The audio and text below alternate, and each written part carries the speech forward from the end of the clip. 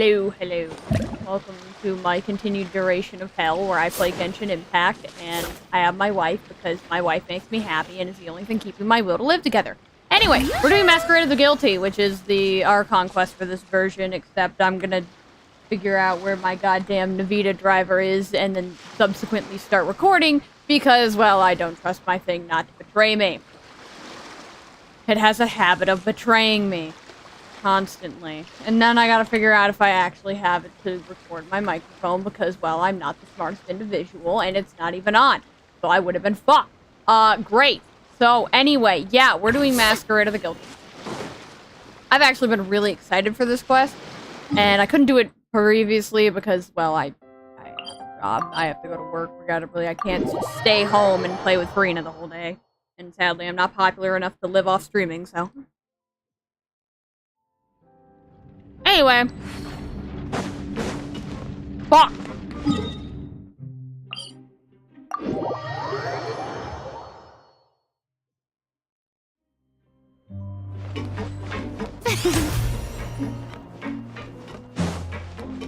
And apparently, I don't know where I'm fucking going.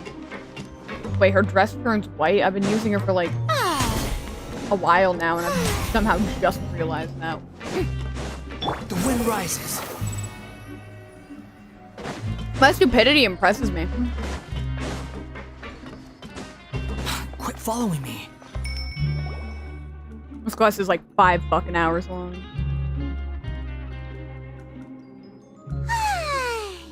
Now for a little rest after breakfast.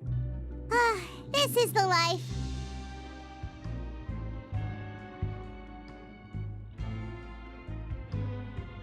Wait a sec. Isn't something important supposed to happen today? Oh, today's our big day! We're supposed to leave the Fortress of Maripede! Come on, we've got to go complete the release procedures now!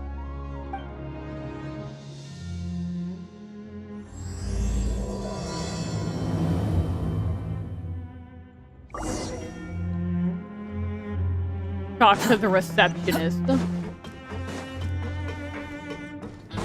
Behold! But no.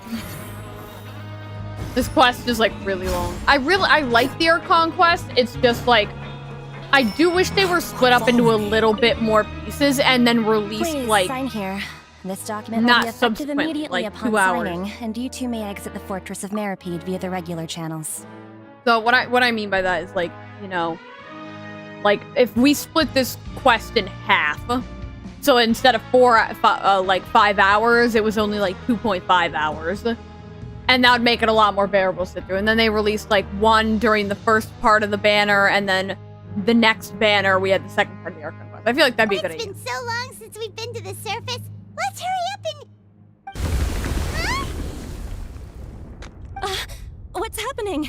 Man, who fucking our shit up?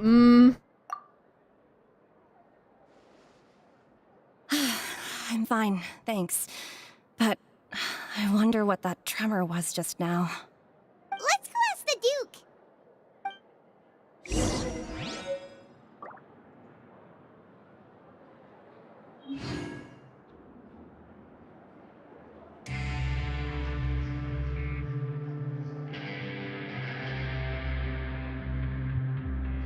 What's my quality and everything? Swallow Damn fury. crunchy.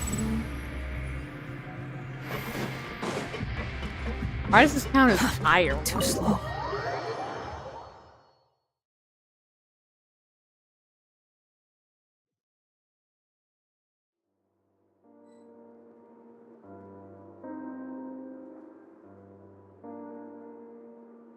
Why's my damn quality so scuffed? Ah! I just got flashbanged by my phone. Oh, Jesus Christ. Your Grace? Ah, good to see you two. Is there something you wish to see me about? Yeah, what was with that earthquake just now? Ah, that. The tremor didn't originate from the seafloor. In fact, it seems it came from the surface. Over the years of serving as the warden here, I have developed a sense for distinguishing between what occurs on the surface and what occurs underwater. Besides, the seal that Monsieur Neuvillette set in place won't fail so easily. So the fortress is okay? If you recall our last incident, if there really were a problem, there would be crowds of inmates in a panic right now. Huh, you've got a point. Okay, seems we need to get back up to the surface and ask about what happened. By the way, do you know what day it is today? I believe today is this month's pipe cleaning day. Wait, seriously? Ah, yes. Have you completed your release papers? Yep. It's you two. Are you leaving now? Yep. That's right. Bye, CJ. Today is our last day in prison. But now that Paimon says that, it doesn't feel like we were confined here. It's actually been pretty nice. Oh yeah, Paimon feels fond of this place now. Then be sure to come back and visit. I'll miss you. If you've signed the release thing on her papers, then you're free to go. thing. The guards will escort you out. You're not going to see us off? Nope. Bro's got business. I knew you'd ask. All right, sure. Let's go. Not like you're doing anything anywhere, fucking Wow, sipping tea you and shit. actually agreed. No worries. You must be busy. Paimon was just joking. Ah, so you do have a polite side, I see. Shocking, I After know. being down here for so long, I imagine you must feel like you're lacking companionship. Shall I come along too? Yeah, don't worry. We'll come back to see you. Paimon really likes the cafeteria here. The chefs sure do know how to make good grub. I hope you won't be here as convicts the next time I see you.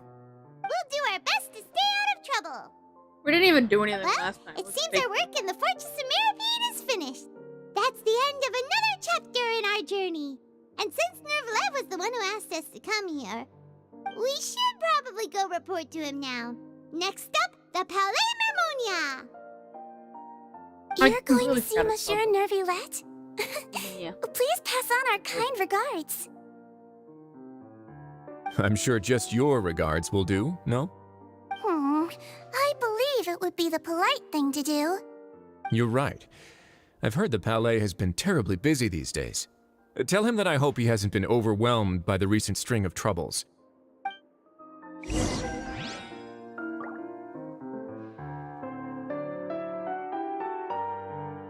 What's the fucking Palais Mammonia?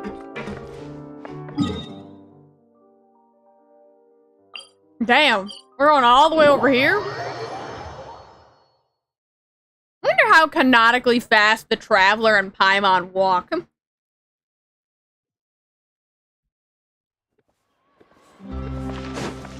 Quit following me.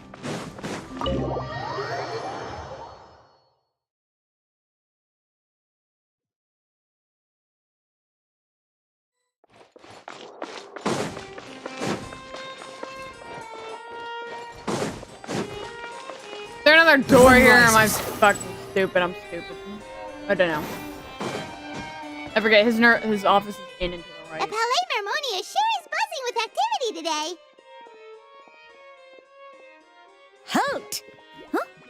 Oh, it's you two. Apologies. Monsieur Nervulette did say you'd be welcome at any time. Excuse me, would you mind helping me take a look at this report? I'll be right there. Sorry, I've got my hands full here. You can see yourselves in. I did not know the Musolines had accents. Everyone's so busy. Seems a lot has been happening.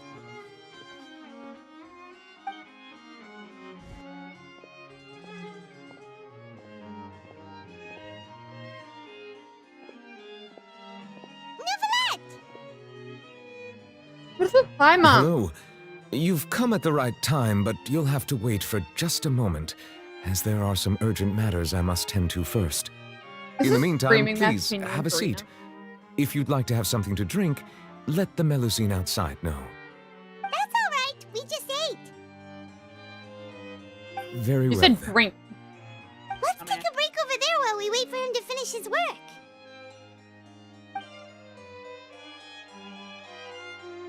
A grungy clock. I bet my screaming quality makes that even worse. All right. That should wrap things up for now. Are you done with your work? Yes, sorry to keep you waiting. Today should be the day you were released from the Fortress of Meripede, and it appears that you have managed to complete all the release paperwork. That's right, and we came here to see you right away.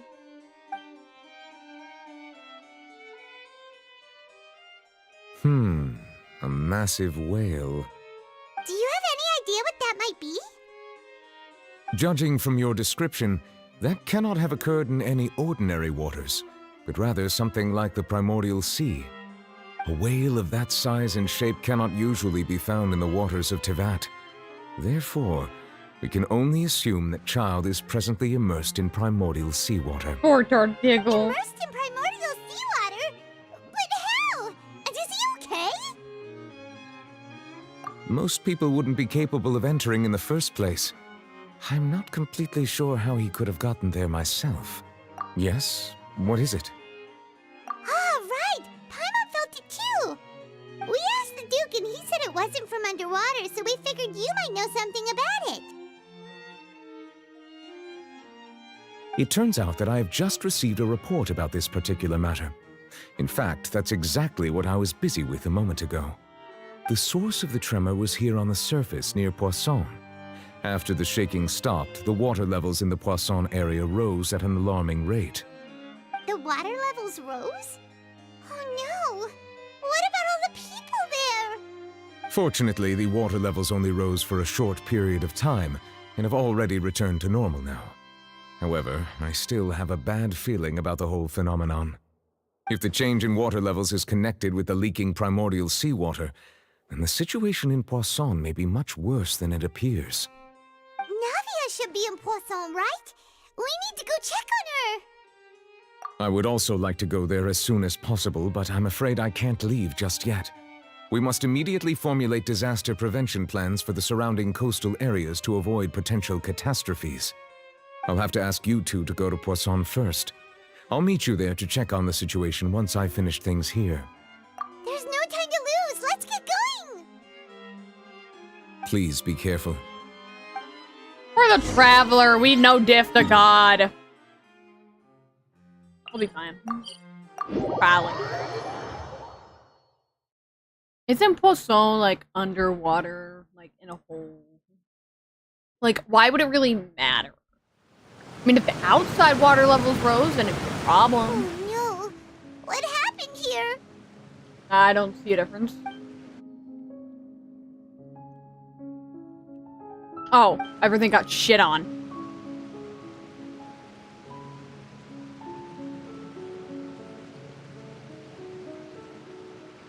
Navia should be around here, right? We need to make sure she's still... Paimon means we need to check on her. Behold!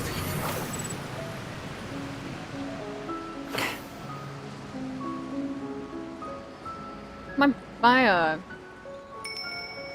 pizza logs don't feel cooked fully. Oh, okay. I'm supposed to go this way. Oh, god damn it! I thought we were gonna go straight to our headquarters. Why are we just taking a stroll down? Like we didn't just witness first, second, and third degree murder. There's a dude on a pole. What you doing up there, bud?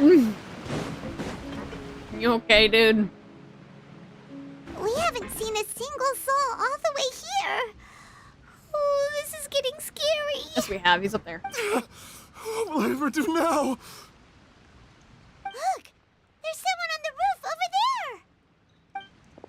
Just stay put. We're coming up. Watch your balance. All right, just hurry.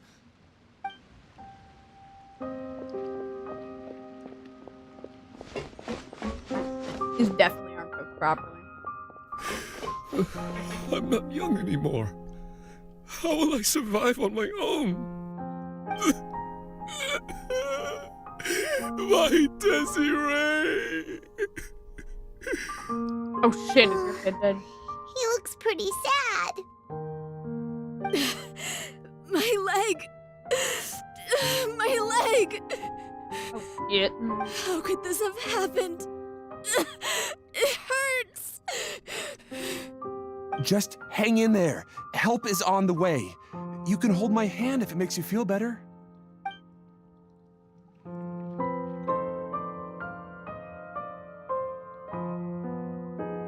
goddamn.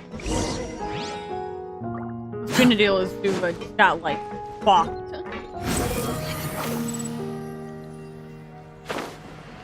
Hey, there's Navia. I can see the back of her hair over the massive-ass quest symbol. Oh, it's Navia. She's over there. Hey, Navia, are you okay? Go up and ask. Don't shout like an asshole. He doesn't have stair navigation, so he had to stop and then go down the stairs. You're here. Oh, you... We heard there was a situation in Poisson, so we came as quickly as we could. Yes.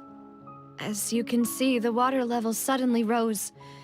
It caused quite the disturbance, in fact. Her dress is so pretty. You okay, Navia? Demoiselle! There was a wounded resident next to a building southeast of here. We've already transported him to safety, but we've run out of medical supplies. He's wounded? How badly? He fell, so it's probably a broken leg. He's pretty shaken up. When the water level rose, he desperately climbed up to the roof. Once the water receded and he saw the ground, he became terrified and eventually... He jumped down then. Find the leader of Squad 1 and tell him to take the wounded resident to see a doctor. He should know where to go. Understood. I'll take over his search and rescue mission in the meantime. All right, you'll be in charge. Yeah, you guys live in the worst possible place. I'm sorry. Where were we? The situation in Poisson? Right. Allow me to explain. A little earlier, we suddenly heard a loud noise. At first, everyone thought that something might have exploded in the waterways. But before we knew it, water started pouring out from everywhere. The rushing water seemed a little odd, almost like the unique color of primordial seawater. Some people didn't realize the danger and thought it was just ordinary water, leaking from somewhere. Oh, no. Everyone on the street who happened to be close to the water didn't have a chance to escape. As the water levels rose, they suddenly disappeared. They were all dissolved. Those who realized what was happening started to flee in a panic, desperately trying to get to higher ground. Many were injured in the stampede, and some people fell from significant heights.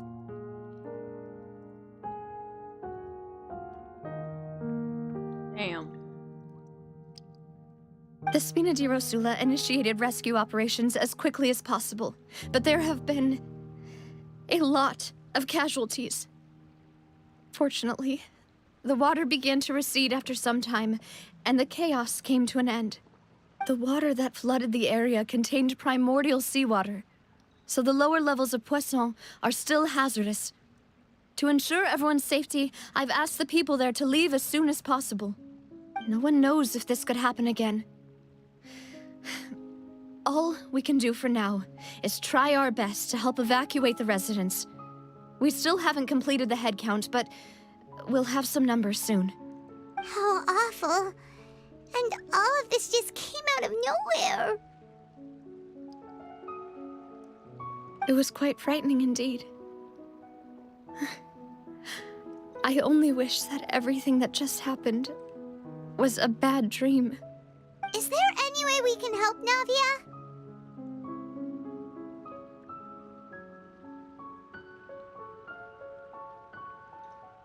Thank you for being so willing to help in a moment of crisis like this.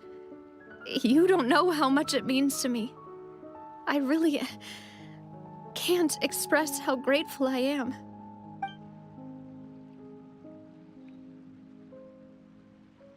Don't say that, Navia. That's what friends are for.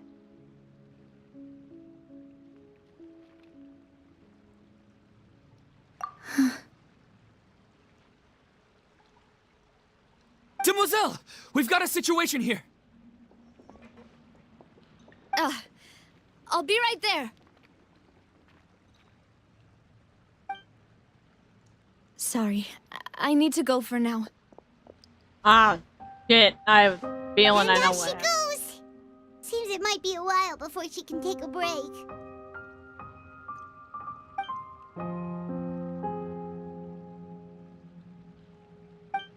Damn it, Tartiggle! Okay, the wounded are being tended to, and we finished a preliminary head count. More support has just arrived, so I suppose I finally have a moment to focus on my own matters. Of course, we should remain ready for anything, and continue doing our best to rescue others. I'll be sure to have everyone at the Spina di Rosula ready to render assistance. Y'all need to get the fuck out of here. Paimon, would you two accompany me to my father's grave for a moment? Huh? Right now? Thank you.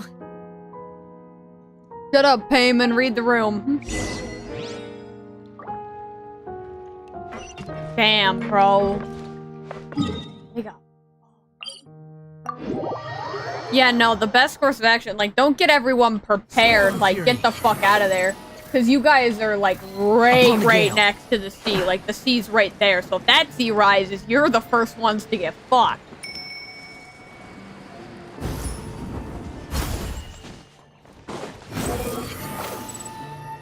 God, not having a launch sucks. I might replace Young, then wander a little. Not a lot of people here, huh? Well, given the time of day and the whole situation in Poisson, Paimon doesn't think there'd be a ton of people here visiting graves. Right. That's how things are now. The living are so exhausted that they've no strength to spare any words for the dead. Navia? Bro, I'm gonna start crying. Man, fuck you. I'm gonna start crying. Thank God I didn't do this on my period, bro. I would have started bawling with Navia. Shit, I'm gonna start bawling with Navia. Navia, what's wrong? Sorry. I just... Malus and Silver. They won't ever come back here again. What should I do, Papa? Huh? What happened to them? Everyone agreed on the rescue plan, but still, I was the one who initiated it. They were helping evacuate the residents, but they couldn't leave in time. And they were caught in the seawater.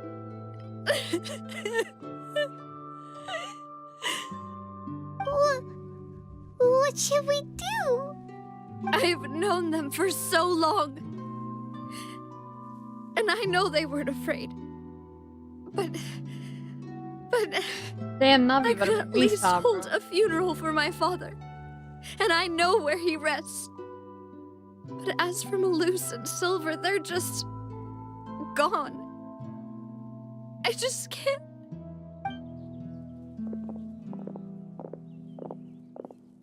Everything looks so clean after it rains. Even the gravestones. I didn't expect that you'd enjoy a glass of red wine in front of Master Callus's grave. I can understand. Besides, the scenery here isn't half bad. See, it's not just me. I always want to bring something when I visit Papa. Perhaps we might even have a picnic.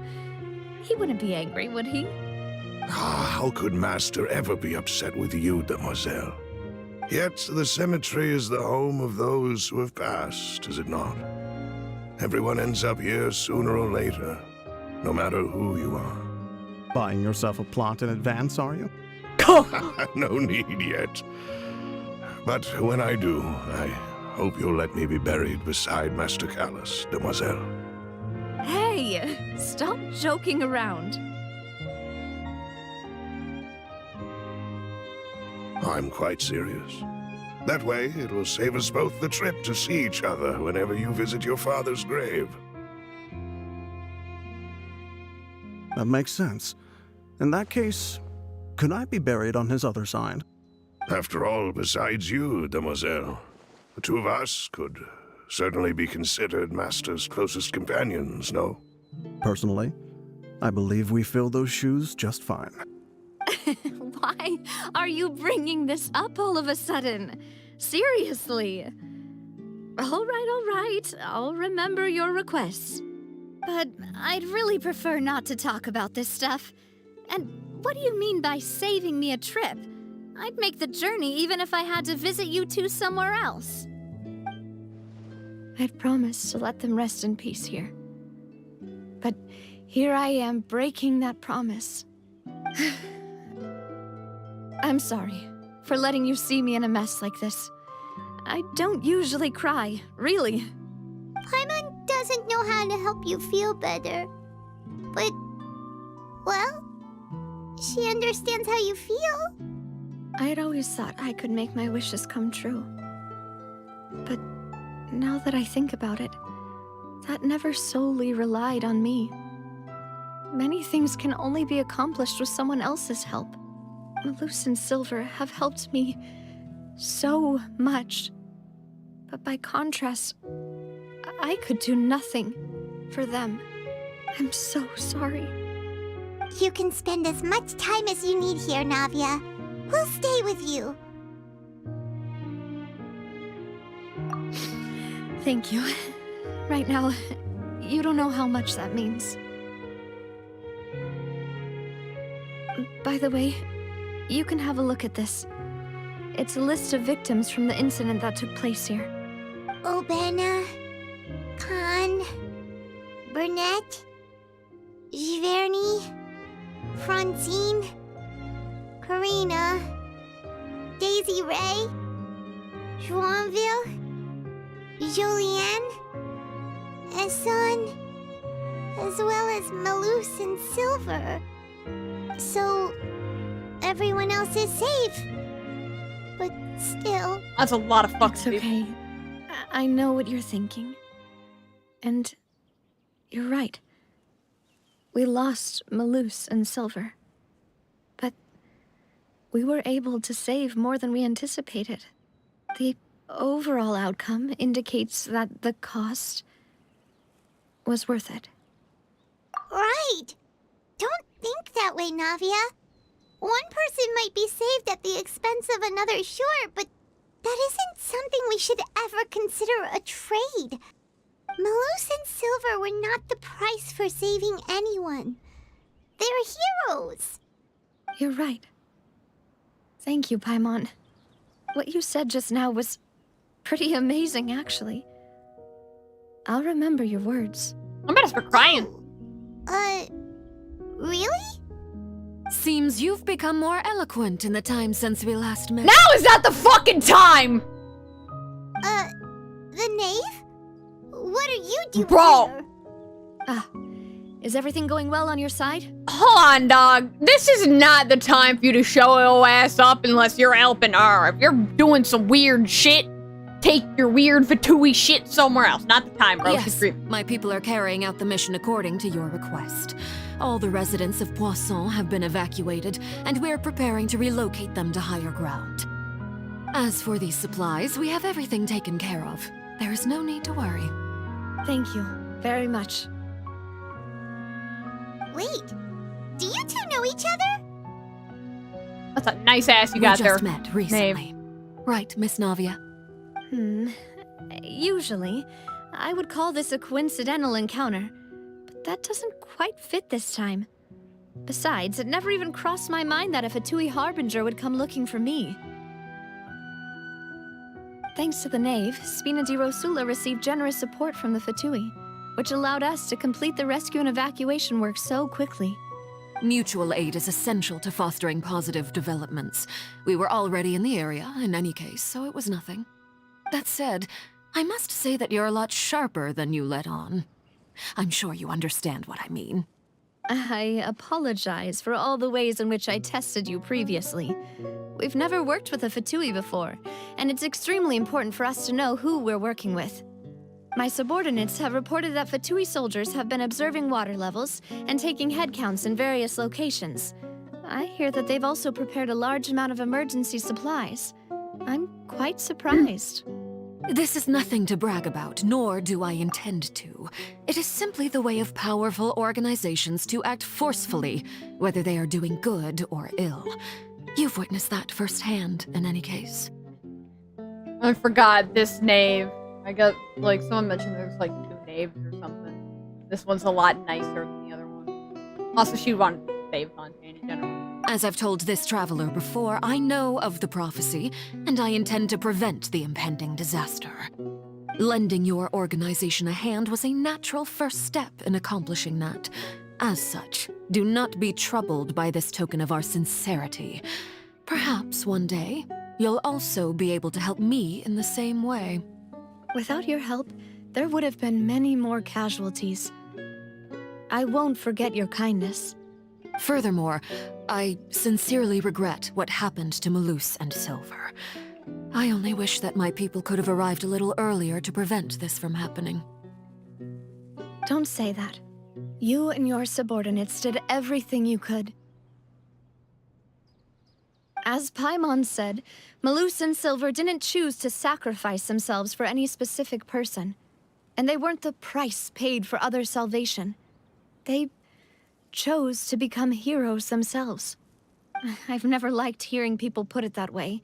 It's like trying to relieve pain by saying some noble-sounding words. But right now, there's nothing more suitable. They really did become heroes. You're right. I'm sorry for your loss, Miss Navia.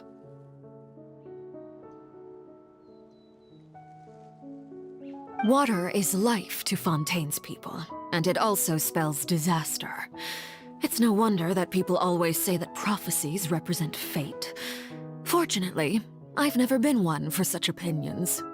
So, you're one who will try to change fate then? Of course. That is why I'm going to Hotel Bouffe de Thé.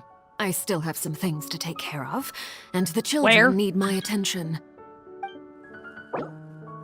By the way, Traveler, Paimon, one more thing. Alright, then we'll just... Huh?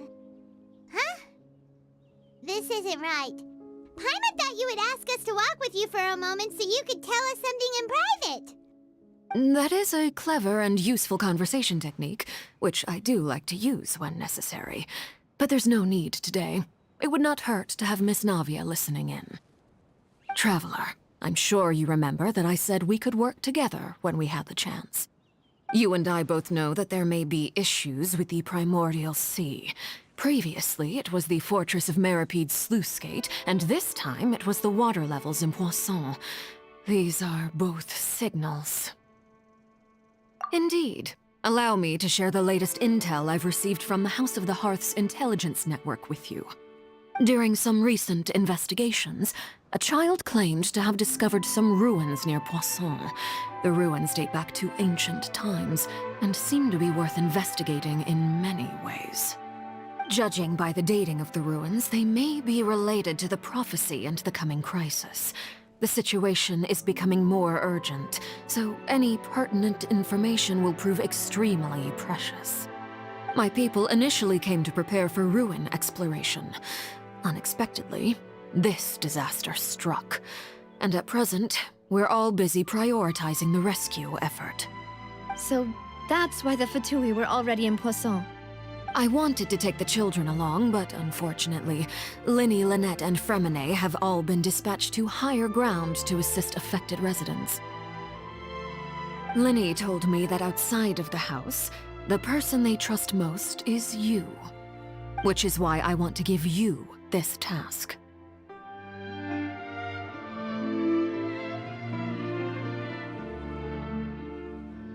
The House of the Hearth's members see each other as family, but Linny, Lynette, and Fremine said that they also see you as such, even though you are not from the house. I'm sure you already understand how earnest they consider their friendship with you to be.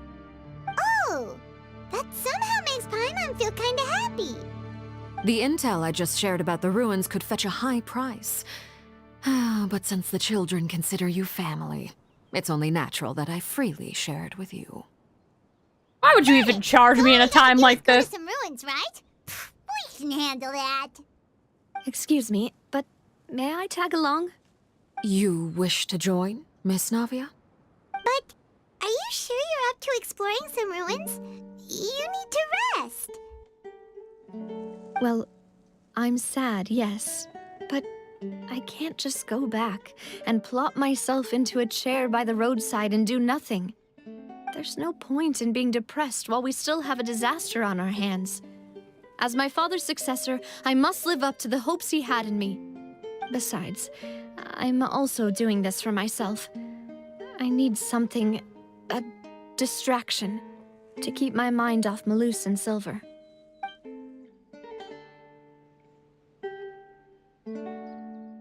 Since you put it that way, I have no objections. What do you say, traveler? All right. The ruins are to the south of Poisson. Here's the map. Okay, the three of us will handle it. Come on, let's pack up and get going. Oh god, it's time to fuck it up. Okay, where's these ruins?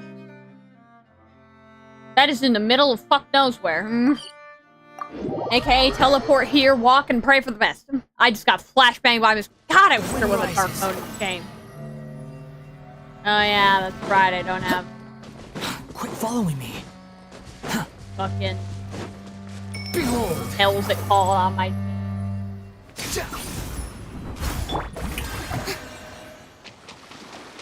I'm not climbing around that fucking mountain.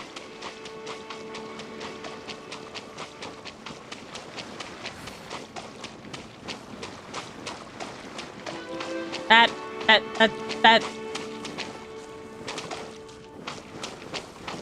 And she's now walking on the... So, are these the ruins the knave was talking about?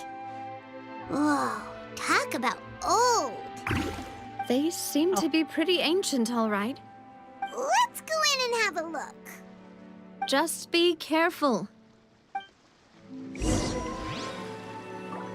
I think you know where this is bad to go.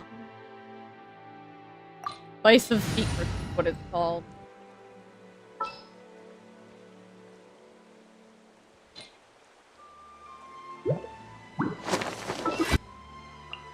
Who's our target this time?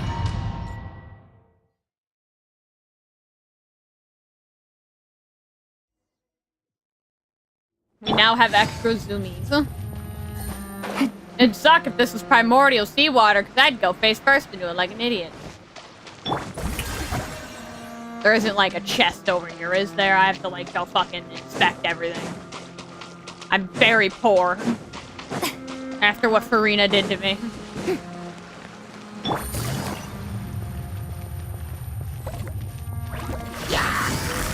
Gotcha. Oh, the little dudes are here. Why are the little... Fury.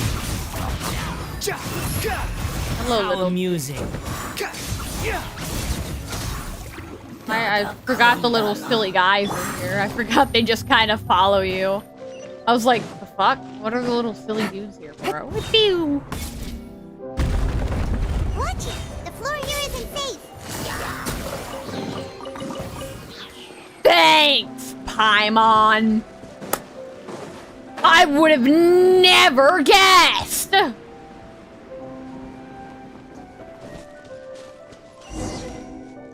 Thank you, Paimon, for your glorious This place inspiration. has also been contaminated by primordial seawater. Okay, Navia, do not touch the floor. The floor is lava, And literally. A lot of it, too.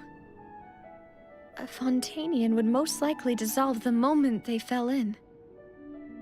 Right. You can't go down if there's primordial seawater. It's too dangerous, and it won't be any help for you to just stay here. Don't get Paimon wrong. We're not saying you're useless. It's just that... We don't want to see you become the sea. You're right. I can't do anything in this situation. I'll leave this to you.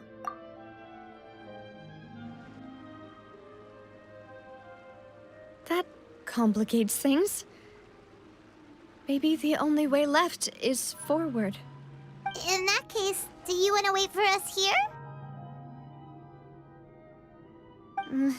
The water levels here are unstable, and there's a chance the water will rise.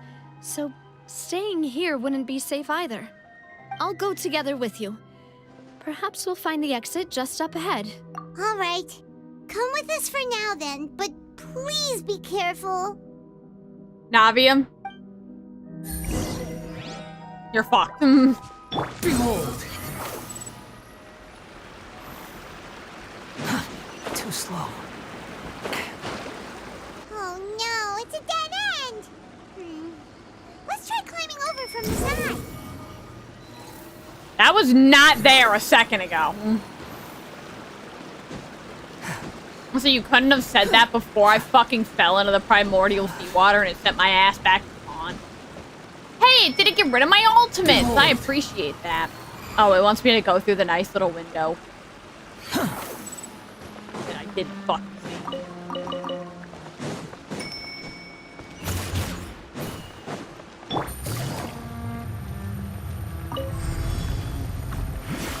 Man, you a bitch.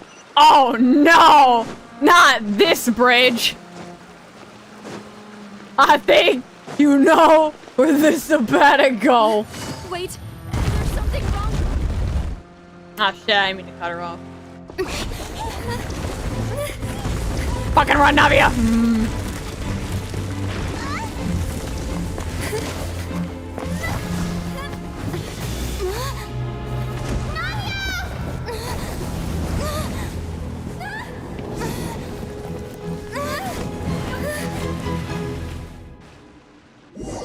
You look hot as fuck when you fell into the water. Now you know. You died slaying. Is she actually dead? I don't even know. Demoiselle? Huh? Demoiselle, what are you doing here by yourself? Would you be standing here till dark if I hadn't come to get you? Maybe she just wants some time to herself, Malus. Oh, was I sleeping? Yes, it would appear so. I must be tired. That's quite possible. However, you were the one that suggested we go out for a walk. Oh, right. I nearly forgot. It must have slipped my mind when I dozed off. I haven't had a nap today yet. Have I? This is a familiar feeling, yet something's a little strange. Is something the matter, Demoiselle? Oh, no. No, I'm fine. I was just trying to recall why we came out for a walk. Do you remember Mr. Giverny? He'd requested our help before with foreign merchants who had a debt dispute with him, and we'd resolved the matter not long ago. We were headed to see how things were going with him at the moment. Ah, right. Yes. I remember now. Oh, Miss Navia. Ah, Mr. Malus. And Mr. Silver, too. It's good to see all of you. These are the people that died. The fuck is wrong with your legs? Dog! Are your legs Great. okay? Thanks to your help, those bothersome merchants finally realized that I wasn't the one they were looking for. Why, I wasn't even the guarantor for that person. They were knocking at my door day and night. Even my neighbor, Obina, was getting fed up with them. Sometimes force is required to calm someone down and get them to listen to what you have to say. That's right. Oh, by the way, Burnett, what was it that you wanted to give to Miss Navia again? Oh, yes. One moment, I have it right here. Miss Navia, these are some flower seeds that I prepared. Please take them. They're a very good variety, and they'll become very big and beautiful once they bloom. I don't know what we would have done without your help, so this is a little token of our appreciation. I hope you won't refuse. Ah, did you cultivate them yourself? Thank you so much. I'll certainly take them. Malus, we do still have some empty flower pots at home, right? Why, we can have as many pots as you'd like, demoiselle. Perfect. In that case, we'll swap out some of the decorative plants for some of Mrs. Burnett's flowers. Very well. Wait, something seems to be off here. Excuse me, madam. If I'm not mistaken, your name is Burnett, correct? That's right. Is something wrong? No, it's nothing. This is the first time we've ever met, but your name seemed familiar to me. I must have heard it when I was discussing things with your husband previously. I've heard this name before. Sometime recently, I'm sure of it. And why are there so few people around here? Where did everyone go? We must mind the time, demoiselle. We still have important things to attend to today. Huh? Have you wake up from We your do? favorite room. Like what? Well, now, did you forget? Miss Navia, here you are. I've been looking for you. Please, come to the Opera House. Your trial is about to begin. My trial? Wait, why would I need to go to the Opera House? Yes, she's right, demoiselle. It's just about time now, so we should get going. Oh? All right then.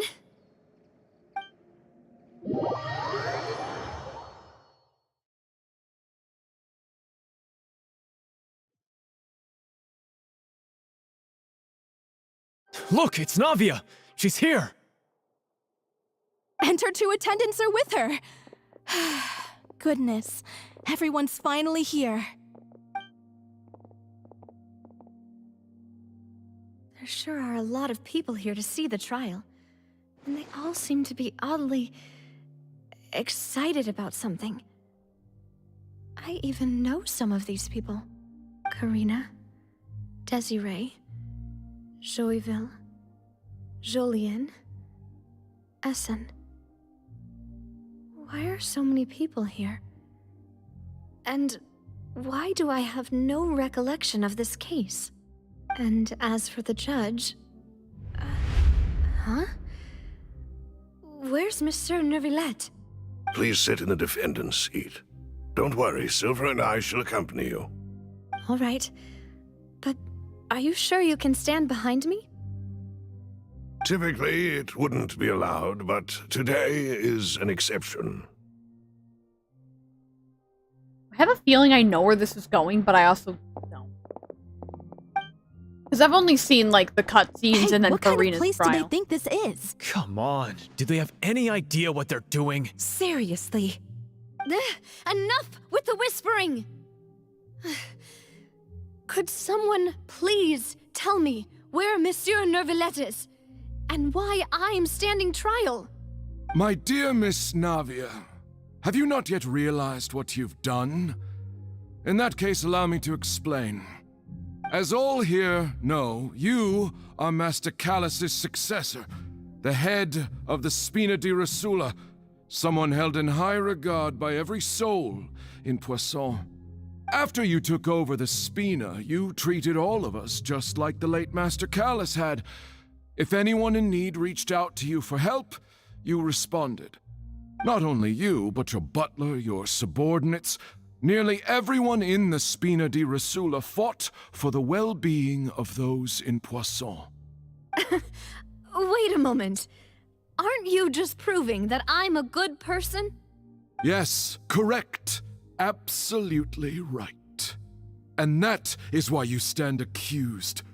You have helped so many people get through so many difficulties. You are one with us. We are inseparable.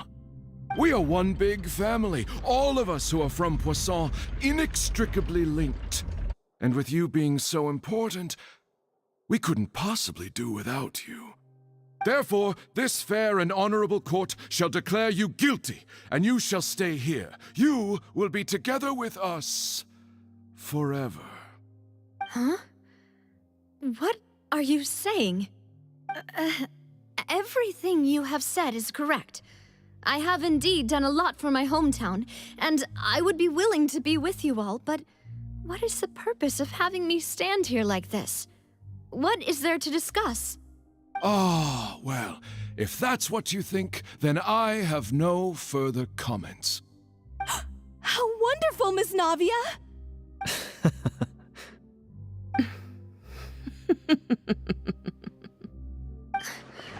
I know all these people. Why are they laughing? I seem to remember now.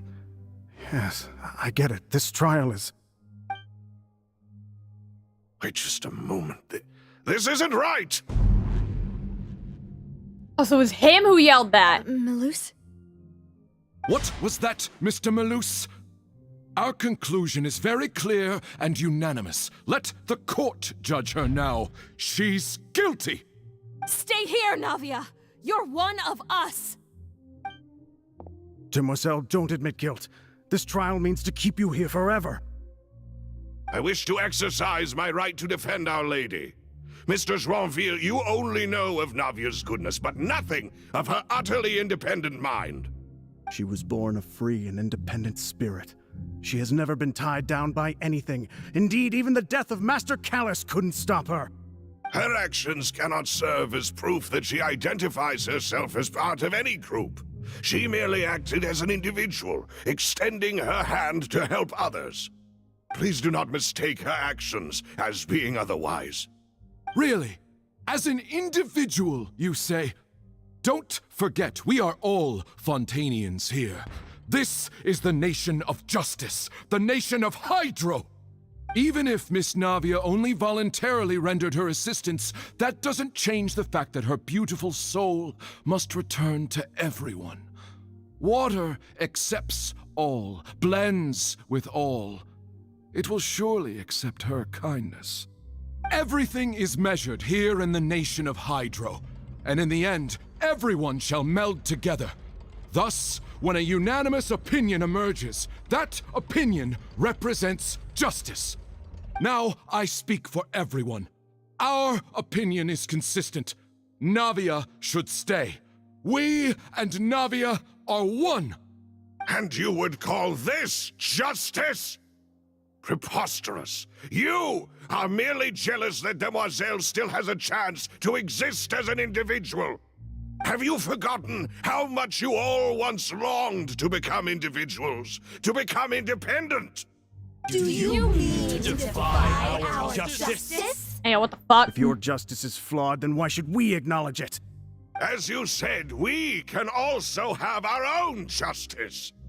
Silver and I shall defend Demoiselle. And that is how we will enforce justice. Ugh, my head... It hurts. Demoiselle. Silver, it hurts. My head is spinning. All I can see is stars swirling in front of me. I remember now. Everything that seemed odd from the very beginning. Wait, I remember someone mentioned Mona. Mona just fucking clutch up here? Mona, do you clutch up? Desiree, Joyville, Jolien, Essen, and Mr. Giverny and Mrs. Burnett, who we met earlier. Even Malus and Silver. I don't want to admit it, but they're all dead. Don't be afraid, and don't admit guilt. We will protect you to the very end. Absurd! Who are you to say that she cannot be judged? We are the majority, and in the nation of trials, the majority is absolute justice. We are the will of all. Don't let them escape! We shall keep Navia here with us! Mr. Malus and Mr. Silver, must you be so stubborn? How could the two of you possibly hope to stand against the collective? Do not resist. This judgment is fair and just. Navia belongs to us. After all that happened, she should not be left alone in Poisson. What are you saying? No more excuses! She says we're jealous. Jealous? How could she possibly be an independent individual? What's with these people? Who's jealous of her? She belongs to us! Miss Navia, she... Silence! That's...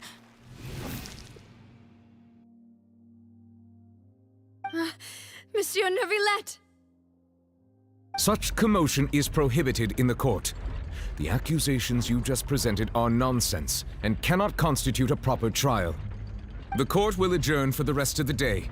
In this, I shall hear no objections from any unauthorized party. Our thanks, Monsieur Neuvillette. Please leave with me, Miss Navia, while there is still time. But... You Go on gotta. now, demoiselle. This is your only chance to leave this place. What, can't bear to leave us behind or something? Malus. My apologies. I couldn't resist making one little joke once I realized that this shall be our last goodbye. Damn, I'm gonna start crying again. Malus. Silver. Quickly, you must come now. Goodbye, demoiselle. Farewell. Damn, I'm about to start crying. They got me sobbing. No, wait! Just a second! Navia? You're awake. Good. You have the best clutch up of all time, Neuvillette. Holy shit. You lucky little... I must have been dreaming. Malus and Silver were still alive, and they were defending me at some insane trial. It looks like you're all right. Did all the sad feelings cause you to have a nightmare? Paimon could give you a hug. How are you alive? The ruins you were exploring suffered a cave-in. When I arrived, I found you falling toward the water. You were just about to be dissolved within, but I...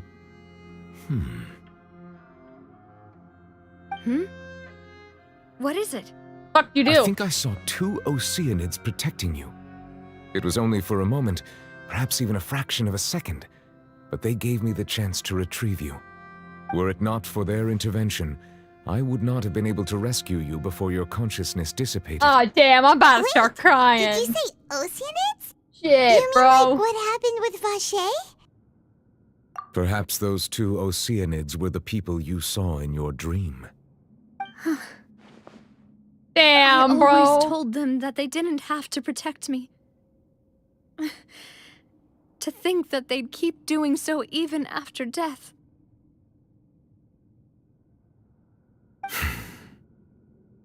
Please come with me.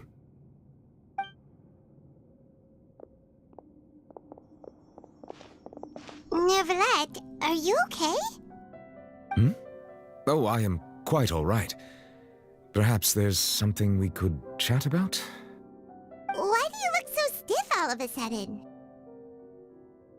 Oh, Paimon knows. You're the type who feels awkward when there's nothing to talk about, right? Shut the fuck up, Paimon. I merely thought that we I had to should wipe a give Navia tear some from my time to eye. herself. Huh? Why didn't you just say so then? Don't you think it's even more awkward to call us over like this and then have nothing to talk about? I suppose so. Ah, Sigewinne. I hope all is well with her these days. Her work in the Fortress of Meropide has not been too much for her, has it? You and your goddamn melazines. She's doing fine down there. She's an amazing head nurse. I see. Well, that is good. I have always worried that Sigewinne would need a lot of time to understand the world of humanity, just as I have. Oh, and the Duke also says hi. Even though Sigewinne made him do that. He hopes that you haven't been overwhelmed by all that's happened lately. Thank you. I have indeed been busy lately, and I also hope that everything is going well in the Fortress of Meropide. He still doesn't know what to talk about. Let's chat about something else then. So, Neuvillette, You're horrible at this. quite the swimmer, huh? You're horrible at this, Paimon. Dog shit. Yes, of course. Otter. Otter in the court. This isn't going anywhere. Let's try something else. How did you find these ruins? Did the knave tell you? Yes, in fact. I had arranged to meet you in Poisson, but when I arrived, I discovered that the Fatui were helping the residents evacuate. They had even transported a large quantity of supplies to the area. Amid my astonishment, I ran into the knave, and we had a chat. She informed me that she had asked you to investigate the ancient ruins here. Yeah, we originally planned to meet up with you, but we thought you might still be busy with all those official documents. We didn't think exploring the ruins would take very long, and who would have thought you'd wrap things up so quickly? Saved our asses. And Navia's ass.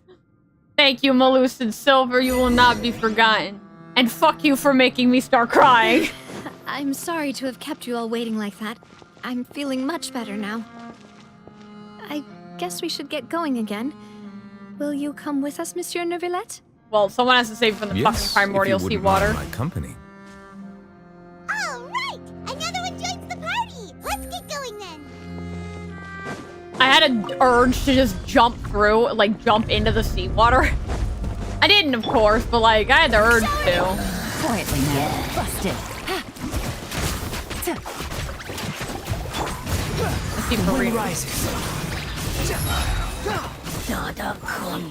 Why am I not surprised? Crab children, do you see anything like chests? Specifically chests. Oh god, not again. I like how they increase the like FO. Oh, god damn it, bro.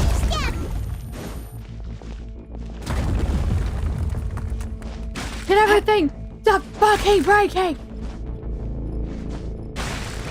This shit breaks, I'm gonna be pissed. Oh my god, it broke. Imagine fucking that up. You'd have to jump into the primordial.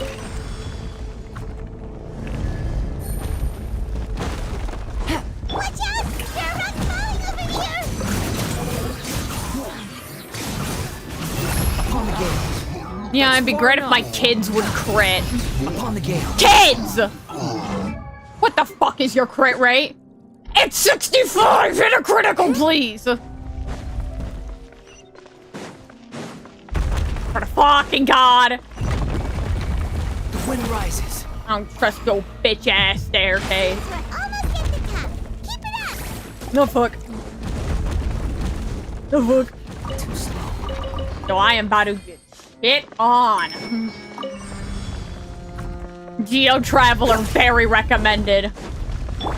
Okay, kids. Kids. Gotcha. Fuckers better crit. Thanks. Take it easy. Doing great, sweeties. Quietly now. You're doing great, sweeties. Oh, I'm not doing great. Kids, kids, kids, kids, kids! Please! Please, children!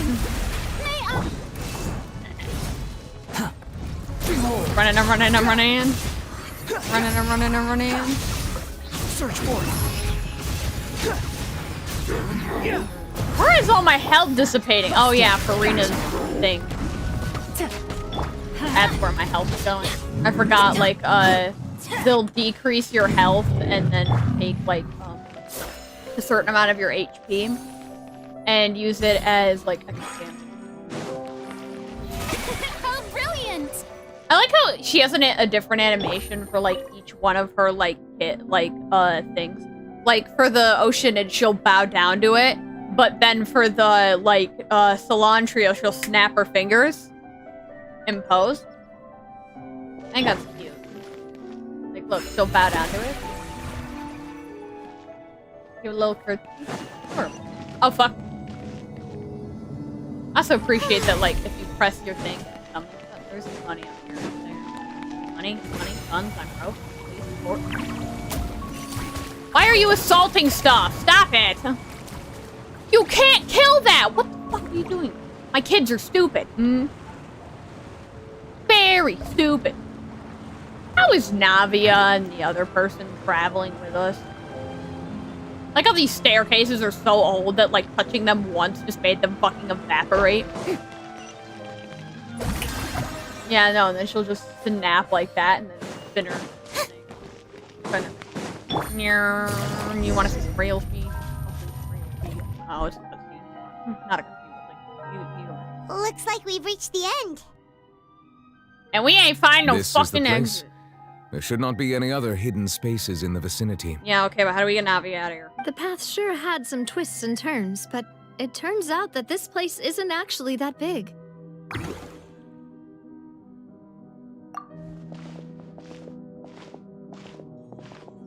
Oh no, bro. Stone slates?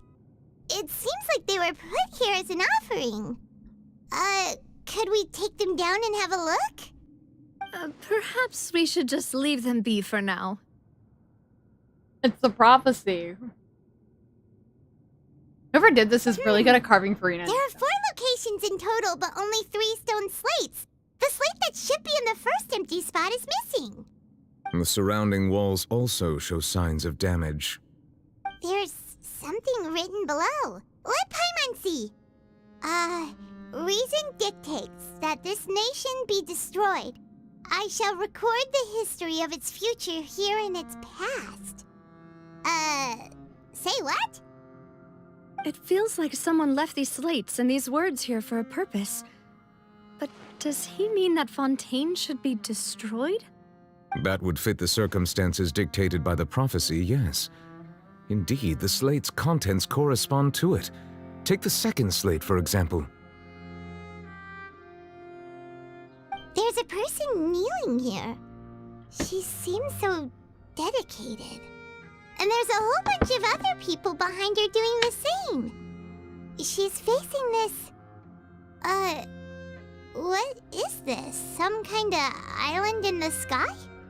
And is that Lady Farina in the third image? Did the Hydro Archon fall into the water? And is that a ring of people around her? Paimon doesn't quite get it. Are they all in the water? The fourth image. I know this one. This exactly matches the content of the prophecy. The people will all be dissolved into the waters, and only the Hydro Archon will remain, weeping on her throne.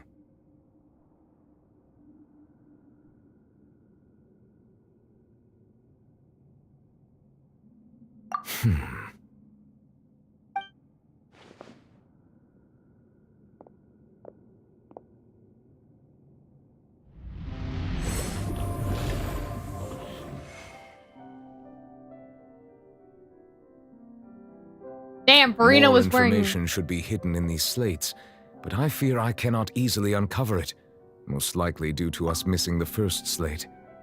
I am very sorry. I like how Farina had an entirely different style of outfit compared to what you could probably find 500 years ago. Don't blame yourself, Monsieur Or their fashion Neuvillette. hasn't changed in 500 years. Deciphering ancient stone slates isn't one of your duties. Ooh, Paimon's getting the chills just looking at these slates. Can we This says find that the it's other the one? history of the future, right? That means the prophecy's sure to come true. I really hope it doesn't mean that. Still, Paimon feels like these images are kind of weird when you look at them together. Huh. Are they not in order? That's right! If the images are in chronological order, shouldn't the fourth, the waters drowning Fontaine, come before the third, where the Hydro Archon herself falls into the water? And yet the order is reversed here.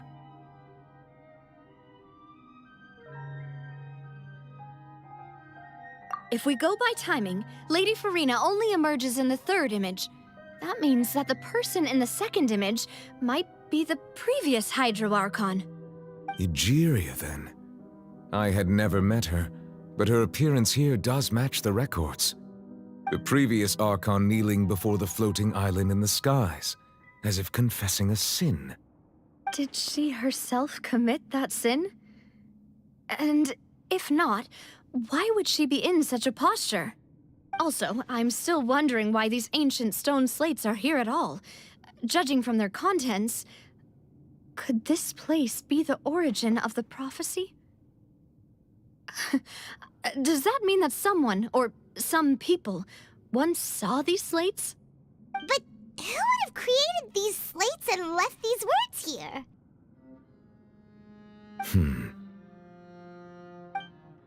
It seems that any further clues will have to come from Farina.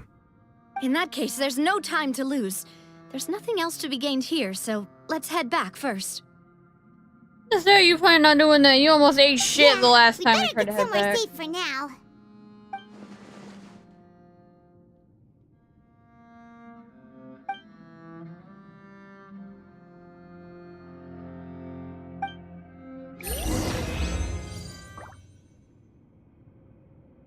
Easy. Money. I'm colored.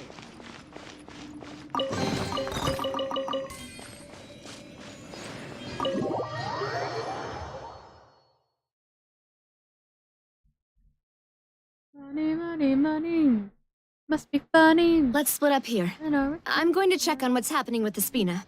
You know how it is. There's some things you just need to be there for yourself. That rock looks like...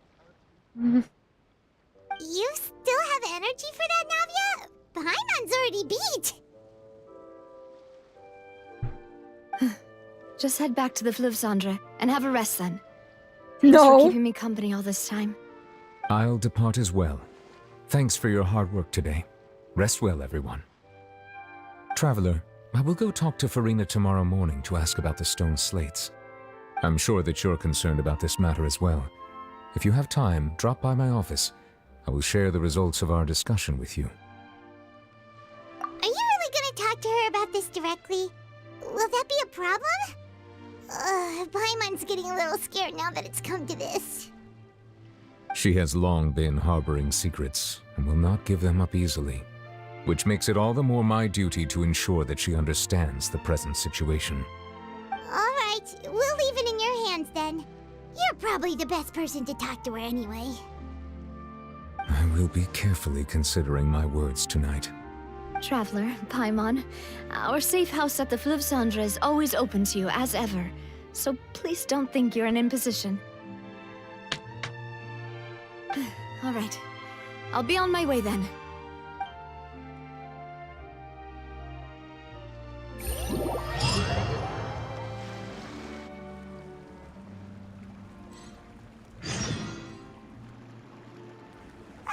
We're finally back! Welcome back. We've got a special menu prepared for you two tonight. Yay! And there's good food too! Navi, no, the boss is the best.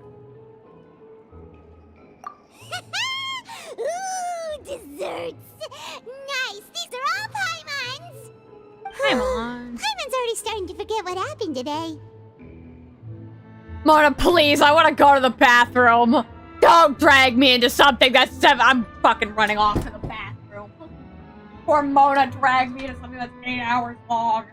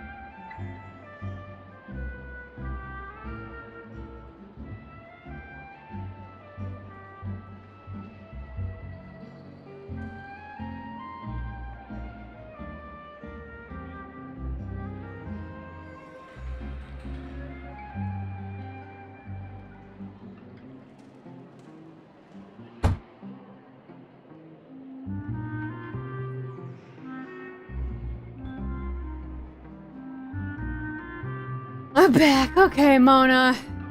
Lay it on me. That voice. Is that who I think it is? Huh? Hi, Mona. It's you two. What are you doing in Fontaine? What are you doing in Fontaine? I'm busy trying to save a region, but not save a region, but save a region at the same time. You get what I mean. Mona?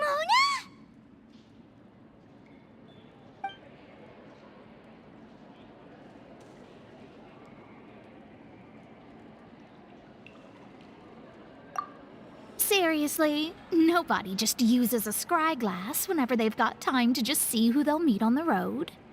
Still, we didn't expect to see you here. Wait, you're not a Fontanian, are you, Mona? Well, I have some business to attend to here, so I booked a hotel in the city. I was just out for a stroll when I bumped into you. Quite unexpectedly, if I might add. Why did you think I was from Fontaine, though? Is that because Magistus doesn't sound much like a Mondstadter surname? We were asking so that you don't fucking dissolve. Yeah, let's go with that. Well, I used to have my own surname, which was, well, some other thing. Either way, the old hag told me when she took me as her disciple that the first step to being a great astrologist's pupil was to change that name. There was nothing for it, really. She really is amazing at astrology, so I changed my name to what it is now according to her wishes. To my surprise, however, Magistus is not the name of some ancient house or clan. It isn't? Nope. Although it is used by us in place of surnames, it generally just means great. Wow! Imagine including a boast in your name. Wait, are you gonna have to put that into your genealogy as well? I reckon so. In any case, I'd give my disciple a name like this as well, if I were to take one. Astromancer Barbeloth Trismegistus. Ah. Whoa, that's a long one. Does it also mean great or something? My name means Mona the Great Astrologist. As for the old hag, hers is, in plain speech, the thrice-as-great Scholar of the Stars. Just take it as a title specific to astrologists. Fuck. Thrice as great? That's so petty. I know, right? That's just how she is. She used to call herself Magistus, actually, but when she took me in, she changed her name to Trismegistus. Talk about excessive. Magistus is thus the calling card of our school, so to speak, which makes it about the same as a surname. It's all right if you don't get it. You can look into it further should you need to study astrology more deeply. That sounds terrible! Ugh. But anyway, you're not Fontanian, are you, Mona? You're from Mondstadt, right? Well, I was born in Mondstadt, yes. My parents migrated to Dornman Port, and I traveled with the old hag for a while, after which Answer I the question! Down to Mondstadt City. Oh, that's a good thing then. At least we know you won't be dissolved by Fontaine's waters. What? Speaking of that, I'm sure you're aware that a bunch of things have happened here in Fontaine, right? I know you're not a local, but I'd avoid getting too close to any water that looks strange all the same. There's something ominous about it. Well, the water, I mean. That was the main reason, yes. Just a while back, the Steambird invited me to take part in a panel and speak about the circulation of the prophecy as an astrologist. The invitation was sent quite early on. I don't think anyone expected Fontaine to be in this much trouble. What do you make of that prophecy, Mona? Just tell us what you think as an astrologist. Your word would go a long way to make things more certain and less scary. What I can tell you is that I'm an astrologist, and that this prophecy concerns the fate of Fontaine, even that of Ultivat. Ascertaining this is akin to reading the fortune of the whole world. I'm afraid that this is not something that just anyone can do. If I could do it, you would no longer call me an astrologist, but a visionary. But on the flip side, the prophecy is so huge and powerful that it must surely come from a powerful visionary. Its contents involve the fate of the world.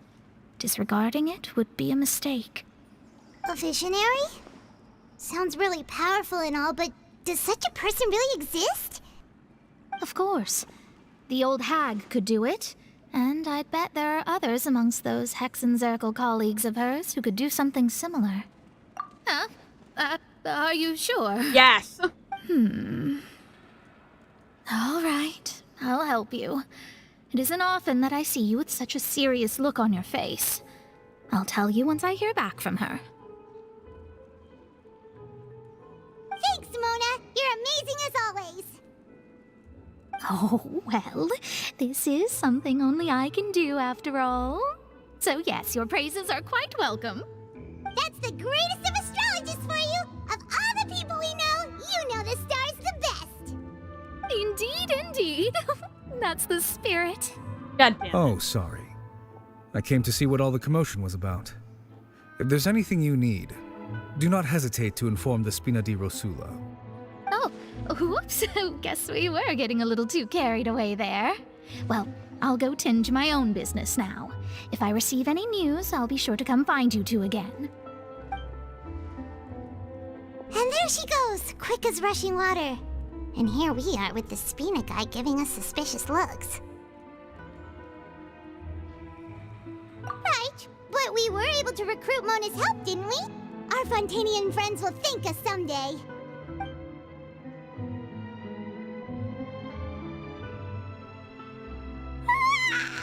Good morning.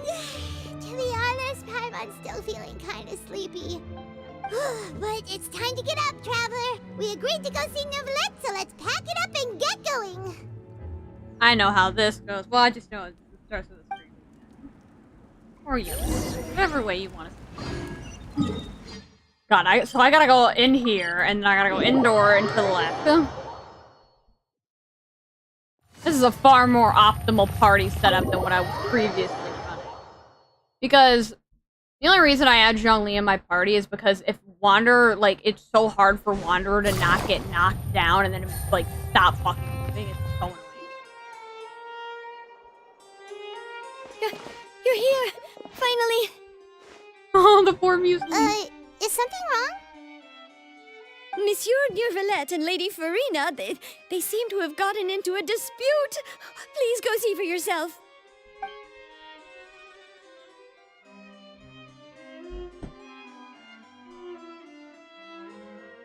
Like I said, I've already explained everything. And yet the problem has not been properly solved. There is little space for excuses between us. It is not my intention to offend you, but please, tell me where you stand. You are the Hydro Archon Focalor, are you not? Look at this. This is a list of the victims from the recent Poisson incident.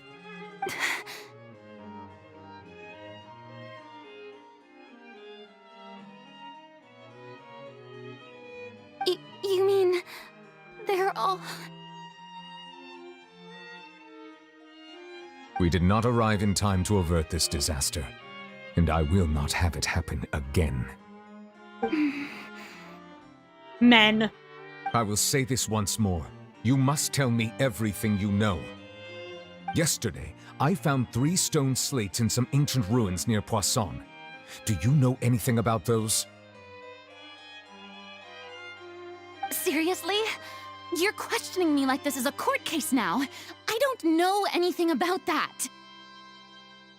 But you found them in some ancient ruins, you say? That's correct, which is why I came to ask you some questions. There should have been 4 slates, but one of them was missing. The other 3 featured different images that seemed to correlate to the prophecy. The prophecy? The second of these slates depicts the previous Hydro Archon Egeria kneeling before a floating island in the sky, as if confessing something. Do you know nothing of this either? I don't. I've never seen such slates. I'll ask you again. Do you really have no information regarding the previous Archon? Jesus My Christ. deciphering of the slates indicates that the Hydro Archon Egeria once had to confess to, or apologize for, a certain sin. If anyone would know about it, it should be you. All gods don't have the same secrets, you know. She was herself and I'm me. Is it really so strange that I know nothing? I understand your concerns, but I'm sorry. I just don't have anything to tell you. Forgive me for saying this now, Lady Farina, but I have long known of your various secret investigations into certain matters. There are several indications that you have been investigating the prophecy on the sly. This is not strange in itself, considering that you are the Hydro Archon. But it is strange that you should also claim to not know any of Egeria's secrets, as well as do nothing following your inquiries. You have never been as superficial as you have presented yourself to be, nor are you a fool. And yet, your behavior is very inconsistent.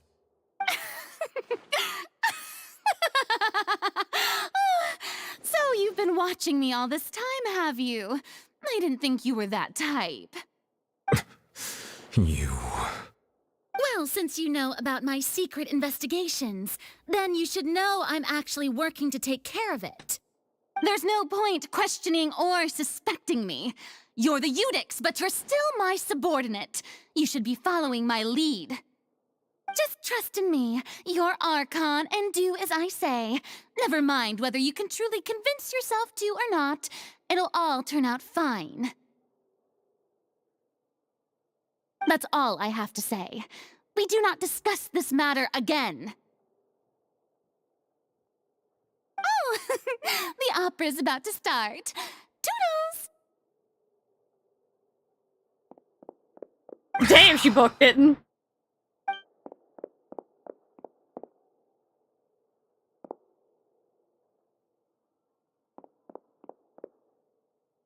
Did Farina not notice us standing by the door? Wonder what's up. Oh shit, I'm... I assume you've been outside for a while now? Oh! You noticed! Seems Farina didn't even realize we were here. She was in a great panic, though I cannot discern the reason. Our discussion reached impasses time and again, a state of affairs that we cannot allow to continue. Still, I do not understand. Dialogue is the basis for understanding, so why did she keep refusing to engage?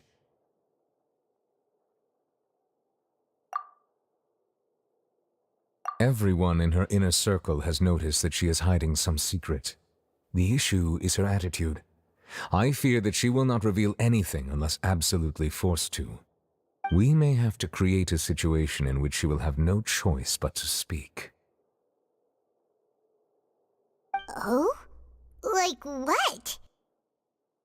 Normally, people will only reveal the truth when standing trial. Perhaps we must have the Hydro Archon experience just such a scenario.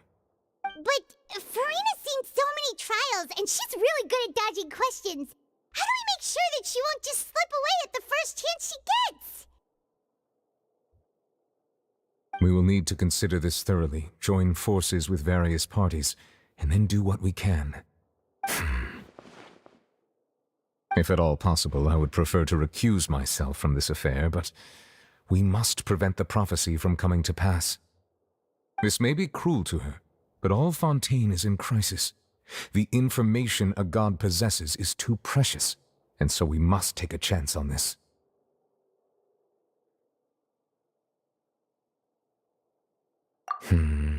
But who will lend us their aid to do such a thing? The greatest magician that ever magicianed.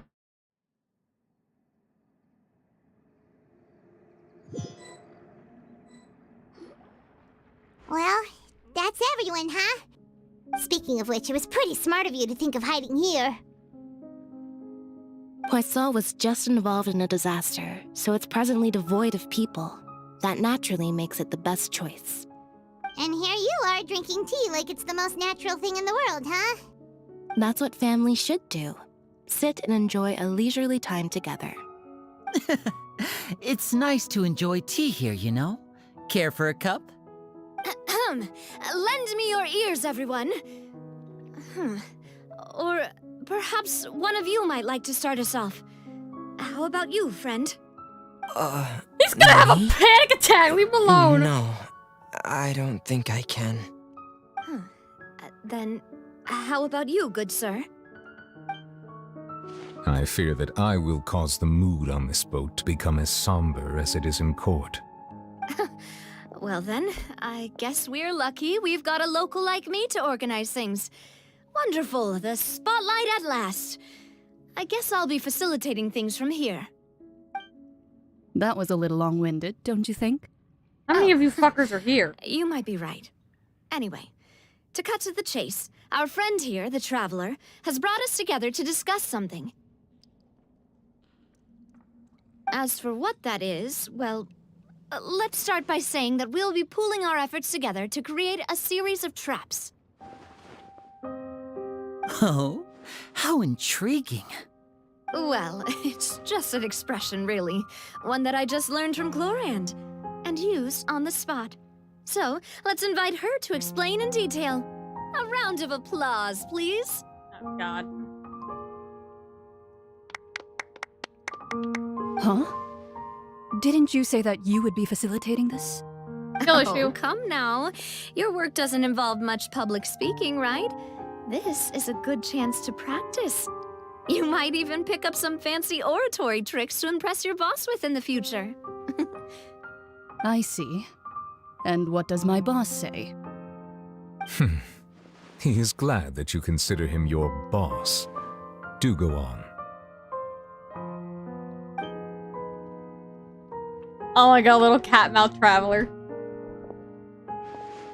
In that case, do any of you have experience hunting? Not that I recall.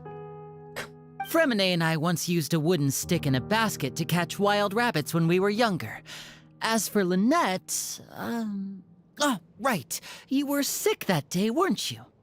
I've also gone diving to catch some fish before. Does that count? I'm afraid not. You may or may not have heard, but Fontaine once played host to a group known as the Marechaussee Hunters.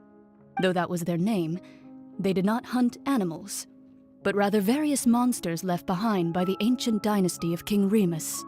Today, Fontaine's monster population has already thinned greatly, so the hunters have blended back into society, taking up arms in other lines of work.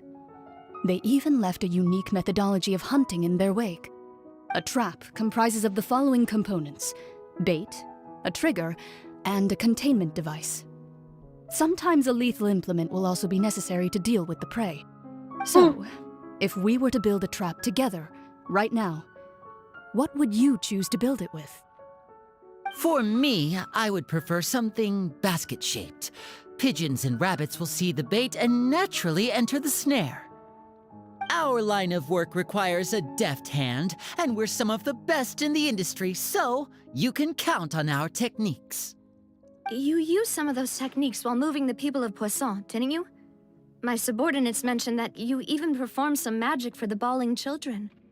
Yes, and I even managed to gather some intelligence in the meantime. I'm quite the multitasker if I do say so myself. I'm afraid I can't claim that as my strong suit.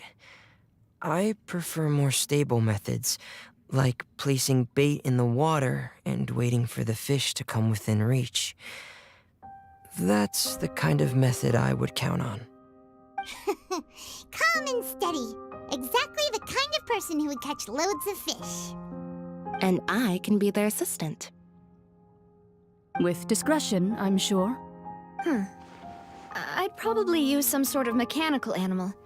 Papa once bought me some small clockwork squirrels, mice, and such. When placed in the forest, they can attract others of their kind. I remember that you liked those too, didn't you? I did. And that would be a good way to go about it. If they're realistic enough, animals of the same kind will follow them all the way to the trap. What about you, Monsieur Neuvillette? I fear I do not have any related experience. That makes sense. You usually solve problems directly, without the use of any such tricks. But I do have one more question for you, Monsieur. If we were to create a trap now, how would you design it? I would like for it to be effective, but bring no harm to the prey. A more gentle trap would be ideal. Kind as always. However, Our intention doesn't necessarily change the containment device and the type of implement we need. If we wanted to kill the prey in one strike, we would need a powerful implement. However, that also goes for prey that must be captured and safely contained. Wait, why's that? Only a hunter who's a true expert at subduing their prey can snare it without harming it.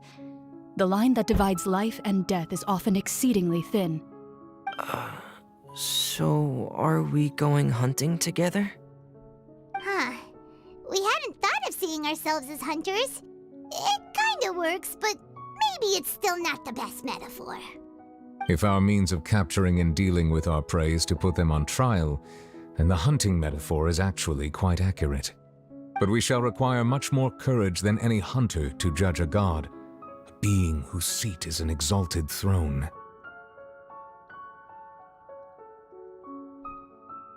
Oh, so that's what's going on. Sounds very interesting.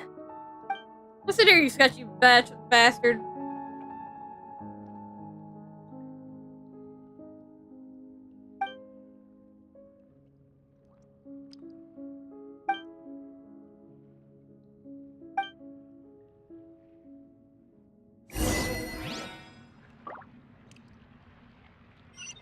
Aren't we at the Spina di la Rusula base? Oh no, they're talking about the one in the Fontaine City. I forgot they have two of them. I forgot this is technically actually their headquarters, not their fucking thing.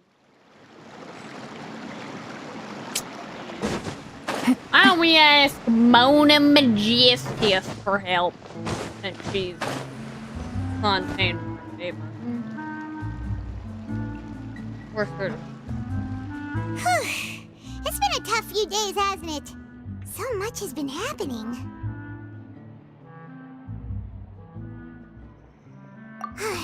Paimon didn't think the meetings would go on for so long, but everyone seemed pretty fired up, huh? Paimon thought they'd be at least a little frightened. Well, Fremine was, now that Paimon thinks about it, but everyone else just looked a little surprised. Oh, no! That poor boy! Well, it's hard to say. Paimon doesn't have any experience with this sort of thing. But with you around, Paimon sure will do great. After all, you're the most reliable person in the world, aren't you? Huh? Did you just pour some tea? Paimon didn't notice you doing that at all. Then what's that? Paimon's never seen that cup before. Don't be frightened. I'm just joining you two for tea. I merely refrained from saying anything till now. Who's that voice? But there's no one here. Aw, have you forgotten me already? Wait, you are familiar. You're the voice we heard from the sky in Sumeru. The voice from the sky, I fear that description is wrong. Though, not completely wrong. You're feeling lost now, just as you were feeling previously. I sensed that confusion and thus came to you. Guiding people is an irresistible hobby of mine, after all. Consider me a passerby, just accepting a commission from my friend's disciple on a whim.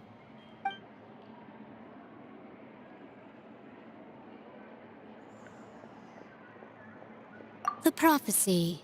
Yes, what has been prophesied will be fulfilled. You may view such things as the history of the future. What? So you made them. Then is there any way we can stop it? I believe you have witnessed a failed attempt with your own eyes. Can everything in Tevat so easily be changed?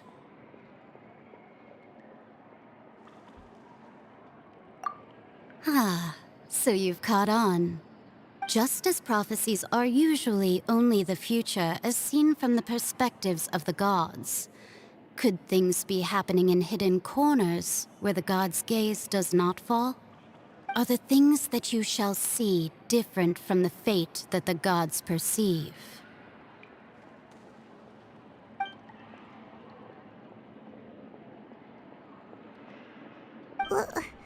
What is she talking about? It all sounds really impressive and important and stuff, but it also sounds kind of scary. I understood none of it. I believe that you understand, right? Some things are insignificant, but others you must reach out to change. Ultimately, fate shall serve as your only guide, no matter what will happen in Tevat's future. All you need to do is to play your part. This was good tea, by the way. Thank you for your hospitality. Well, that'll be all for today. The voice. It's gone. Will the teacup disappear too?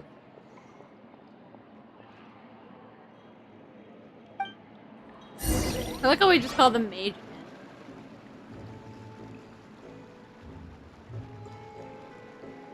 What? I want to hear someone talking. All right, coming. Hey, it's you who's getting lazy, okay? Well, I see I've walked in on some lively banter. Mona! Hey, we talked to the lady. Fine, just fine. I went to take part in that Steambird panel. It turned out to be more interesting than I expected. Not all Fontainians are pessimistic about this. One journalist mentioned that sitting around and waiting for the end to come would be wrong, and that they should make their own rescue preparations. I agreed, so we had a brief chat with her. Did she have pink hair by any chance? Why, yes! It was Charlotte. You remember her, right? That daredevil journalist? I'm in full support of her view. Prophecies are very important, but how can people allow their lives to be commandeered by just a few words? That's right! Paimon's glad to hear something sensible for once. Ah, yes. About what we had discussed before. I did try, but I'm afraid I couldn't reach the old hag. I'll try again tonight, but I wouldn't get your hopes up.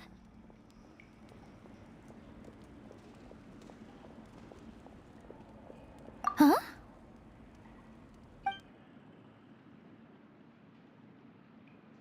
Goodness gracious. Are you serious?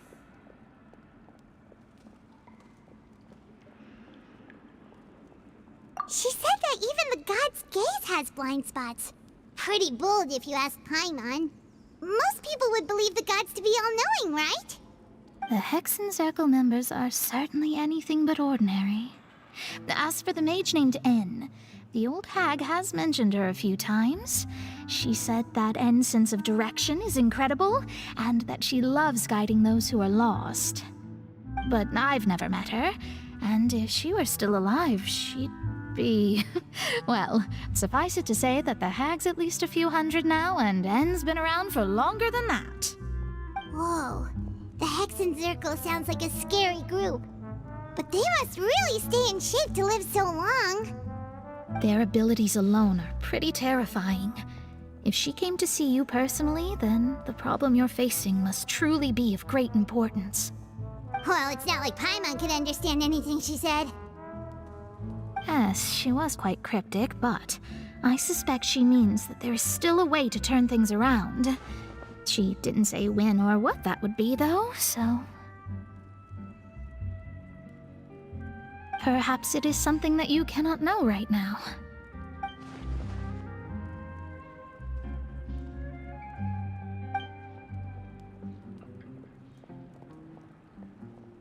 Traveler, Paimon, are you two all right? Oh, we're fine. We're just a little down right now.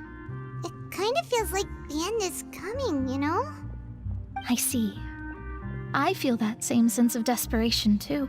Oh yeah, there's very little option. I guess you could consider me Unless the someone clutch who has up. often witnessed fate. So far as I have seen, it cannot be swayed. But even so, I still hope for, and believe in, miracles. Astrology is eternal and rational, but fate may not be. It is cruel, but it can also be beautiful. Perhaps that's what N was trying to tell you. not to lose heart, and to believe that what you are seeing playing out before you is not yet set in stone.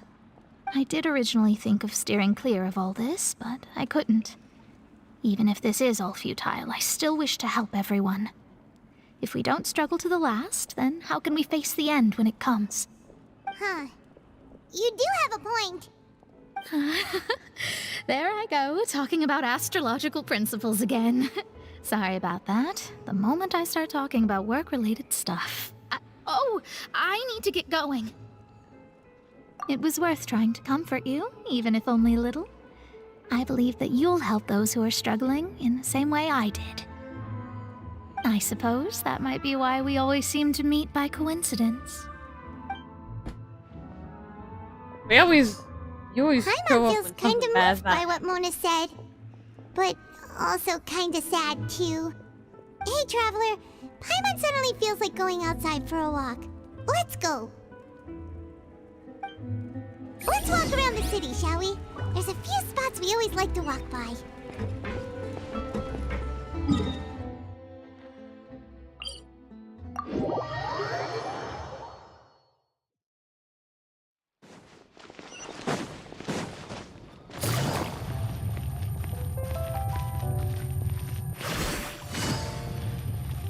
Ew.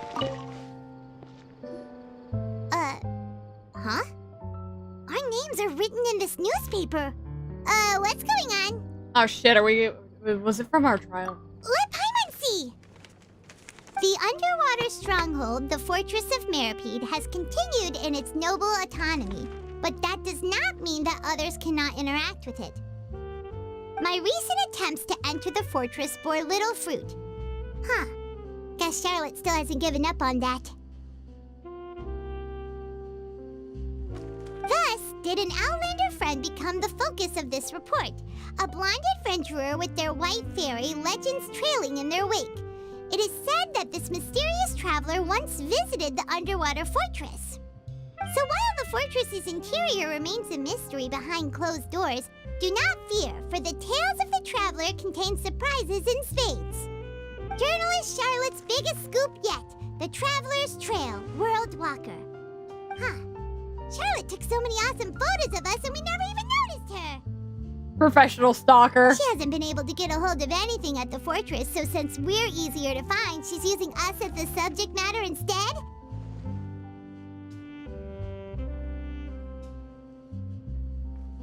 Ugh, seriously? Well, fine. Those headlines and photos do look cool, so Paimon will forgive her this time. Don't forgive the stalking. I just came from that direction. What direction did you want me to come from? I'm not walking all the way around here. That's what they expected me to do, but I didn't. We're here! Paimon's hungry. Should we go in and get something to eat? Technically, it shouldn't even be that long. You climbed a ladder, you got out of the sewers, you walked 3 centimeters, saw yourself in a newspaper, and then we're like, damn, bro, I'm fucking starving! We run into Mona again, don't we? Hey, quick! Look! Or is it Farina? That's the limited edition, only 16 slices a day cake! It was so delicious the last time we tried it, despite the tense situation we were in. Let's give it another go. Paimon's sure it'll be great. 1 slice of cake, please. Someone showed up after all. Oh, wait, you're the one from the Palais Mermonia. Oh, are you here to buy cake too? It seems Monsieur Nervalette was right. You really can eat. Jesus. Wait, did he really say something like that? Oh shit, talking to the Muselines. That's right. Even he has his own preferences when it comes to food. As for me, I love the cake and coffee here. Do you come here often? Usually every day. Every day? It's part of my daily schedule, apart from work. I shall have my cake and coffee. Then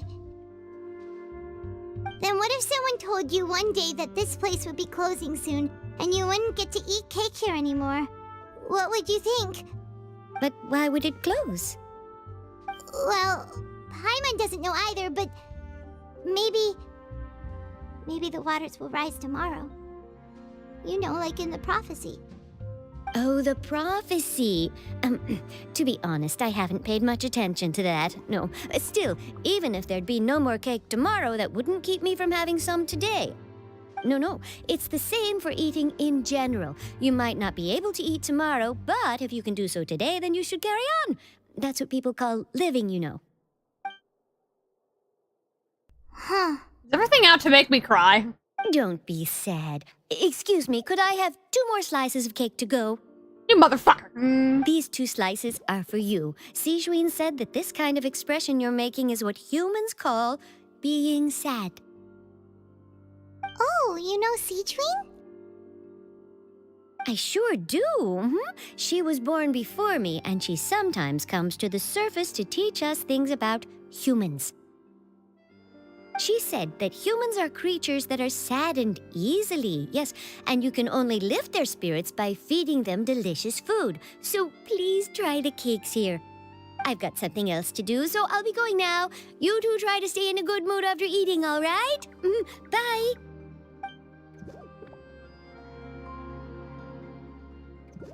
Aww. And there she goes. All right, let's dig in. Paimon's sure this cake will be delicious.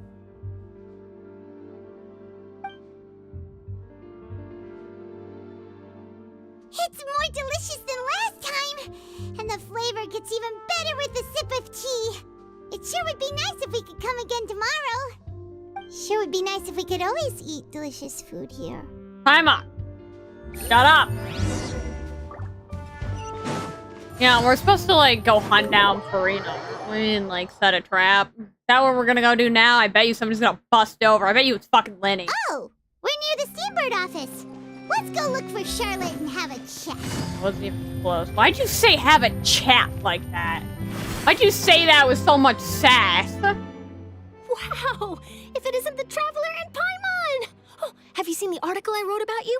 Yes, you're stuck. You've got some nerve! You just used us to make some quick mora! We negotiate a profit split. Oh, you needn't worry about that.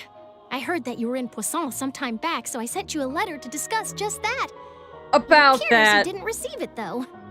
It's all right, though. I've set aside the amount intended for you. I've even set the table with some food. Really? Oh, you're the best!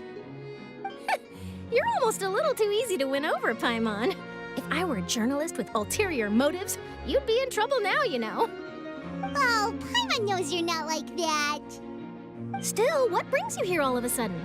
Were you looking for me? When Mona mentioned you, we thought of coming to see you at work. I see. It seems you've already bumped into Mona here in Fontaine. So she mentioned me? What did she say? She said that you're a real daredevil of a journalist. Nice. In which case, can this daredevil journalist dare to request an exclusive interview with the legendary Traveler and Paimon? Bruh. Huh? So your article in the paper today doesn't count? Oh, of course it doesn't. That was more like live photography. What I'd like to do is dive deeper and ask you to talk about the things you've seen and experienced. Yeah, are we even qualified enough? Why not? If I say you're worth an interview, then you're worth it. But not right now, of course. I'll need a few days to prepare. Oh, in that case, we'll just chat when you have the time then? Oh, so that's a yes? Ooh, splendid! I'll tell the editor-in-chief immediately. I'll have to apply for lighting, a venue, some props, and... Whew, so much to get done now. Talk to you later. Wait, Charlotte, Paimon's still got a question for you. And what's that? If, just for example, Fontaine were to be flooded tomorrow, what would you do today? Huh, that's the prophecy you're talking about, isn't it? I mean, I do hear about it often, but I've never once thought that the day could be tomorrow. if you're seriously asking, then I might try and think of a way to leave Fontaine. Oh, but I'm still a journalist first and foremost. That means I have a duty to be reporting from the scene. And secondly, I wouldn't forsake my homeland that easily.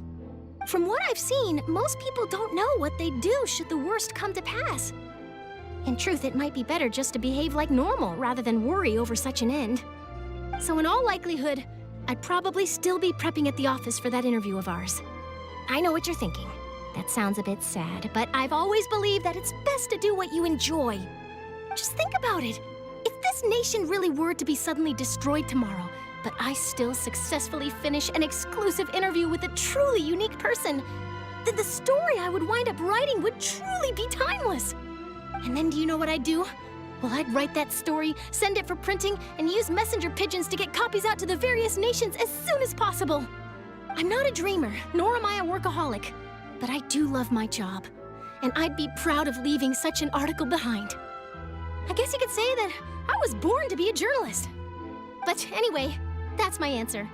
And on that note, I'll get back to my preparations. That's so nice. All of a sudden, Paimon actually kinda envies her. Anyway, let's go and take a look at the sea, shall we?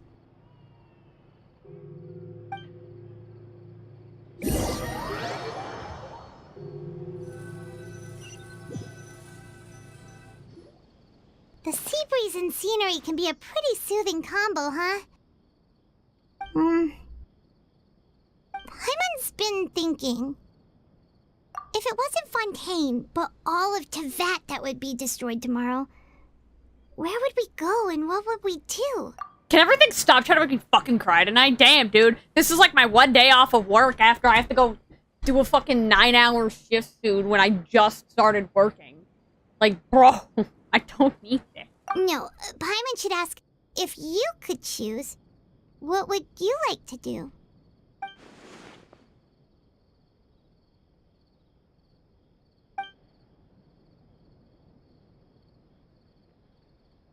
We've always been moving to the next destination, so we haven't spent much time thinking about these kinds of things. We didn't have to either, with us always being on the road and whatnot. You mean, still traveling?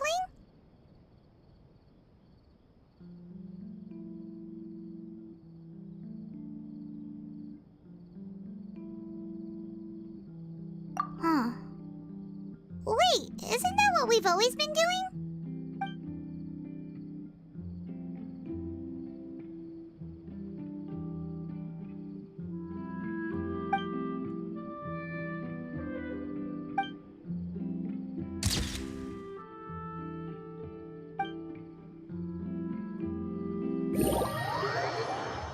Oh god, I immediately talked about the story. Shouldn't we be doing shit with, like, Farina Dog? Feels like you'll grow mold if you stay here long enough. But it's still better than the Fortress of Mirapede, that's for sure. It's not only damp there, but salty too. Salty air. I love salted air. So the two of you are still here. Wonderful. Who the fuck are you? Oh, you're from the Palais Mermonia, aren't you? Oh god, okay, yes, it's time. I'm Isadora. Monsieur Nervillat sent me to look for you two before. I heard that afterward you went to the Fortress of Meropide. Not at all. I'm well aware that you're friends of his. Actually, I'm here to pass along a message from him. Yes, inside the Opera House. The Maréchaussée Phantom has declared the incident a small-scale riot. A riot? Well, that said, I don't personally think it was that serious. Lady Farina was watching a performance at the Opera House, and while she was resting during an intermission, some other audience members suddenly started harassing her, loudly accusing her of doing nothing about the prophecy crisis. And before she could respond, others started to join in. The crowd continued to grow, and protests against the Hydro Archon started to break out. So people have started to put the blame on Farina. Guess they finally found an outlet for the pressure they've been under due to the prophecy. I agree. People will naturally rely on gods, as is customary. But the moment people feel threatened, gods are also the first to be blamed. So what happened after that? Is Farina okay? Seeing that the situation was spiraling out of control and that further argument was pointless, she claimed that she'd gotten tired of this and left in a hurry. The Marechaussee Phantom had their hands full maintaining order and did not catch where Lady Farina had gone. Only when things had stabilized did we realize that she had gone missing. So, you mean she's still missing? That's right.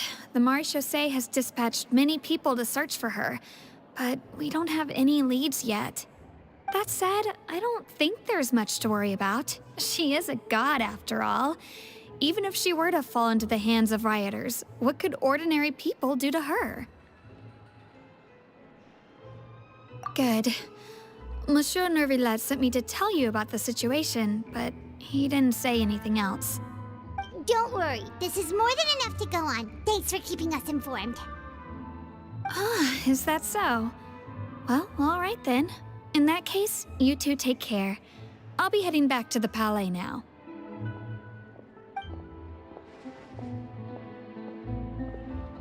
Well, sounds like we should hurry over to Poisson then. If we know Farina, she won't try to fix things in this situation. Instead, she'll look for a place to wait out the heat. And, as we also know, she may be loud and dramatic, but she doesn't have a heart of stone. When Nervillette was talking to her in the Palais Mermonia, and she heard about Poisson, she couldn't hide her sadness and remorse. It would be hard for her to ignore being accused by the public today. Paimon thinks Farina's probably taken the opportunity to slip away to Poisson and try to relieve the sense of guilt that she's feeling. Huh! Well, what do you think? Paimon knows the answer, of course, but Paimon can do the analysis to back it up, too. Cool, huh? In that case, there's not a moment to lose. Poisson, here we come!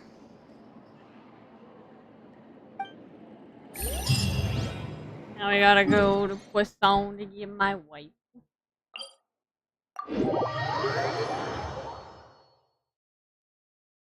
This place looks deserted. Guess all the survivors must have evacuated already. All that's left here are signs of devastation. Could Farina really be here? Let's try to find her as soon as possible.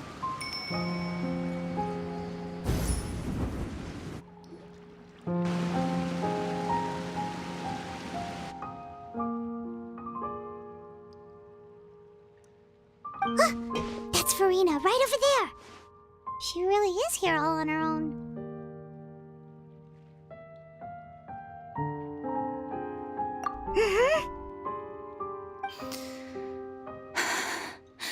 Should I just give up? This is all meaningless. What was meant to happen did happen after all. Everyone's dead. I'm sorry. I am so sorry. Give up, Farina. There's no point in holding out. I'm sorry. But what can I even do other than to repeat meaningless apologies over and over?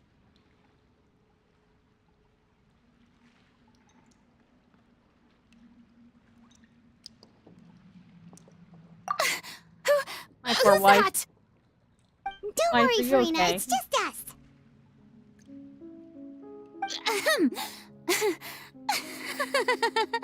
So it is you, blonde traveler from another land. Why, I almost thought you were someone from that mob of my ignorant subjects, come to kneel and beg for my forgiveness. Farina, you were crying just now, weren't you? The tear stains on your face are obvious. What do you mean, tear stains? Oh, I remember. The show at the Opera House earlier this morning was so moving. I'm still trying to process it. Who did that uncivilized rabble think they were, disturbing my enjoyment of the arts? They even dare to tout their Archon! I must teach them a lesson. I can just imagine their twisted and frustrated faces once they realize that I'm nowhere to be found. Oh, and I'm sure Nouvellette and those people from the Maréchaussée Phantom are freaking out right next to them, too.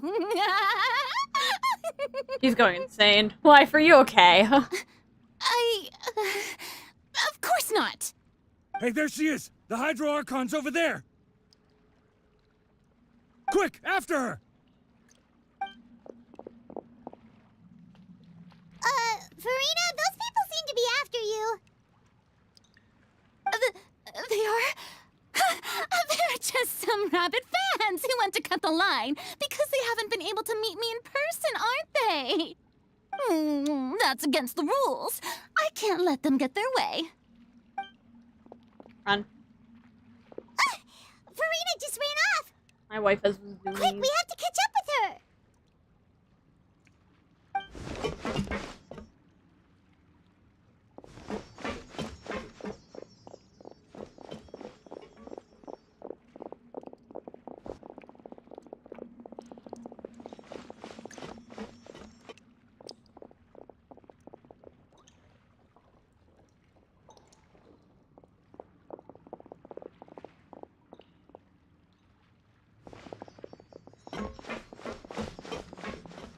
This should be the place, right? Hey, Farina! There's a good hiding spot over here. Quick, come to Paimon before the rest of them catch up to you. What is this place? Hurry, they're almost here! Fine. I suppose haste is warranted. Lead the way. Those two pieces of metal are clicking. I got, like, this is the serious part, and then I'm like, those two pieces of metal. Oh my god. Eating in a ball. My raspberry. Kill! I love them. They anger me, but I love them so much. Paimon's exhausted.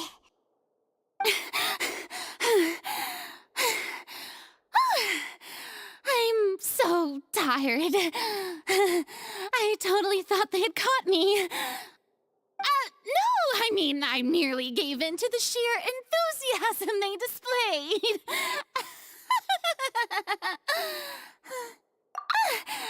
You're right. Yep, that's a good girl. What? What's happening? The ground's shaking. Is it an earthquake?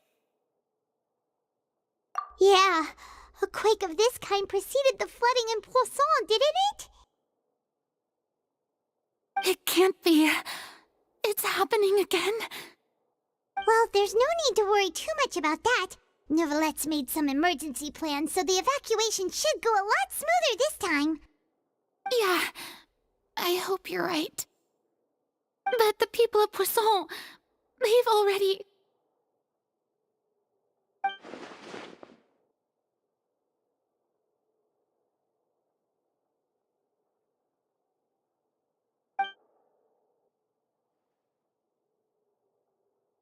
It's true.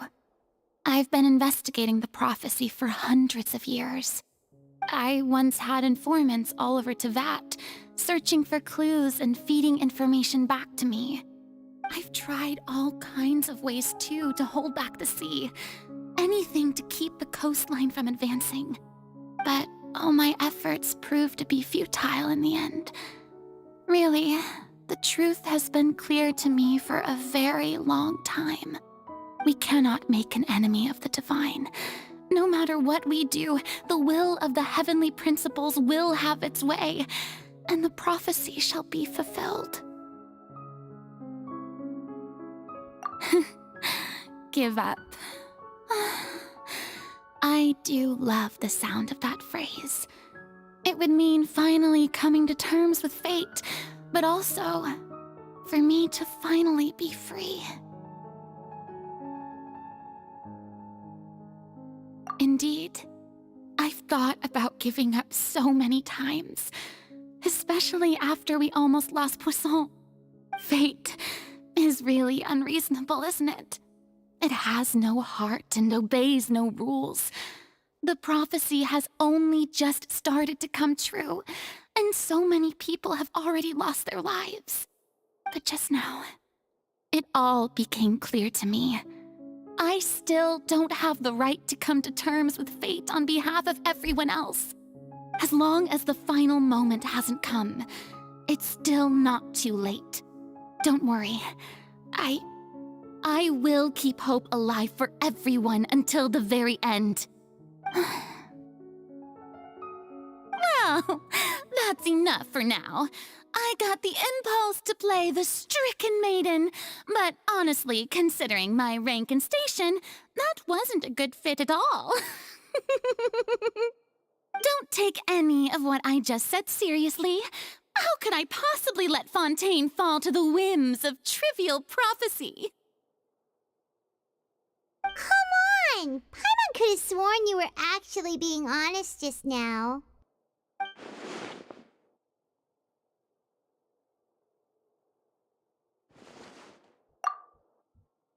We go. Share my burden. That's impossible. It was fated right from the start that this would be my duty alone.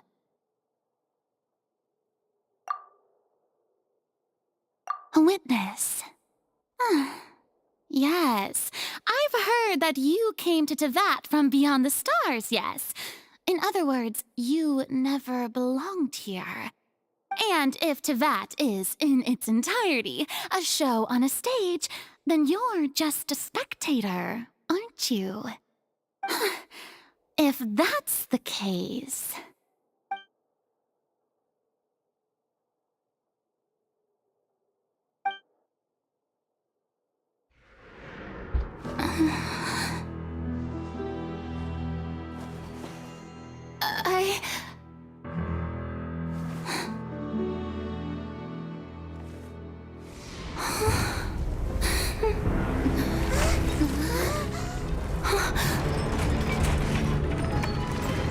Nice crap, loser. Abracadabra!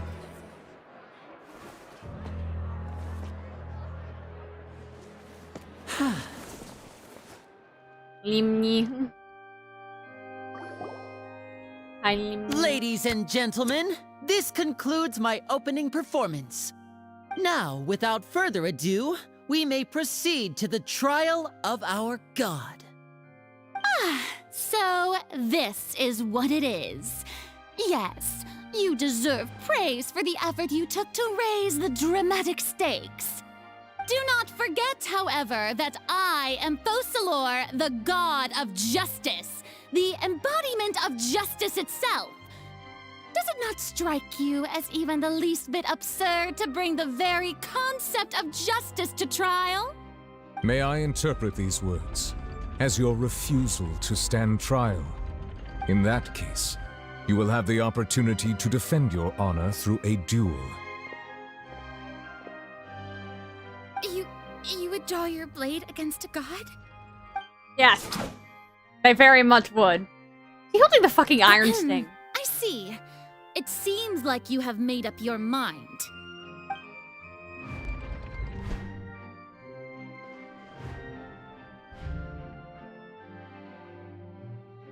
Paimon can't believe it. She just surrendered. What the heck is going on? Did I just see an Archon surrender to a human? Wow, how utterly humiliating. Man, fuck you! Lady Farina, what is the meaning of this? It would seem that there has been a misunderstanding. To be clear, the raising of both hands is not always an indication of surrender. Looking for excuses again, huh? I raised my hands just now to indicate my acceptance of the trial. No duel shall be necessary. I will admit that I've been running away for a long time. I'm sorry, everyone. I was unable to protect the people of Poisson. It is my duty to stand trial for my crimes. You are not the only ones to be disappointed in me. I, too, am exceedingly disappointed in myself. But now, it is time for the Hydro Archon to show you her courage and resolve. I, Farina, will use this trial to show the world the true meaning of justice! This time, I will protect you. Applaud and rejoice! One of the most outrageous and fantastical arcs known to the opera epiclese is now unfolding before your eyes. Mark my words, this shall be one of the most exhilarating and brilliant shows ever to grace the stage of Fontaine! The trial of the Hydro Archon, Focalor, will now begin! Woohoo! Man, fuck you, bitch. History. Why does it feel like Farina just took over the whole thing? Like, come on! Didn't she just get forced to stand trial for her crimes? Also, even though she's still acting super dramatic, she is taking this seriously this time, right? All right, then. Who will be my opponent in this trial? The court asks the prosecutor to please take the stand.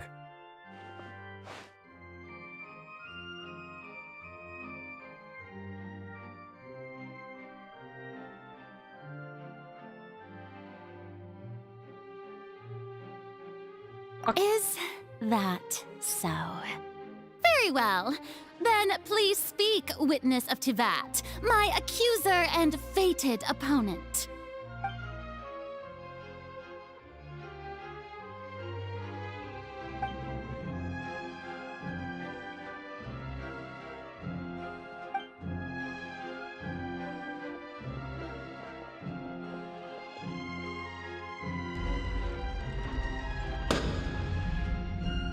Also, please allow me to ask, as a final question before the trial begins. Just how much work did you do to force me onto this stage? Well, we did do a lot of prep after the meeting that day.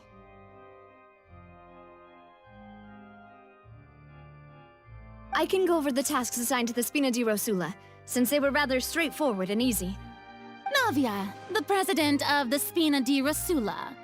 Most of the people who participated in the disturbance this morning were my subordinates. They changed into plain clothes and came to the Opera House as regular audience members, waiting for the perfect opportunity to incite insurrection against you. The people's resentment against their Archon has been building as more and more of the prophecy is fulfilled. A spark was all we needed to turn smoldering anger into a flame. Moreover, according to our understanding and analysis of you, when something like that occurred, you would likely flee the scene and head to Poisson by yourself. So, we arranged for a second group to lie in wait there. So, you mean, the ones who scoured the settlement for me were also from the Spina? And their goal was to force you to step into the giant magic box so you may personally participate in the greatest magic performance in all of Fontainian history. That's right. That house was a magic box, rather than someone's residence. As the super ultimate version of the setup that I used when I first performed at the Opera Epiclese, the volume of the box was increased by a whole order of magnitude, and the distance it traversed was the entire gap between Poisson and Areneas. Its cargo, of course, was an Archon instead of a human. My thanks, Farina. Without your help, we could never have pulled off such an extraordinary performance. You're welcome? Of course, this performance was only made possible with Father's support. The House of the Hearth spent a massive amount of labor in Mora to pull this off. We had to select a location, construct the giant magic box, dig a tunnel, and open up a path through the water. It was a lot of work for all of us.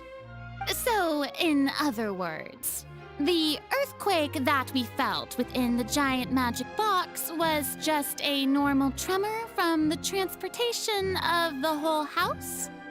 That's right. It wasn't a sign of another disaster to come.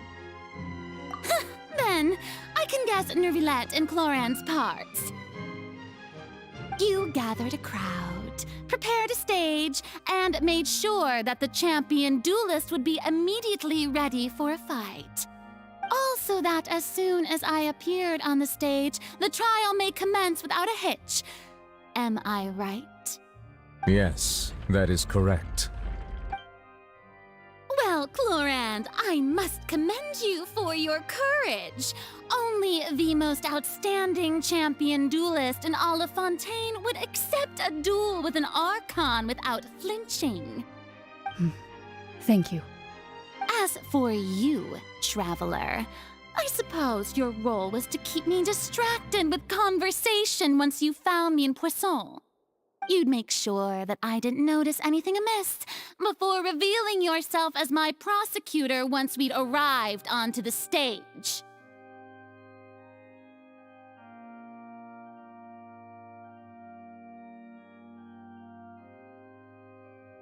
Oh?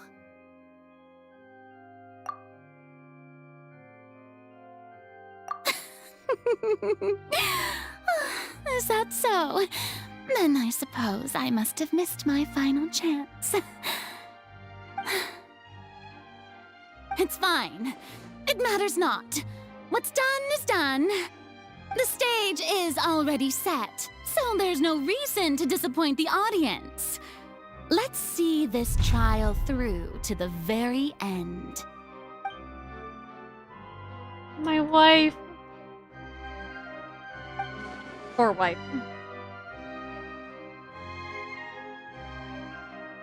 Madam Prosecutor, please allow me to pass this along. This is a document that Miss Charlotte applied for and received permission to share with you during the trial. According to her, it should speed up the proceedings. Huh? Charlotte wanted to give us something? Oh, so Damn, she's get here it, I too. guess. Hey, Charlotte! Oh, let Paimon see. Isn't this the exclusive interview that she did with us before? So she's already finished it, huh? Wait, then that means this document is a perfect timeline of everything that's happened ever since we stepped foot in Fontaine! Damn!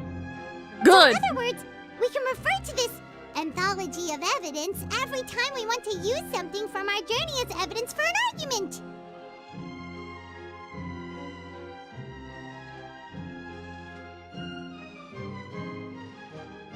Let's quickly confirm the information in it. Just think of it as a refresher, alright? You defeated the Hydro Archon in the very first duel you took part in at the Opera House.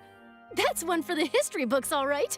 I didn't think that you'd wind up getting to the bottom of the case I'd been following all this time. I guess you could also see this as a happy coincidence. This is the first time Monsieur Nervilette had a difference of opinion with the Oratrice. Even the Hydro Archon can't figure it out. A Fatui Harbinger. She's an extraordinary person. Her instinct must mean something. The fortress of Meripede was almost destroyed in a single day. That I didn't witness that scene personally will always be a source of professional regret, I think. According to Monsieur Nervilette, both Child and that whale should have been in the primordial sea at that time. I nearly lost my awesome friend Navia. To be honest, that still gives me shivers. The words of someone as extraordinary as a witch can probably only be truly understood when something surreal happens to you.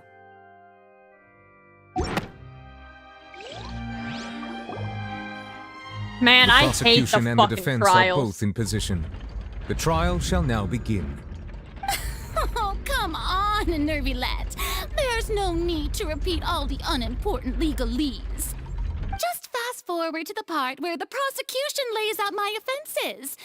As the defendant and the lead actress of this performance, I still haven't even been informed of my supposed guilt in all of this. Of course, it is only natural for humans to struggle to understand the actions of a god.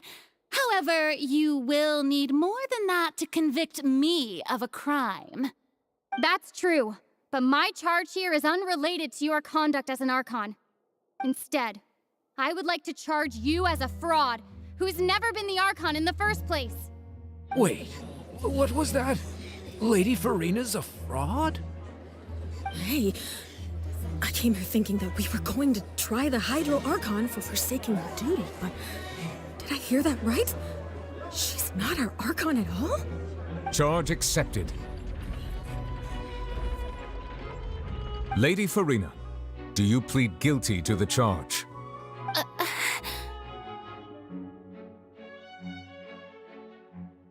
Lady Farina. I plead not guilty. How can I be guilty? There is no way that I, Focalor, otherwise known as Farina de Fontaine, a member of the Seven and the Regina of all waters, kindreds, peoples, and laws of Fontaine, could be anything other than your true Archon. I mean, she also has kind of lived for like a solid 500 years. Yeah. Even though Lady Farina can be rather eccentric, isn't it going too far to doubt her very identity? Yeah, I've never questioned her identity either. Sure, Lady Farina can be super irresponsible, but what grounds does that prosecutor have to make such a huge claim? I have cause to believe that common sense will prevail in this case. Many of the members of the audience have known me as the Hydro Archon ever since they were born. There would be no fooling their memory.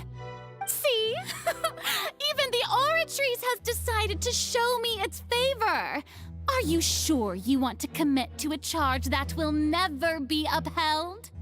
If you wish to drop the case, I can promise you as the God of Justice that you will not have to face trial for making a false accusation. We will treat everything that's happened as a dramatic spectacle and move on with our lives. What do you say to that? An argument with near impossible odds, huh? We have to not only refute Farina's claims, but also overturn the long-held beliefs of the people. Well, I tried to give you the chance I love to you, wife, surrender. but I'm sorry. If you must persist, then let me ask. If you believe I'm not the Archon, then what manner of being do you think I am? And if I was not the Archon, then how did I manage to live for over 500 years?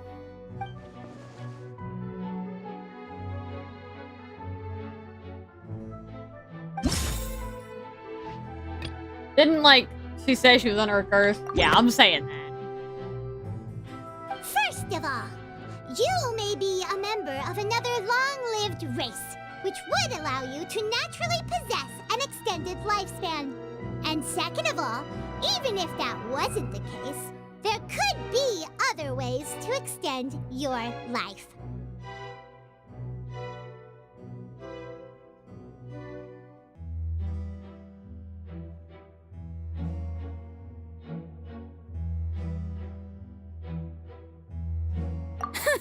Who gave you that idea? Was it the knave?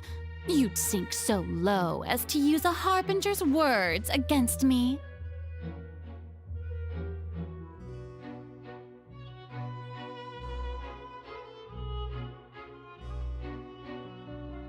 A curse? I once thought it possible that the aura of an Archon might naturally resemble a type of curse. But in light of this claim, perhaps what I sensed was not your divinity, but a curse after all. You sensed it too, huh, Nervalet?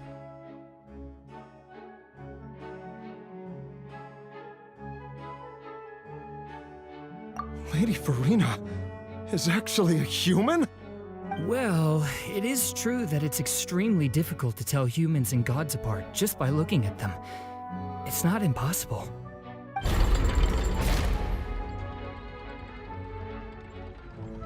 Well, don't start celebrating too early now. Even if I have been carrying a curse like you said, how does that prove that I am merely a human being?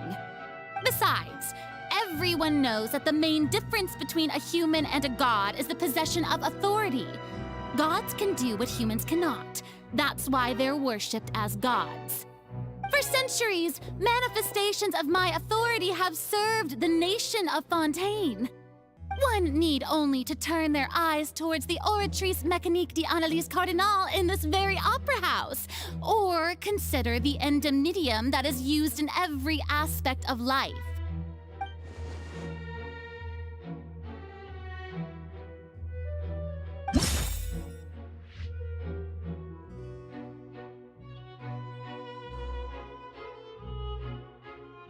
Didn't they just disappear? Like, That doesn't sound right. Paimon doesn't think this clue can be used as compelling evidence. wait, what are we talking about? Wait, wasn't there something where, like, fucking...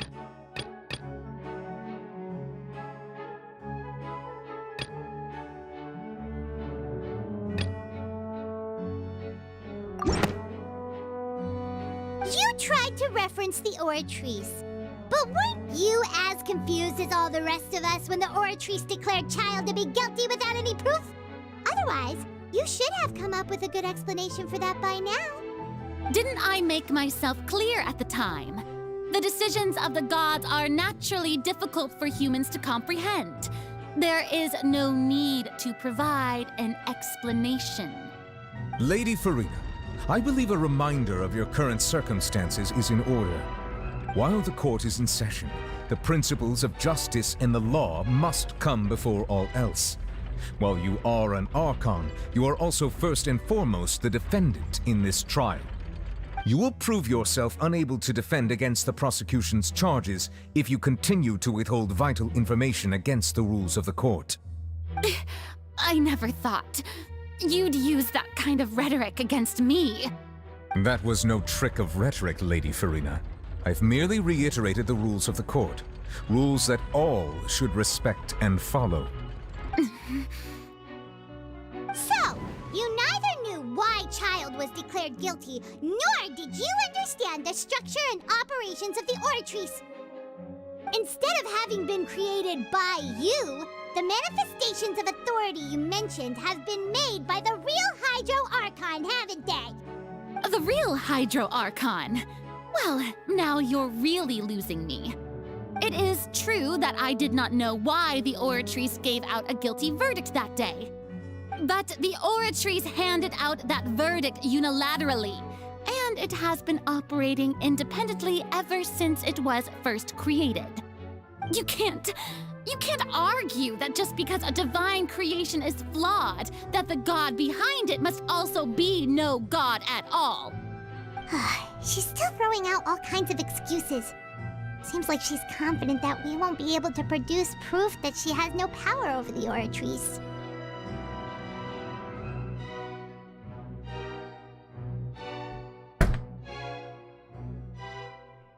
My power as an Archon. There are many ordinary citizens in the audience. How can I just carelessly demonstrate the formidable power of an Archon? If that poses a concern, I'm prepared to extend my protection to the audience. You don't need to go that far.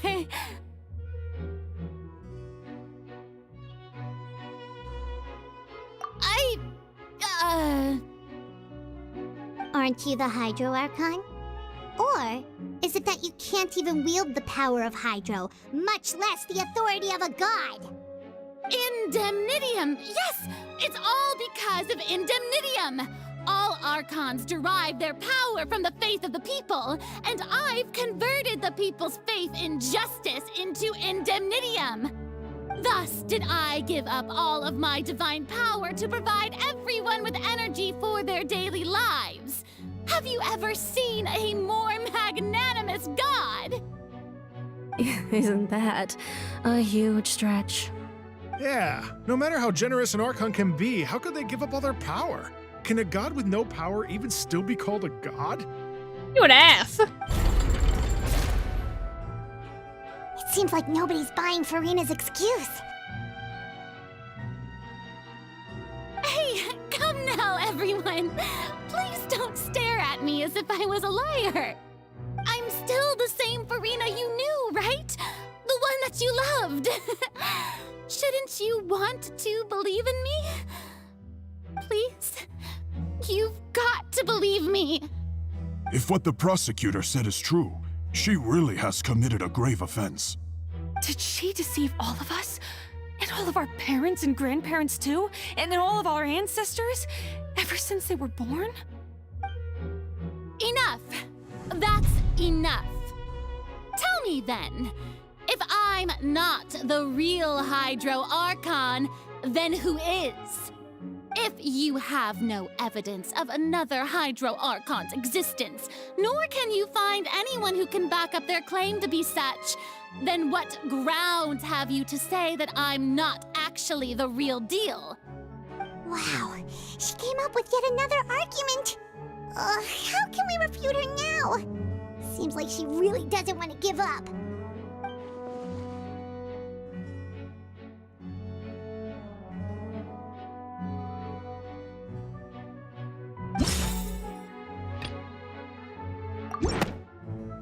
Won't that work? It has been established that all Fontainians can dissolve in water from the primordial sea. And that means... Since you insist on claiming to be a god and not a human, then there's a method that you can use right here and now to eliminate all suspicions of you being the latter. Miss Navia, please apply to serve as a temporary attorney for the prosecution before addressing the court. Though you act in partnership with the prosecutor, you must still adhere to proper procedure. Super sorry, Monsieur Chief Justice. I swear this really will be the last time that I'll speak out of turn. Now, I've brought some seawater from Poisson. As everyone knows, a massive flood struck the area not long ago, taking many lives, including those of some of my closest friends. So, Miss Farina, would you dare to touch some of this seawater? If we are to believe that you are indeed the real Hydro Archon, touching this seawater would have no effect on you. All it should do is strengthen your case. But if you don't dare to touch it, then we would have basically proved the reverse.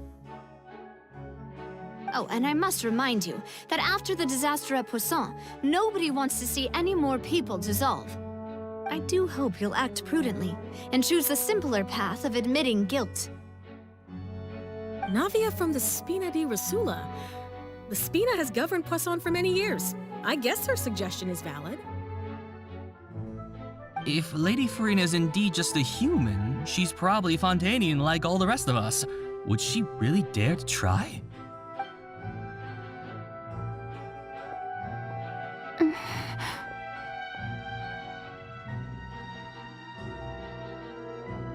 Lady Farina, this test has been unilaterally proposed by the prosecution. As it falls outside the realm of standard court proceedings, you possess the right to decline participation. Well, of course he had to tell her that. But refusing to participate is basically the same as a confession of guilt. She's just staring at the water without saying a single word. It really does seem like she's quite terrified of it. That could only mean... What's going on? Is she really planning to... that's not what we thought she would... Due to the inherent risk of the test, Lady Farina, you may...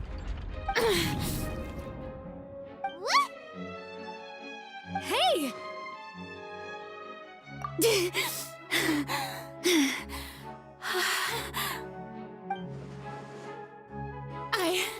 I'm fine! Look at me, everyone! My hand is still here! I haven't been dissolved! Will you believe me now? I really am your Archon! I'm nothing like a normal human who would fall apart as soon as they touch this water! Really? Was this not the most obvious thing in the world? Miss Siegewien? If you're present, Miss Siegewien, please come forward and attend to the defendant. Siegewien? Don't be nervous. It'll just take a few seconds. Let me see. That should be enough. Please announce the results of your evaluation to the court, Miss Siegewien. As everyone doubtlessly saw, Miss Farina was displaying symptoms of hyperventilation and flushed skin. These indicate that she was experiencing the adverse effects of exposure to primordial seawater. The extent to which she was affected is the same as other humans when exposed to primordial seawater of a similar concentration. Thank you, Miss Siegewin. Lady Farina, you may return to the defendant's stand. Oh, wait. What did she just say? I didn't get dissolved. Shouldn't that be enough to prove my innocence? Well, considering your tendency to run from your problems, we did originally prepare a direct sample of the seawater around Poisson. However, after extensive discussion, we exchanged it for a sample that is not concentrated enough to dissolve an actual human. After all, on the off chance that something entirely unexpected might occur, we don't want anyone else to lose their life to the sea. Yeah, so out of regard for Farina's life, you secured a low-concentration sample and asked the head nurse to serve as an expert witness. It's a great thing that the direct sample wasn't actually used. Farina could have... I can't believe... You...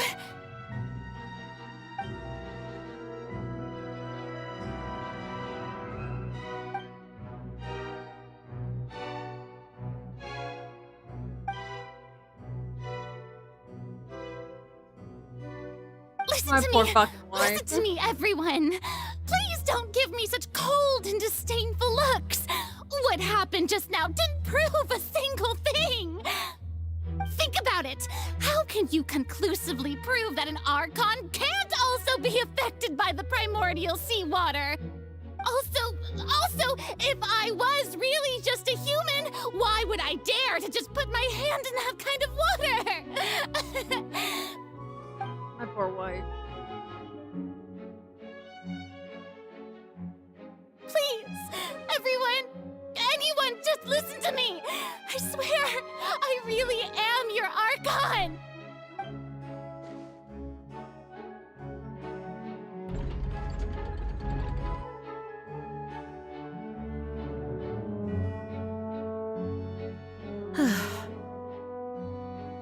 I don't think anything she says at this point will sway anyone. The odds are just too stacked against her now. With all the things that have been said, Paimon doesn't think there's any way left for Farina to win. I believe the time for arguments and presentation of evidence has come to an end. If there are no objections, we will move on to the final judgment.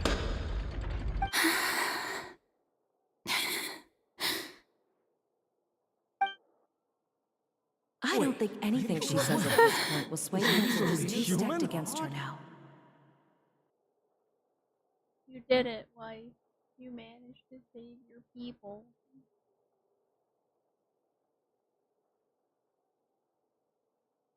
In my capacity as Chief Justice, I shall now render judgment on Farina's misrepresentation of herself as the Archon of Fontaine. As a human who knowingly deceived her fellow citizens, Farina is... guilty.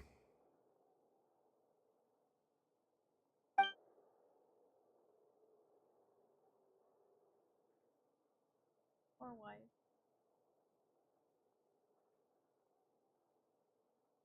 We shall now turn to the Oratrice Mécanique d'Analyse Cardinal to render the final verdict on the charges.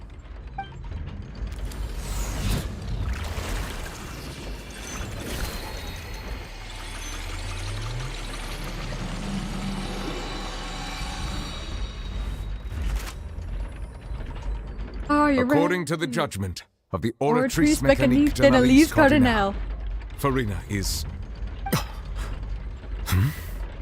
Well, what's wrong? What's the Oratrice's verdict?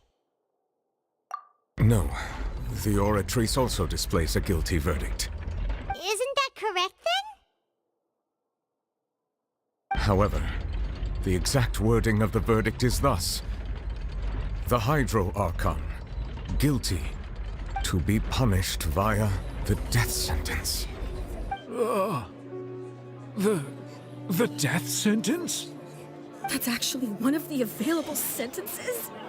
I've always thought that it was just a myth. The one and only time the death sentence has been handed out at the court. And it's been given to the very person we've worshipped as the god of justice? What an unexpected twist. Furina's been sentenced to death by the Oratrice? We just wanted to use the trial to show her the seriousness of things so she'd tell us the truth. How did things escalate this quickly? This outcome is indeed quite strange. According to Fontaine's current definitions of justice, as well as its recommendations for criminal sentences, is this sentence really appropriate for the crimes that have been committed? Yeah! Even Fauché wasn't sentenced to death by the Oratrice. You know, the real evil mastermind behind the serial disappearances case. Indeed. Not only is Furina's sentence overly excessive, the very point of our trial today was also to prove that Furina has never been the Hydro Archon in the first place. But now, the Oratrice seems to have deliberately invoked the title of the Hydro Archon. What does this mean?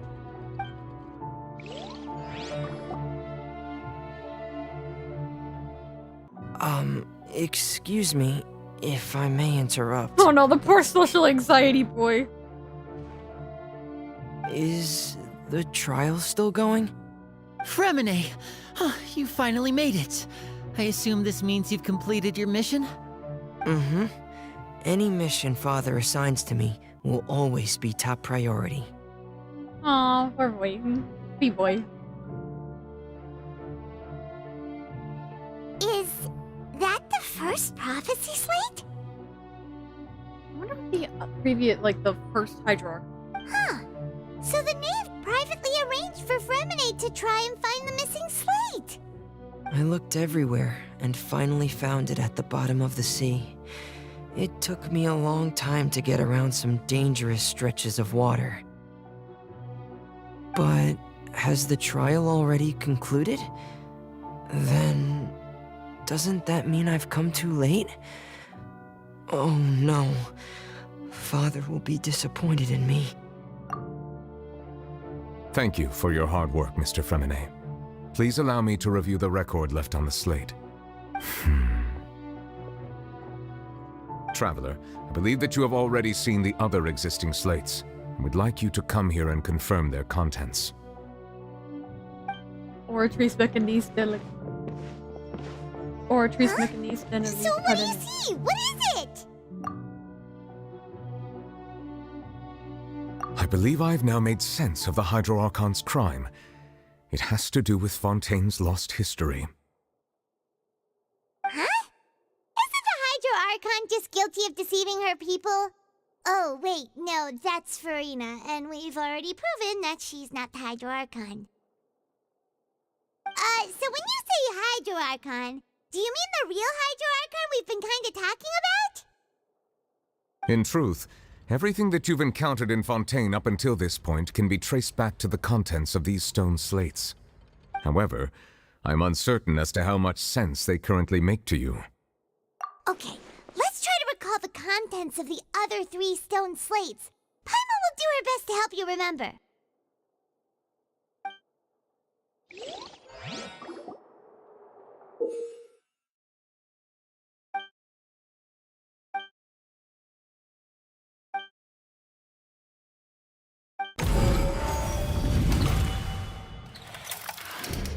The first stone slate describes what you just said.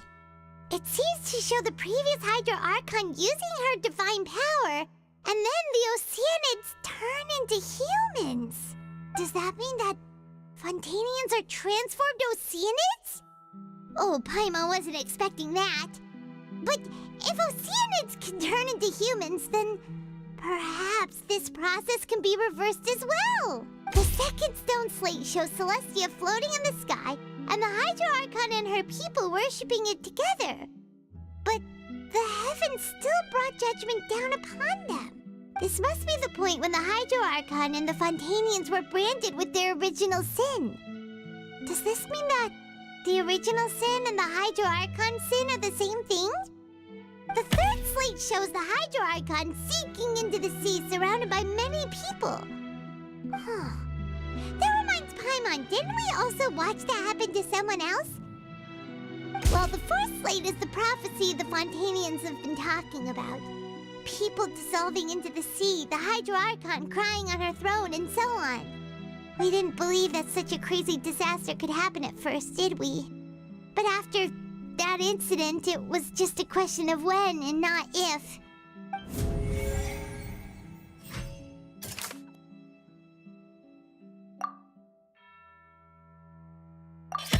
We know from the case of the serial disappearances of young women that Fontainians can be dissolved in primordial seawater. And this might be the reason that Fontainians can dissolve.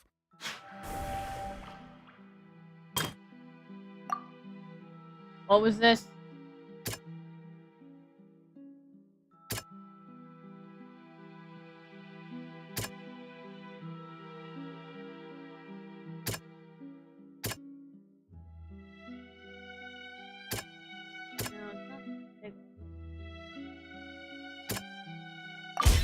Perhaps what is about to take place has all happened before. The true sin of the Hydro Archon that Nervilette mentioned, and the original sin cast down on the people of Fontaine by Celestia, as recorded on the stone slates. And then this one's probably Tartiggle. He fell into water. That doesn't sound quite...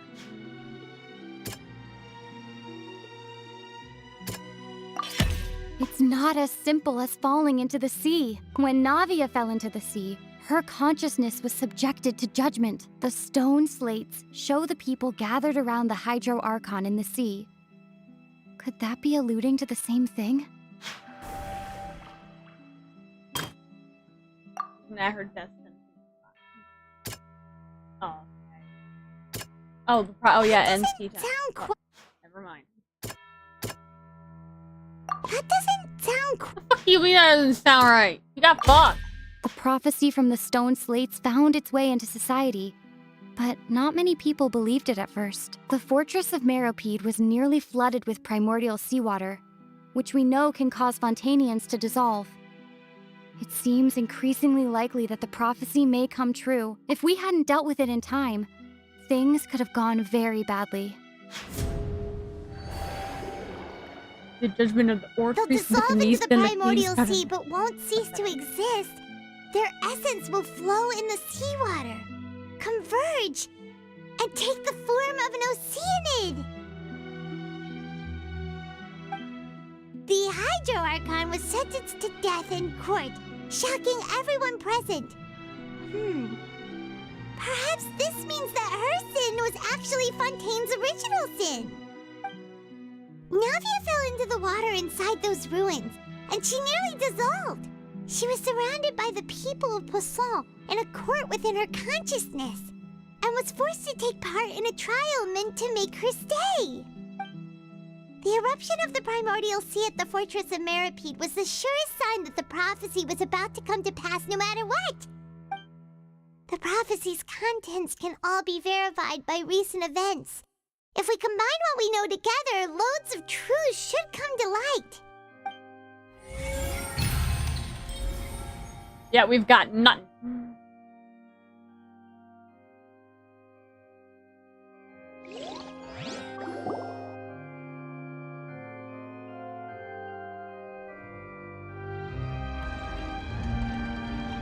Huh?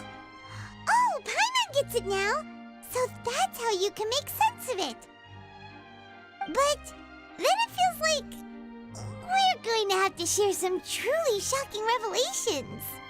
Let's hear them. Incredible. Linny, did you hear that? We're not real humans. All Fontainians were originally created by the late previous Hydro Archon, with Oceanids as their basis. The evidence for that can be found in how only Fontainians could dissolve in primordial seawater, and how all the girls Vacher dissolved were also turned into Oceanids. Oh, and according to Navia, when she was about to get dissolved, she also saw everyone gathered around for a trial, all of them in the shape of Oceanids. Indeed. Yeah, and it follows from the content of the first slate that she probably angered Celestia by creating humans without prior permission. That could also explain why the Oratrice judged the Hydro Archon to be guilty, It's to account for that ancient sin. The Hydro Archon's true sin was creating us? And yet, after many hundreds of years, the Hydro Archon's creations have turned around to try to judge the Archon within the Opera Epiclese. The twists of history are often the most unexpected of all. Yeah, isn't the image here just like when Navia fell into the sea?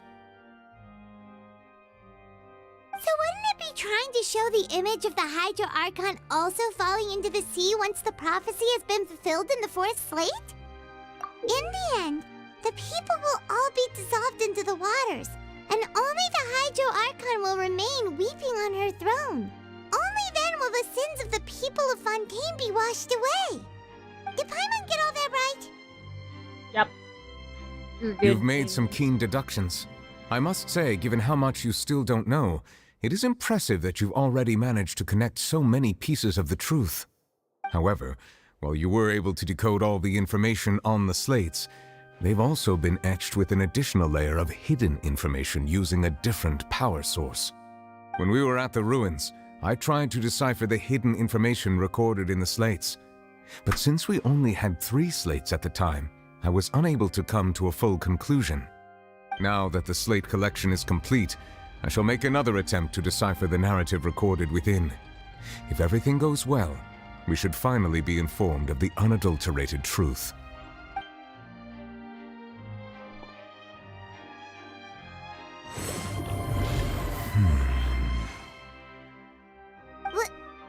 Well?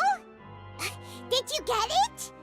I believe I should share this truth not only with you, but with all the people of Fontaine as well. I will try to briefly summarize it for you.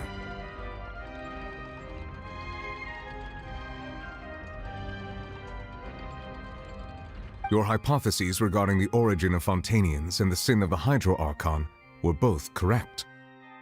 In the Fontaine of old, the previous Hydro Archon sensed the yearning of her Oceanid familiars for life on land.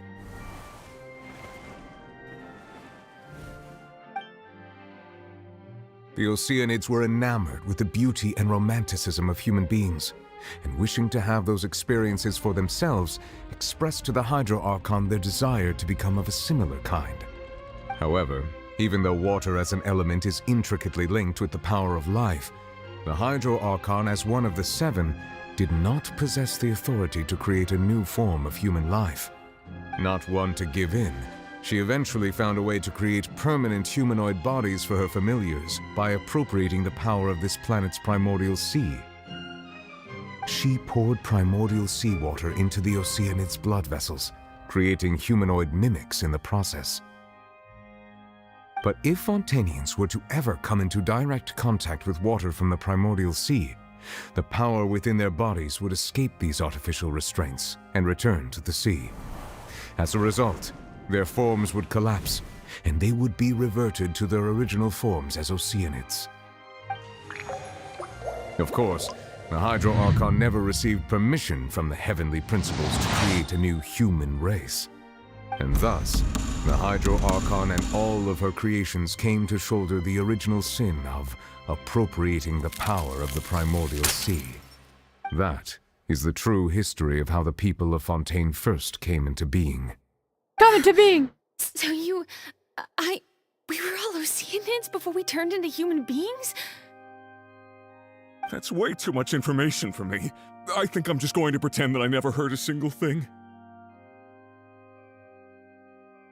Wait, but if that's the truth, we can't let the Hydro Archon be sentenced to death. After all, her only sin was creating us. This really might be too much information for your regular Fontainian, but it does answer a lot of our questions. Alas, your hypothesis regarding the 3rd and 4th stone slates was inaccurate. The slates' respective positions are, in fact, correct. A key point of the visual on the 3rd slate is how all the individuals depicted in the water are humans rather than Oceanids. They have not been dissolved, which implies that the water depicted in this slate is not water from the primordial sea. The nation of Fontaine is the nation of Hydro, as well as the nation of trials and justice. Instead of being the literal element, the water in the scene symbolizes judgment and justice. You may also recall Navia's experience. When she fell into the sea, her consciousness was surrounded by that of many others who intended to hold a trial to determine her fate. Therefore, the meaning of the third slate is that the people of Fontaine shall try the Hydro Archon at the Court of Justice. Yes, it refers to our present situation. I think I'm following now. So, what you're saying is, even though we decided to put on this trial to avoid fulfilling the prophecy, in truth, everything we've done has happened exactly as the prophecy foretold. So now, it seems, we're the ones making sure it comes true. What should we do? Huh. No matter what, the prophecy will be fulfilled. Is this what it feels like to be a prisoner of fate? If that's the case, does that mean the scene in the fourth slate will also be fulfilled soon? Traveler, I would like to point out another small fallacy in your deductions. About the fourth slate, you probably thought that the eruption of primordial seawater beneath the fortress of Meripede served as the surest sign that the prophecy was about to come to pass, yes? However, I believe that rather than being a sure sign, that eruption could in fact only be a small warning of something far worse to come. As for the root cause of the catastrophe, I believe you've already encountered it once before. Ah, shit. Is it Tartiggle time? Not Tartiggle. This eruption was just a small warning of the things to come. We must find the root cause of the disaster.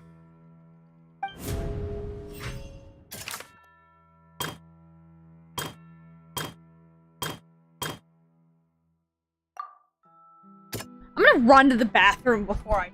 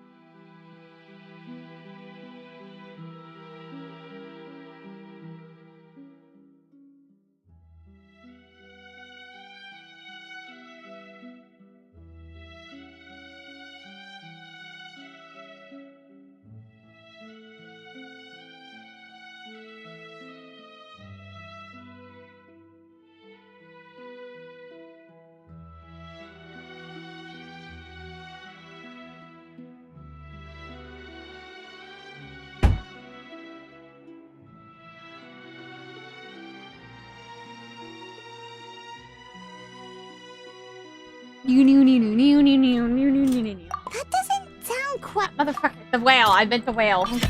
It was both dream and reality. If we're talking about a true culprit, that could only be that thing inside the primordial sea, right? Not the Tartiggle for scale! Holy shit, he's so small compared to it! Small Tartiggle! Mini Tiggle! The original sin, the trial, and the root cause of the disaster. Oh. shit!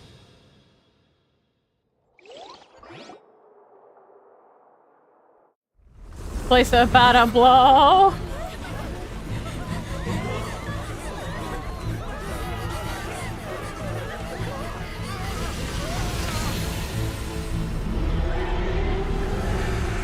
Oh, hello.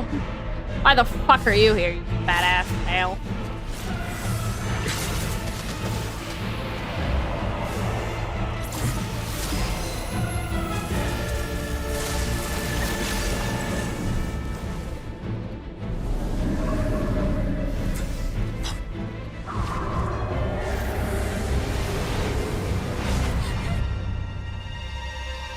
Turtigle my jiggle. Turtigle! Thank you, Turtigle! Damn! You probably just slammed him into the audience, dipshit. You are doing nothing. You were doing jack shit, Turtigle.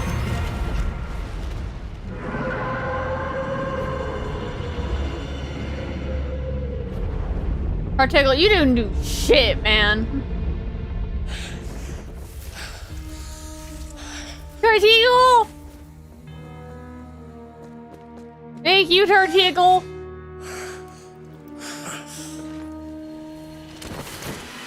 Turtigle! Turtigle, come back, Turtigle! Not Turtigle!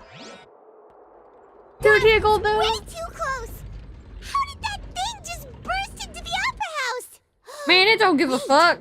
Was that the huge whale you saw in your dream?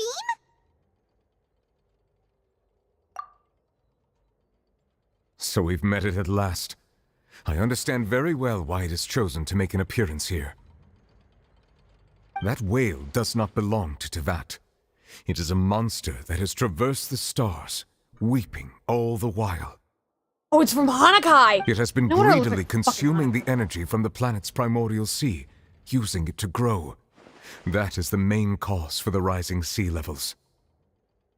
And once it has finished consuming all of the energy contained within the sea, its next step will be... You said that when the Hydro Archon first created Fontainians out of Oceanids, she filled their blood vessels with primordial seawater. Precisely. That whale finds the blood of Fontainians nigh impossible to resist. Therefore, when it left the primordial sea, it decided to make its next stop a packed opera house full of food.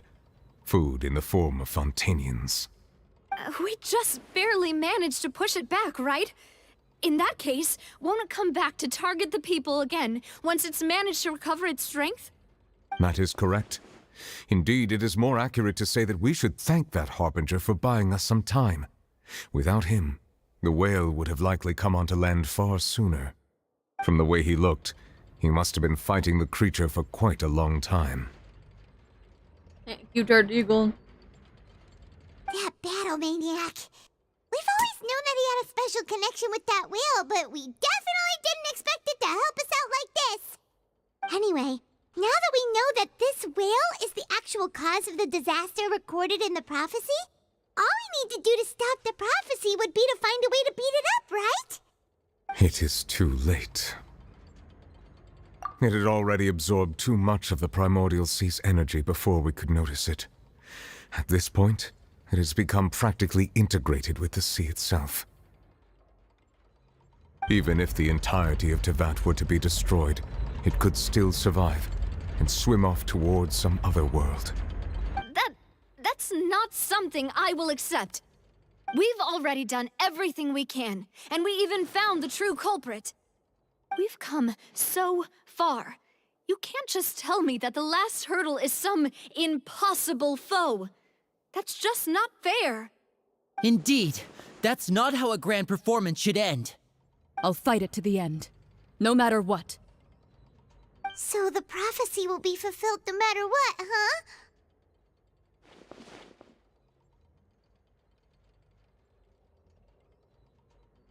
The prophecy. Yes, what has been prophesied will be fulfilled. You may view such things as the history of the future.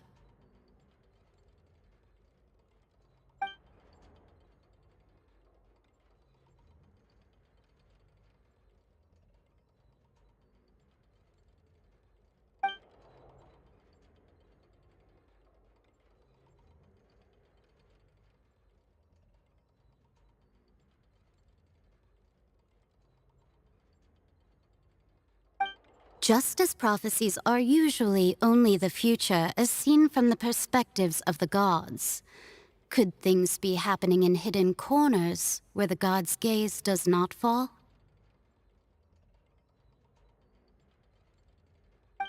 Ultimately, fate shall serve as your only guide, no matter what will happen in Tevat's future. All you need to do is to play your part.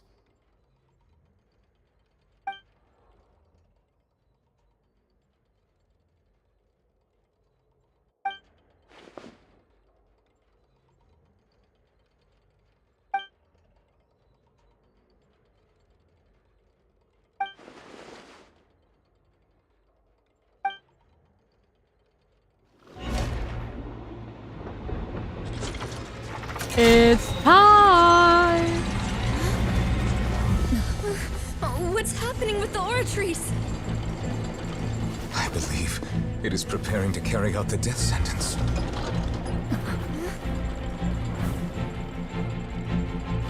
Farina! She's just sitting there crying. No, I still need answers.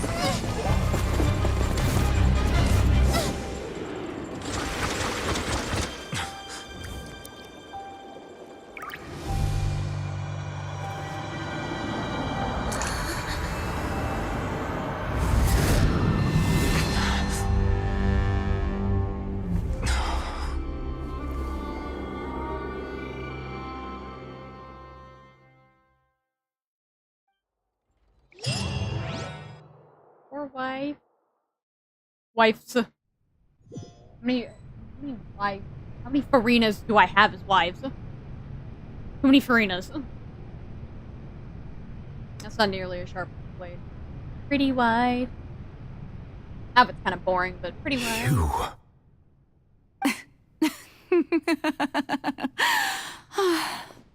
Sorry. That shocked expression on your face is just too amusing. I couldn't help myself. You are not Farina. Who are you? The sweet sound of bewilderment. Marvelous. A sure sign that my attempt to deceive everyone was a resounding success.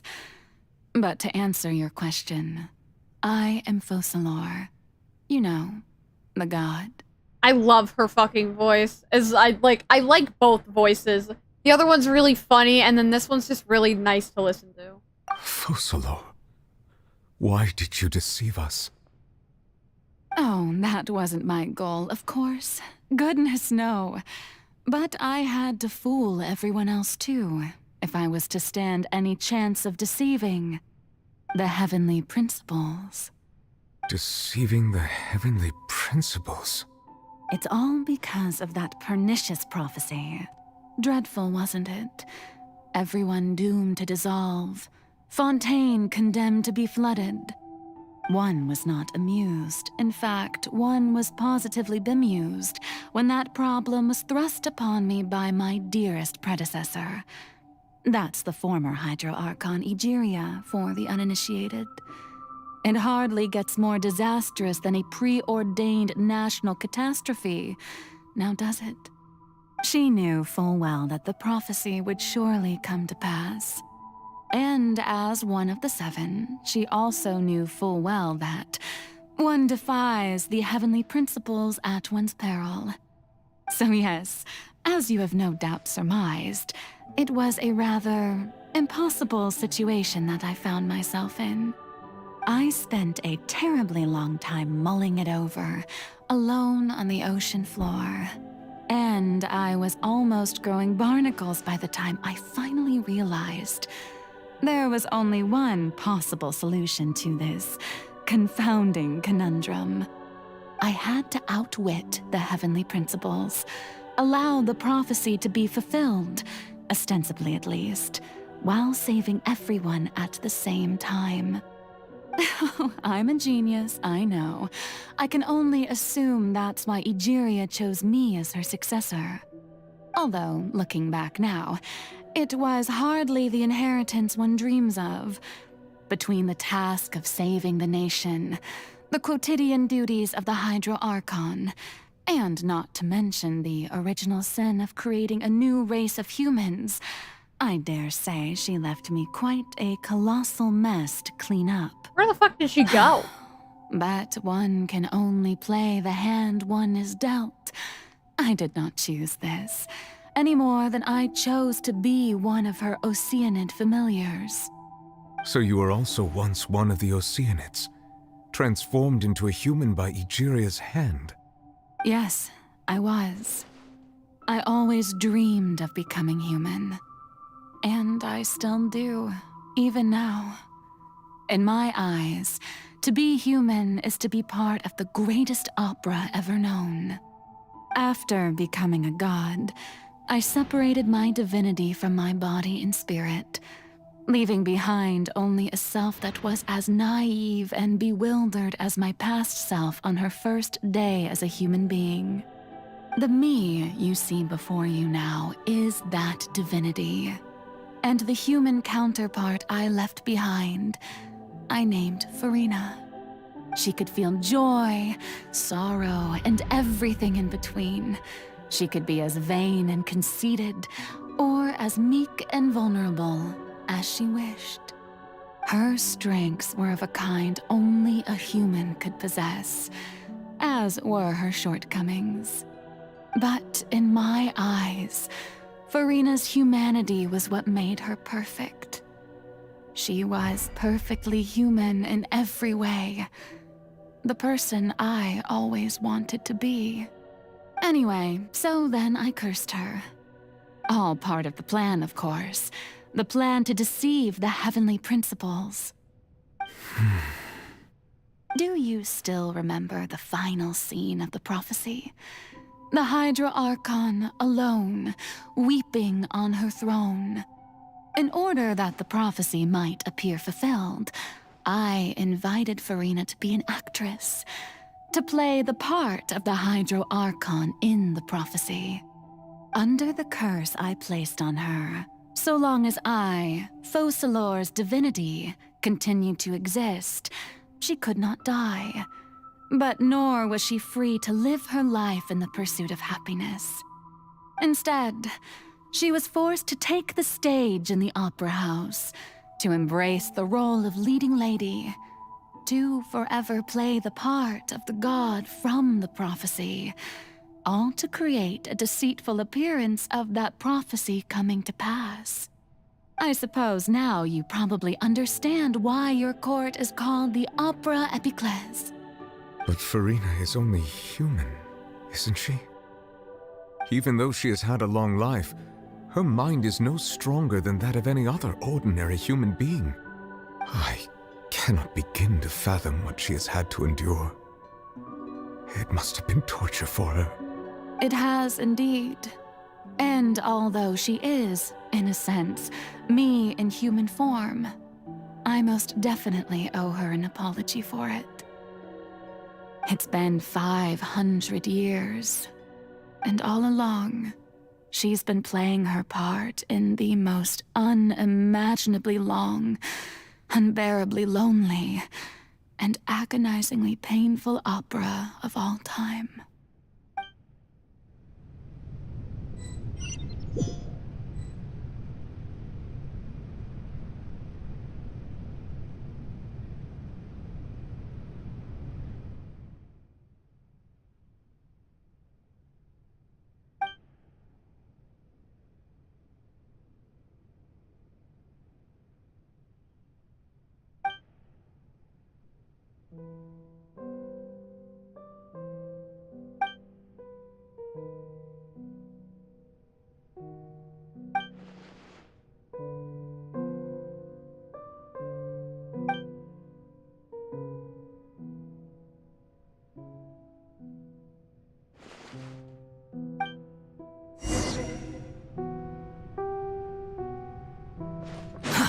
Too slow. Behold! Hi, wife. Are you okay? Are you okay, wife?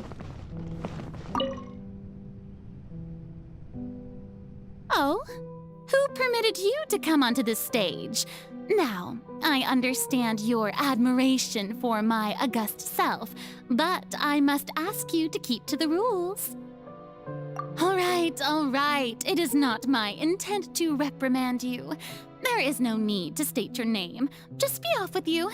Do not distract me from my performance. Oh, do not jest. Can you not feel it? I am Focalor. The eyes of countless Fontainians are upon me. I must, at all times, display the utmost elegance and nobility.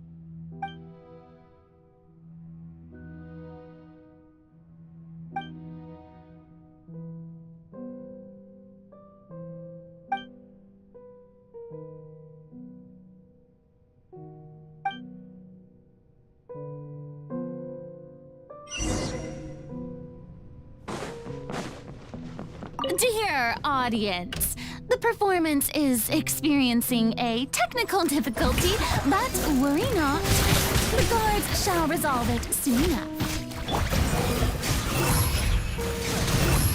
Upon the gale. Oh, it's called a cry without. Surge forth. Hey, what gives? The audience is still watching me, you know. Guards? Wait, where are the guards? Guards! Surge forth.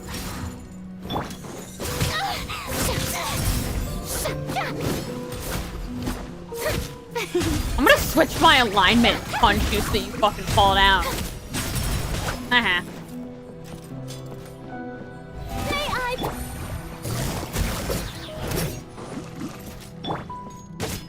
Let's light it up! Ah.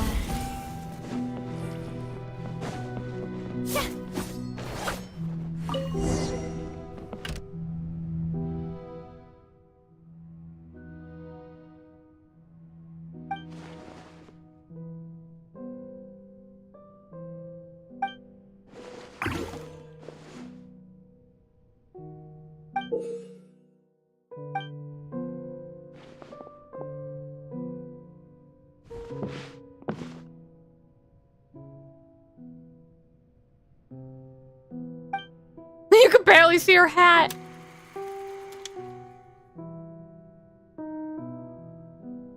Oh, it's in like old styled TV font. I love those.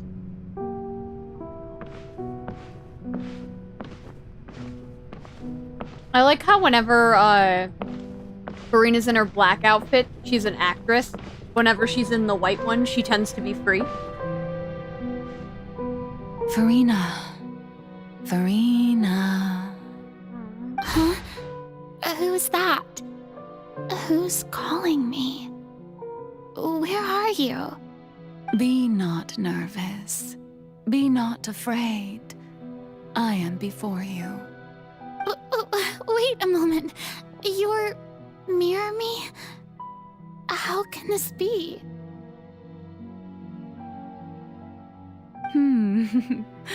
Mirror you, huh? You know what? That's not bad. Let's go with that. Mirror me. What do you wish to say? The prophecy. Have you heard of it? What prophecy? Wait. I know. I don't know why, but it's in my head somehow. The people will all be dissolved into the waters, and only the Hydro Archon will remain, weeping on her throne. Only then will the sins of the people of Fontaine be washed away. Oh, very good. You know it well. What's going on? I can't seem to remember anything clearly. The only thing I know for sure is this prophecy. Will it really come to pass? Yes, it will. And that is why I've come to you. Disaster will come to Fontaine sooner or later. Things will develop just as the prophecy declared. There is no escaping it. But doesn't that mean everyone will die? I'm a Fontainian just like them. Will I dissolve too? Oh, don't worry. Magical meetings exist in this world precisely to give people a chance to turn things around. It is the reason why you met me today. I will tell you how to save everyone, but you may have to suffer somewhat. Oh, so there's still hope after all. Goodness, you frightened me. You spoke so much and with so much certainty. As for the suffering, well, I will admit that the first thing that came to mind was, why do I have to be the one to suffer? But if the prophecy will come true, I'll also die anyway, right? So if I've already met you as my magical meeting in this world, if there were scales, with all the people of Fontaine on one side and my pain on the other, is it not obvious where the scales should tilt? You truly are the perfect human, my ideal. I suppose this would also be the justice that belongs to you. Huh? Don't worry, it's nothing. Listen well. Fontaine has just lost its Hydro Archon. I need you to play a role, that of the new Archon. Play as a god? That's right. You must begin a never-ending masquerade. You must never let anyone suspect your identity. If you can keep it up, then I shall have my way of defying this prophecy. But should your identity be revealed, then all hope will be lost. But how will I do this? A human assuming the role of a god without being exposed? Don't worry. What you must do is not to turn yourself into a real god. You simply need to play the role of a god as humans imagine them to be. Being a human yourself, I'm sure you already know what such an entity would be like. Remember, your true challenge will not be pursuing divinity, but contending against humanity. I'm still not sure I understand, but I'll try. I'll try to do this. So, how long am I going to have to play this role? To accomplish this mission, you will have to stay on the stage for many, many years. You will endure and not grow old until your task ends. But I promise you, all will eventually end in a magnificent and dramatic trial, and everyone will be saved. A trial, huh? How exciting. I'll be looking forward to it.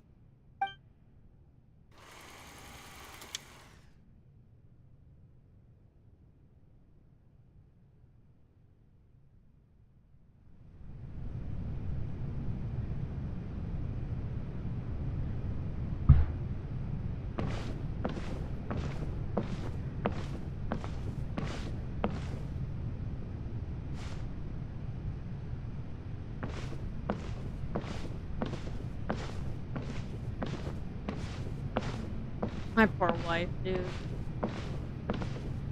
Dude, I can't imagine having to do that for 500 fucking years. I can barely manage a smile for like an hour. The Maison Cardinalise has announced my accession, but this is my first time facing the people.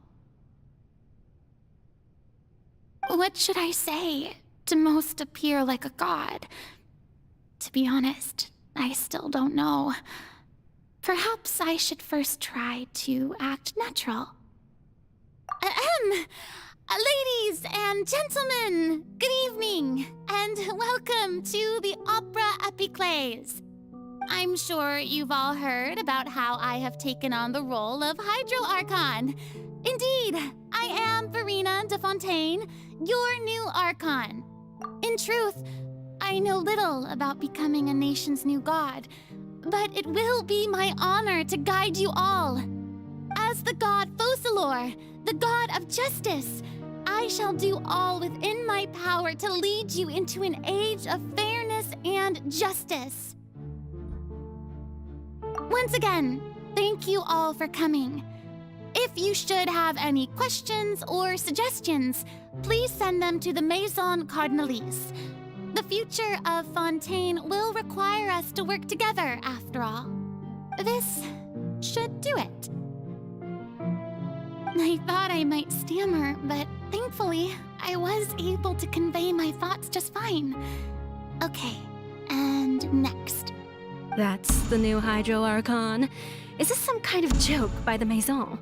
I would have thought that a being that surpasses humanity would be a bit more assertive. Hey, did you hear that? She even told us to send her suggestions there at the end. Shouldn't gods be all-powerful? She's being so modest. What's the difference between her and an ordinary person, then? If you ask me, perhaps the succession didn't actually happen. She might just be a Maison back puppet. Wait, what's going on? Why is everyone suspecting me of being a fake? Oh, this is bad. If I get exposed here, there'll be no saving the people from the prophecy. Right. Mirmi said that I just need to play the role of a god as humans imagine them to be. Oh my gosh, you're back. Calm down, Verena. Think. What do the people want? How would they imagine a god to speak and act? Assertive, with a strong sense of presence. One who can dispel all doubt. That is the character I'm fated to play.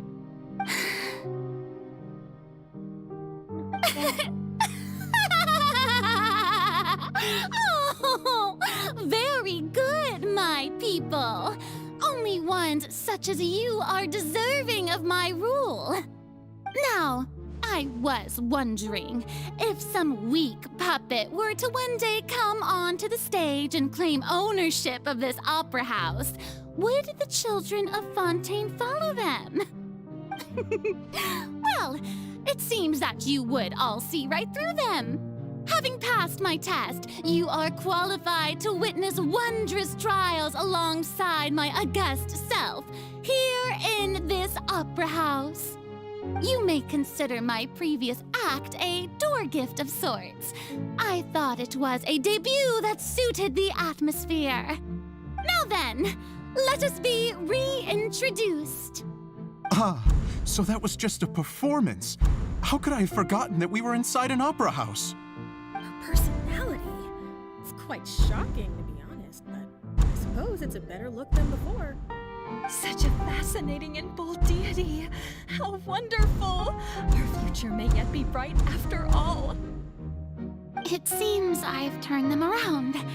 Best follow this flow and restart my accession speech. My dear people, whether you acknowledge me or not, whether you trust me or nay, I say to you, keep faith in your ardor for justice. We have heard it said that this nation's sins can no longer be washed away. Well, I say that justice is most fragrant when it blooms amid sin. The scales of justice should not weigh heavy in the hands of its God. On one side, it must carry fairness and justice. And on the other, praise and applause. May law be the prayer on our lips. May judgment be our worship. Let us light the fires and drink to the future of Fontaine. There is no trouble in this world that justice cannot solve. All that is needed is for you, my people, to believe in it, heart and soul. So long as I, the Archon Focalor, floor, stand within the opera epiclese. So long as I stand before the oratrice, I shall even judge the gods of this world! This is like the fucking zombie screech from Call of Duty. Poor wife.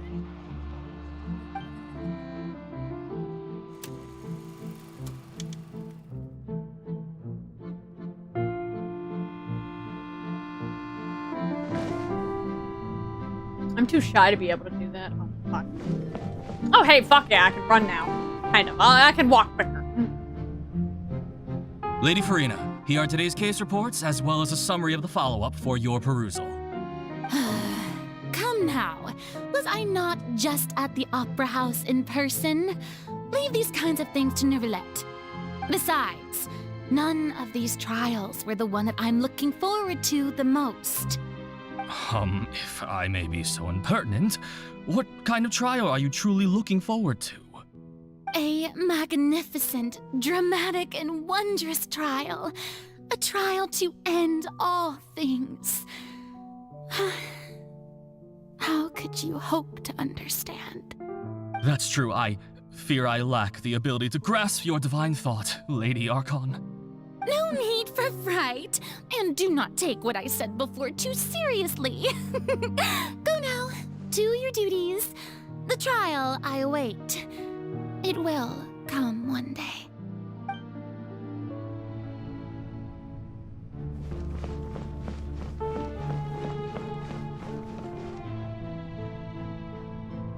Lady Farina, I don't know what to say. Thank you for agreeing to see me. Sounds like me trying to fuck No her. need to thank me. Or rather, thank your own sense of perseverance instead. Long have you stood in line to meet me, have you not?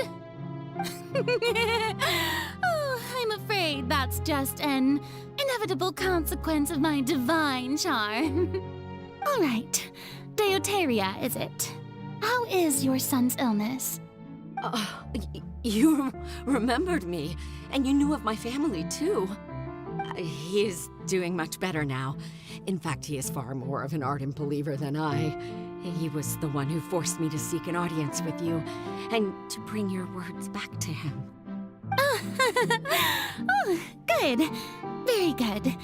If this should happen again in the future, please do not hesitate to come and tell me. Going down to citizens' homes every so often, while not usual practice, should serve as a fine change of pace. Oh, you're such a gentle and wise god. Thank you once again, on behalf of my son.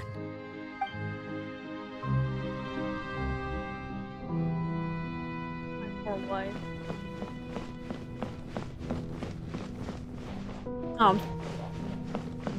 Fuck is this stain?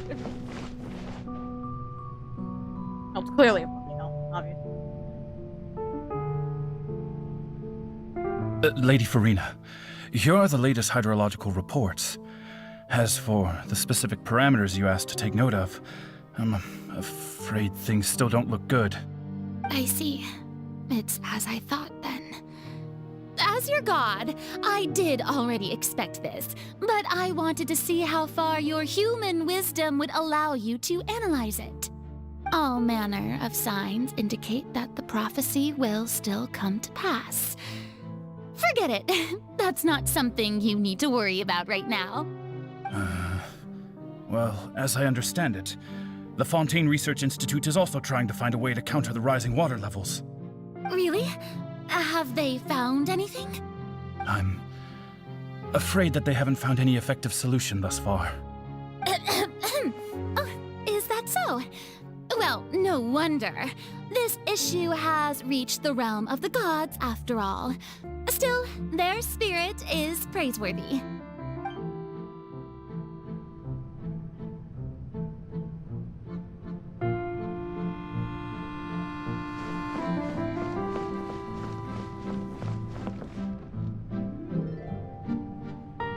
The day is finally over.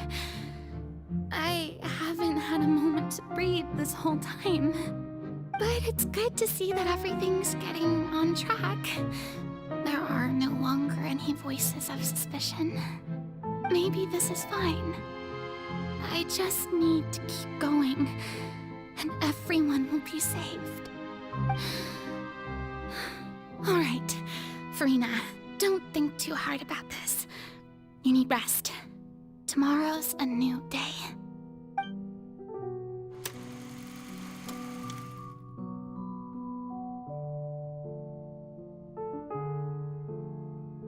Lady Farina, here are the new trial reports for the latest cases, as well as a summary of the follow-up. There'll be no need for that. I've seen them already. There's no need to go back over scenes I've witnessed in person before. Lady Farina, I've waited so long for this chance to see you in this manner. Indeed, my dear, loyal citizen. This joyous moment is an honor for us both. Lady Farina, we're detecting significant hydrological anomalies near Poisson. Understood. Keep monitoring. Keep me informed should anything come up at the Institute.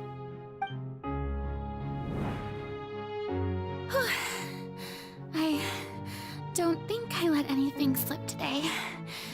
I must show the people that there is nothing to worry about. I just don't know when these days will end. I feel utterly exhausted. Best to rest early today, too. It's only been 2 days.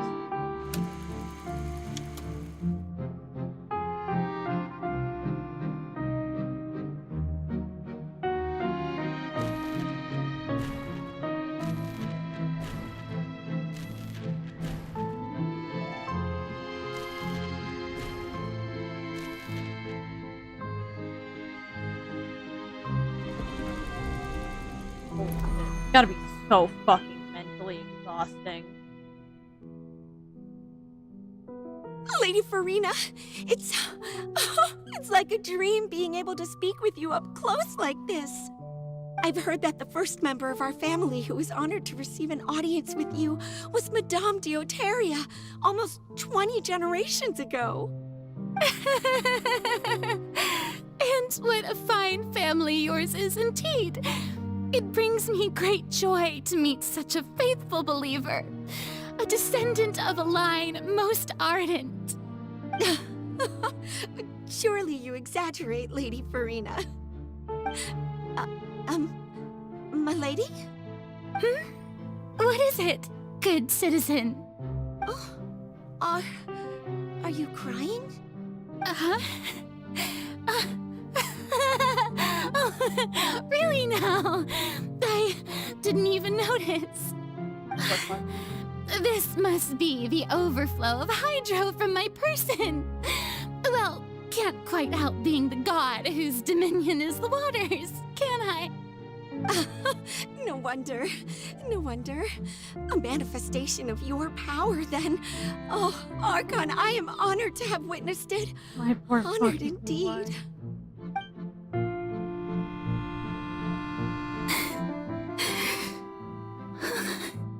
So interminable. So lonely. Just how much longer? Hundreds of years must have passed by now. Perhaps the show must go on for hundreds more. I never imagined that it would hurt so much. Or what? Have I reached my limit? No. Perhaps I reached it long ago. Today I didn't even notice my own tears. I want to tell someone, anyone, about this. But would that not destroy all I've done so far? I've conducted so many investigations across the centuries, but there's not even a sliver of hope that we might break the prophecy. All I can do is keep heart. I must maintain this act. It is the only way to save Fontaine. Please, mirror me. You have to succeed.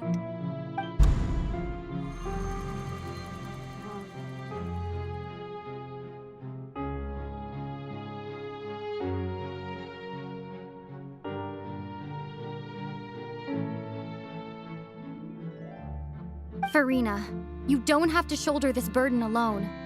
Although I don't know what you might be keeping from everyone, your people are more than willing to share your burden with you.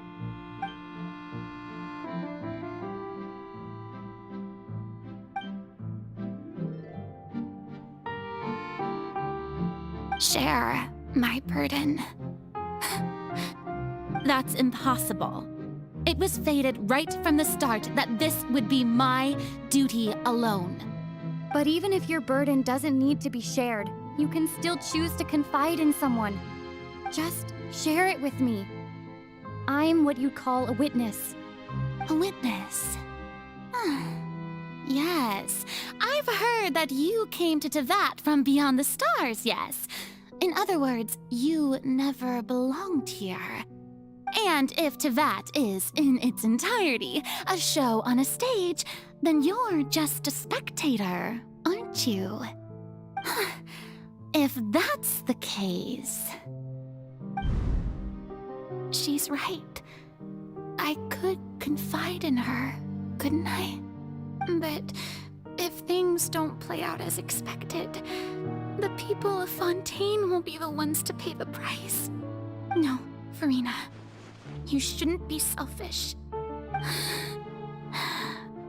But what if it's really all right? Farina, you've worked so hard for so long. Surely it would be okay to put yourself first for once. Just this once. Is it such an outrageous thing to do anyway? To find someone in whom you can confide your frustrations and sorrows? Surely it could not hurt. If you let this opportunity slip through your fingers, it might never come by again. Think about it long and hard.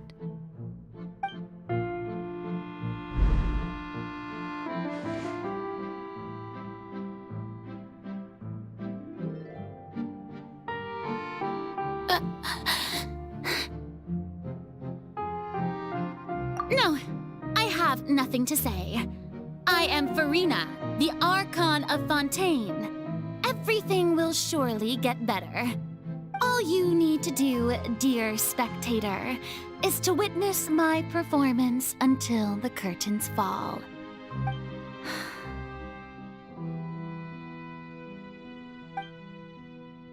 Chose to suffer. Fine. Hey, you saying that with little too much disrespect to my wife. You're going through it. Leave her the fuck alone.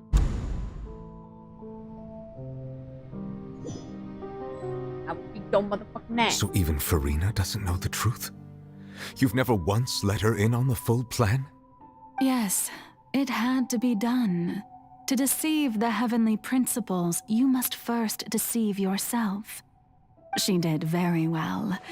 If she had let her resolve falter even once in these 5 centuries, Fontaine would have been doomed to the most tragic fate.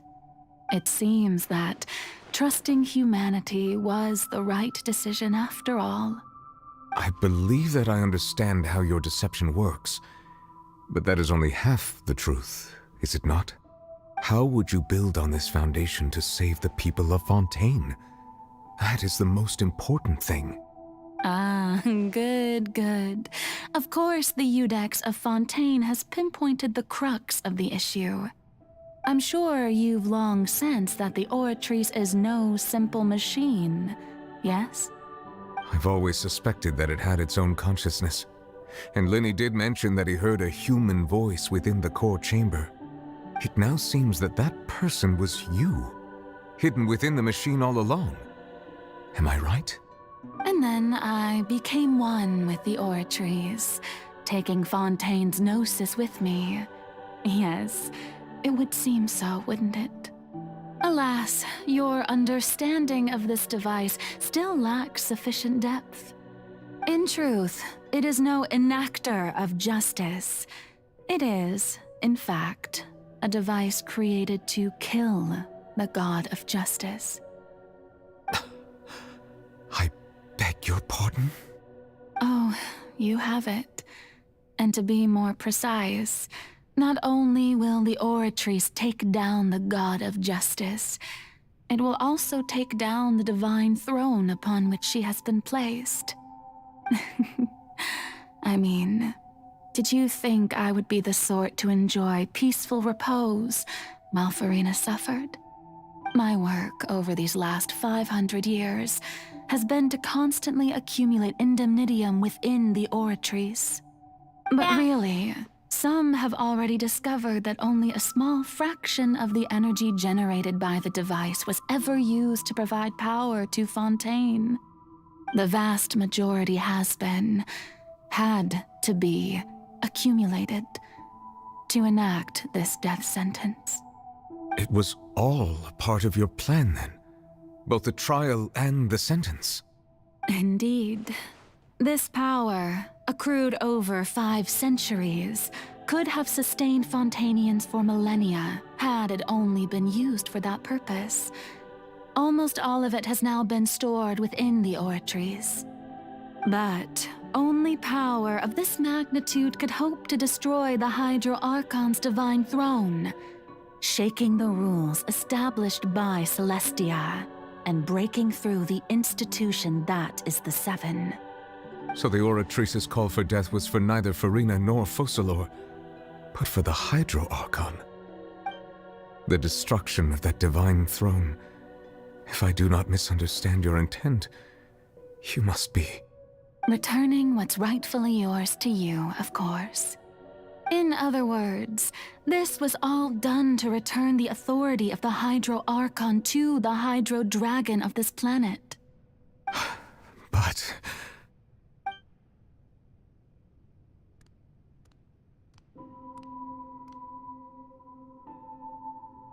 Oh, what? Getting sad again, are we? The authority of the ancient dragons shall soon be yours once more, O Hydro Dragon Sovereign. And this is the face you make. all you've done throughout the years is just so you can sacrifice yourself at the very end. I've never quite seen it that way, you know. Even now, I'm quite pleased at how well my deception worked.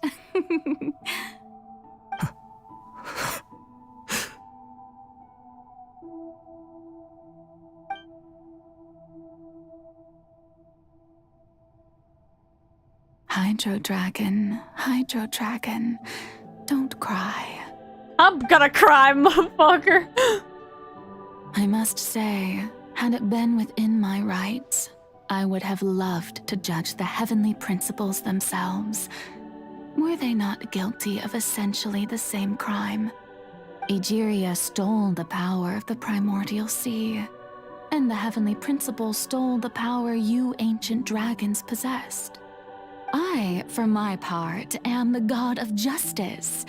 And is it not just that your original powers should be returned to you? Speaking of justice, I have always believed that justice lies in the process of pursuing human existence itself. So, if the theft of the primordial sea's might was Fontaine's original sin, then, leaving matters of procedural right and wrong aside, the descent of the Fontainians as humans and their right to exist in this world would be Fontaine's original justice. In other words, existence was Egeria's justice, and to me, justice is the continuation of that existence. Defying the prophecy and ensuring that Fontaine's people shall live on, that should be the justice enthroned over all others. At this point, we, Whether it be myself or all other Fontainians, have shouldered the burden of this sin for far too long. Iudex Neuvillette, the highest judge in our land, when you regain your full power as an elemental sovereign, what verdict shall you pass upon us? So when I was invited to the court of Fontaine to serve as Iudex, I see now that that was your idea too. At last, I now understand the true purpose behind this position. In the beginning, I was uninterested in human existence. But these 5 centuries of living alongside them have gradually brought about mutual understanding between us. And I have even attempted to feel as they feel. You are a devious one, Fussalor. Things being as they are, surely you know that I could never declare them to be guilty. Why? Why? My poor wife. The hour of my execution is almost here. For the sinner, the curtain call has come. I know I may not sound it, but faced with death, I find myself a little afraid. Perhaps this is one thing both gods and humans have in common.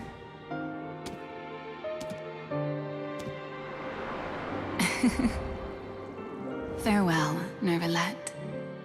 I hope you've enjoyed the part you played these 500 years. My fucking wife!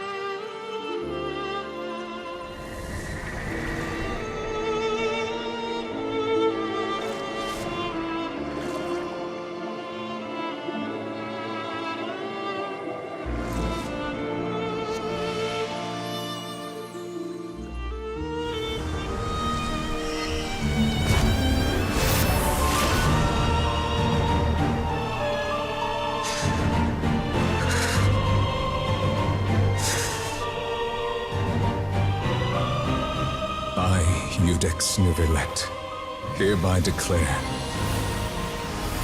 people of Fontaine, your sins are forgiven.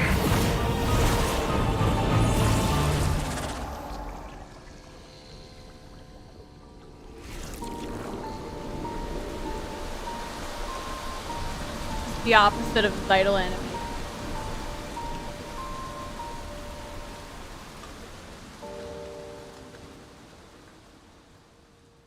But it's not over yet. We still have the whale problem. And work to deal with. What just happened? Has the death sentence been carried out? Was that bright light some sort of misdirection? I have a feeling that something huge just happened. But since we're all still alive and haven't been dissolved, I assume whatever happened was good for us. It's time to end this. We must mete out punishment to that beast. But didn't you say just a moment ago that it can't be defeated? I have gained the strength sufficient to deal with it. Through certain means, I now have the ability to separate the power of the primordial sea from that creature. We should seize the opportunity to pursue our quarry. Traveler, now that the oratories can no longer function, I require an executor to help me mete out justice. The root of the calamities befalling Fontaine, the beast that enacts the prophecy. Its name is the all-devouring narwhal. Come with me, traveler. The hour of execution has come. Time to go fuck it up. I'm coming for your ass, Skirk. I thought that was motherfucking Wanderer for a second. Wait, was that?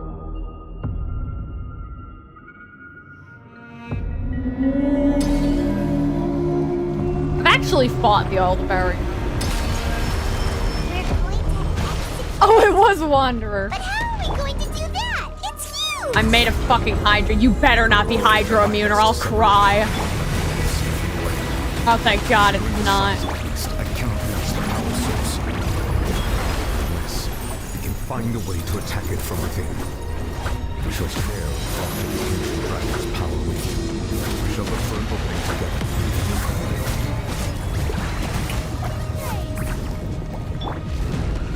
I hate fighting. I fucking hate fighting the goddamn all-devouring narwhal.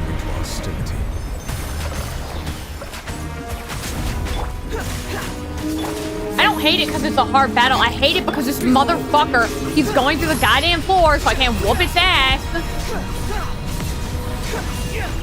I don't think I have to fully finish this thing.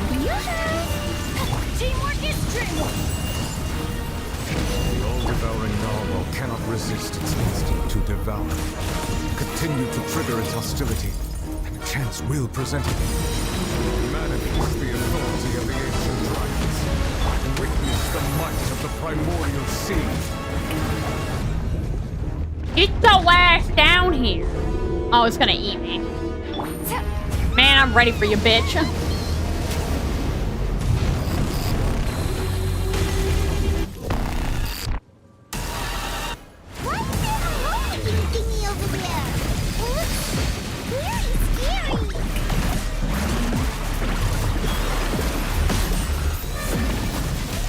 Floor players are quaking in their boots right now.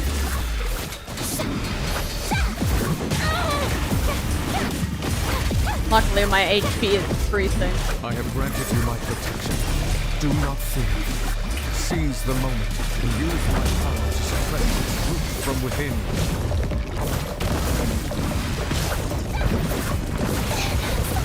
Quietly now. Gotcha. I will say this is a lot harder than the actual, like...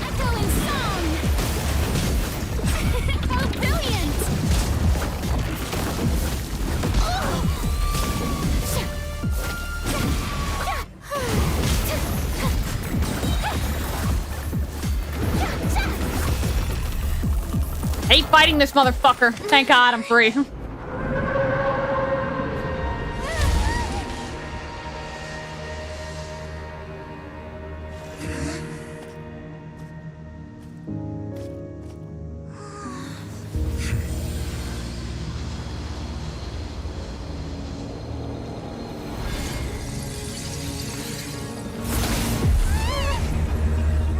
Damn you, Skirk.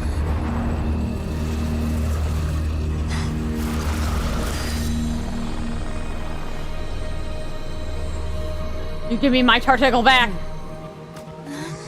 You give me my fucking Tartigle. Tartigle! Not my Tartigle! Hey, give that bitch back. You give me my fucking Tartigle back, bitch. I need that Thanks shit. for helping with the cleanup. It should have been my job, but oh well. It was just supposed to be a short private training session for me. I didn't think that my disciple and my master's pet would start brawling in the meantime. Well, actually, I had a feeling that it would happen at some point, but they bumped into one another earlier than I thought. What a blunder. I suppose I'll have to swing my sword 3 million times as penance. That power. Who are you exactly? Paimon has an idea. From what she said earlier, she must be Child's master. Skirk, right? It's just that he gave us the impression that she was the less talkative person. I simply did not have anything to say to the weak. But you, on the other hand, managed to defeat the all-devouring narwhal without using power from beyond this world. So you may speak to me as equals. I have to agree. It's a strange use of a planet's primordial waters just to raise an all-devouring narwhal. That kind of power is wasted on it. It's not cooperative, it eats too much, and I have more important things to do with my time than pet sitting. The only thing that creature has going for it is its looks. All in all, it fails as a pet. Miss Skirk? I think you might have missed the point. The point being? Well, being that this pet almost destroyed an entire nation. So what sort of person is your master? Well, child's master's master. Wait, is that right? Oh, right. So you don't know him. Sorry, I assumed you did. His name is Sir Taloji. Oh, I've never heard of him. I am unfamiliar with that name. Huh. So Master isn't sufficiently famous. How should I describe him then? Have you heard of the name The Foul? The Foul? Foul Legacy? Still nothing? Well, how about the Visionary? Oh, Rhine Better Daughter! familiar, then? Or Gold Rhine Daughter? Ooh, that one we've heard. Rhine Daughter's part of the Hexen Circle. She's Albedo's mom, right? Oh, so you do know that name. To be honest, I also heard all of those names and titles from my master. I don't actually know them either. But I suppose you understand now, yes? My master is likely a similar sort to Rhine Daughter. They are both pursuing some form of perfection. Wait, didn't you also mention a visionary person? Paimon didn't quite catch their name. Actually, never mind that. I believe it expedient to inform you that the all-devouring narwhal used up nearly all its strength fighting you. Such roiling hydro energies will prove difficult for the planet's deep seas to digest. As such, the Fontaine back on the surface has most likely been thrown into chaos. In other words, the prophecy that you've been fretting over should now be in full swing. What?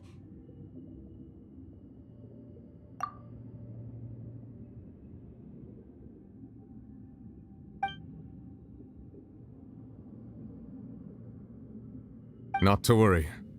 Focalor has already managed to deceive the heavenly principles.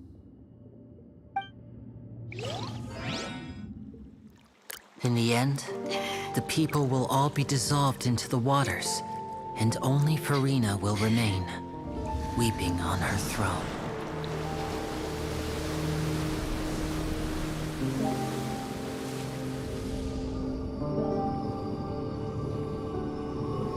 Only then will the sins of the people of Fontaine be washed away.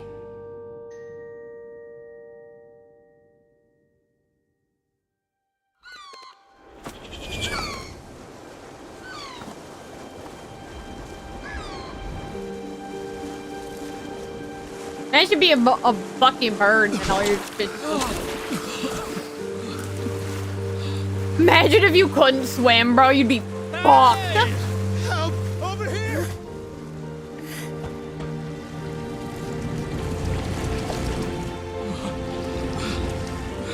It sucks that the people from that primordial sea can't be brought back, even though their sins are forgiven. Yo, if they're just technically oceanids, how come we can't just, like, return them back into people? Like, why not? Yeah, they look like little ants. Presley, you fucking excessive motherfucker. Spent a lot of money on that damn ship. So how did you not get thrown overboard in that? All hands initiate emergency rescue. You look cool as fuck, though. You got the people grabbers! Well, they got the people grabbers. Hurry! They got the people grabber. The people gripper 9000. Damn, that kid got more climbing strength than me.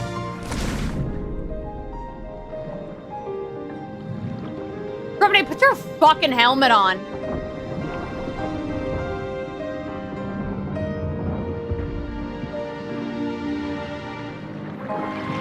Whoever you're saving, there's no way they're... How are they not fucking dead? Does everyone just have immunity? Oh yeah, they're fucking like hydro mimics. Well, I mean, they're still technically humans. Look, they like the water's receding. It's fucking like... I don't know.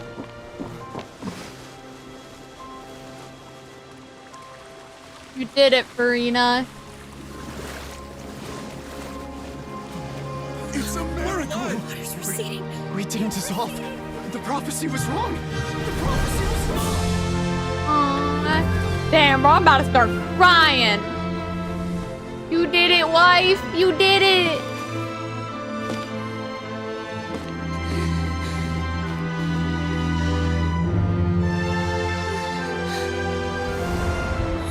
Are you alright?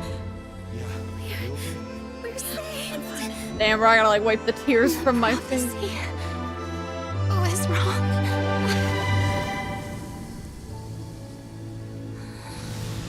Did it, Farina.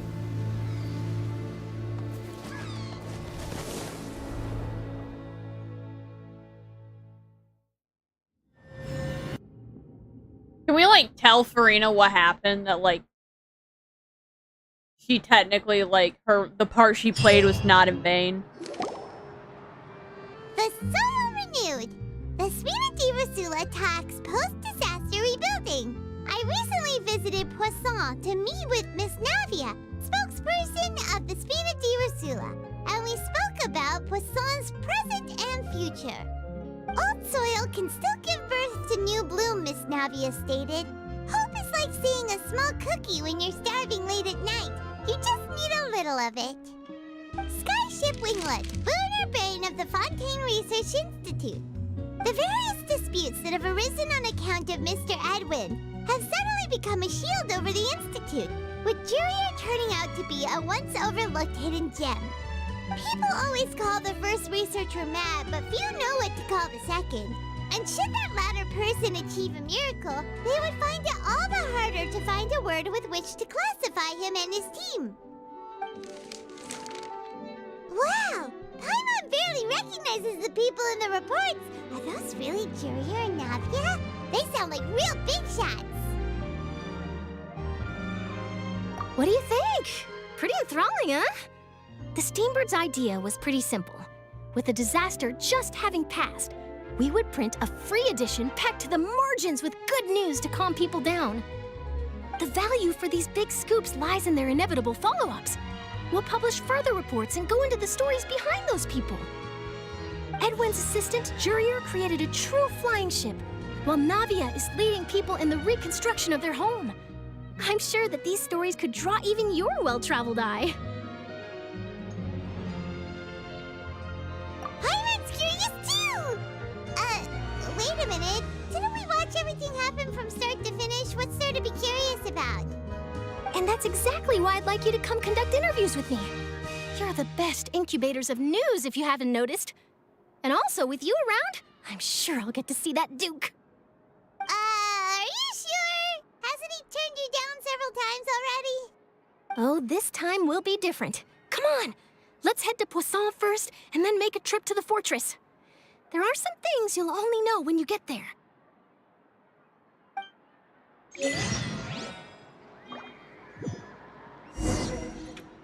Alright, I'm gonna quickly run to the bathroom. Oh yeah, wait, we're going to Poisson? I thought we were going to like fucking somewhere else. I don't know, maybe like Dr. Skipper. Okay, I'm going to the bathroom. Yeah, that's like third time.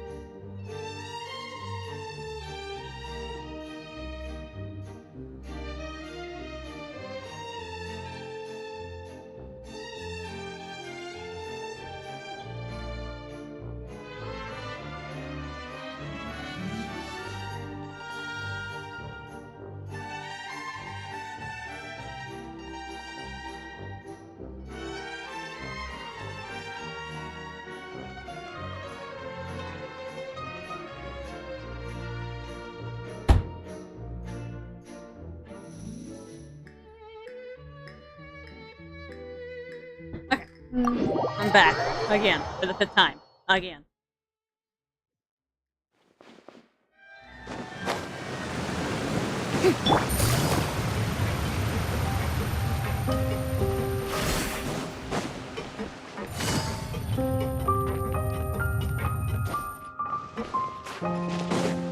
Hello, weird Fatui human.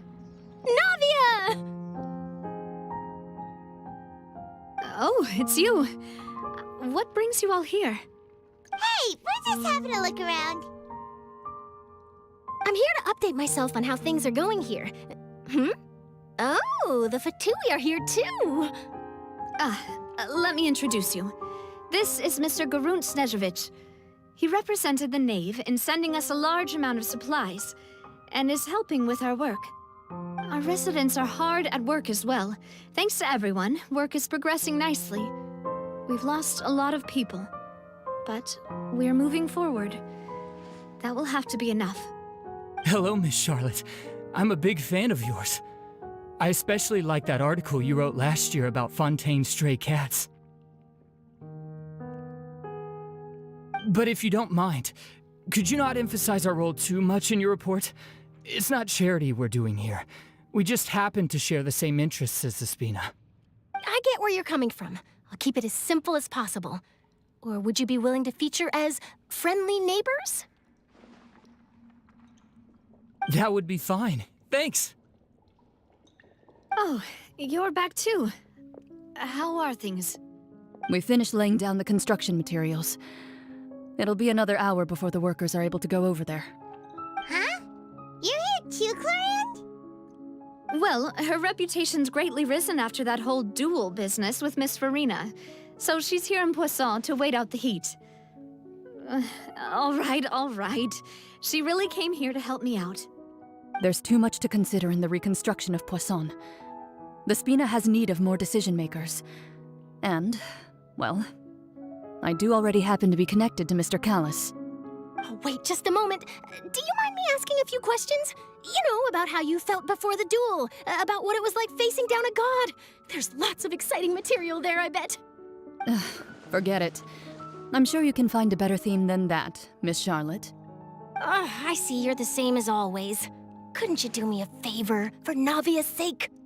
Well, if we're talking about doing things for my sake, you might as well just take a few more photos of me. Or of the Traveler. It's better than wasting time persuading Clorand, at any rate. Of course I will. I'm not gonna let her off that easy. All right, then everyone who wants to be in the photo, gather up. And smile. How did it go? Was it a good shot? Did Paimon look cute in it? Very adorable. Not bad. Your addition really helped the composition of the picture. All right, hang on a moment. Let me snap a few more shots.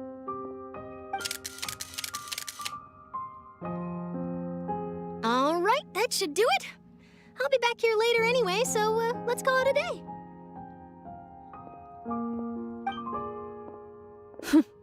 You're very quick. Speed is of the essence when it comes to the news, and freshness is the key. Also, not to brag, but I'm pretty good at building connections. Who knows? I might eventually get that interview with you after all, Miss Clorand.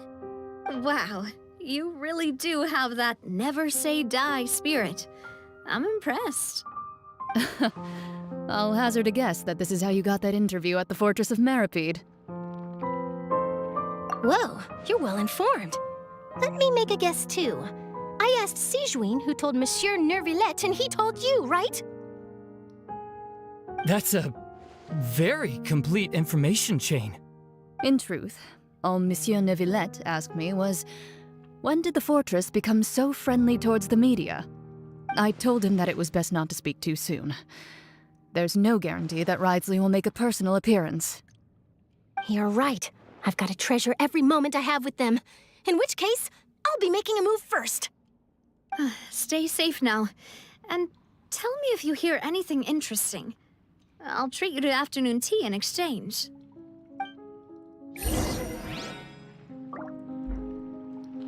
Anything good to say, Navia? You seem curious about the fortress. Of course. That Ridesley. I still remember going down to the fortress to grill him for information on my father's case. Boy, did he take me for a ride. Without telling me anything, of course. But he did invite you to tea, didn't he? 2 large pots of it, in fact. It was good tea, though. I have to agree. The tea there is very good. He has too much tea. Speaking of that, would you like to have some today? I mean, you've got time, right? Well, I'd be partial to some shortbread. Wow, it's like we've got a menu or something. Sure. Good. What flavor of biscuits would you like, Mr. Snezhovich? Me? I'm fine with anything. But I would prefer chocolate, should you have it. All right. Leave it to me. I'll go over the newly arrived supplies with you later, Mr. Snezhovich. We should be able to finish the preparatory work today. That works great for me. Huh. Is it just me, or did you get a new lipstick? I did. It was a gift from Sigewin. Want to give it a try? I think the color would suit you, too. I'm starting to see why everyone calls you guys lesbians. You are not helping your case. At all. Like, period.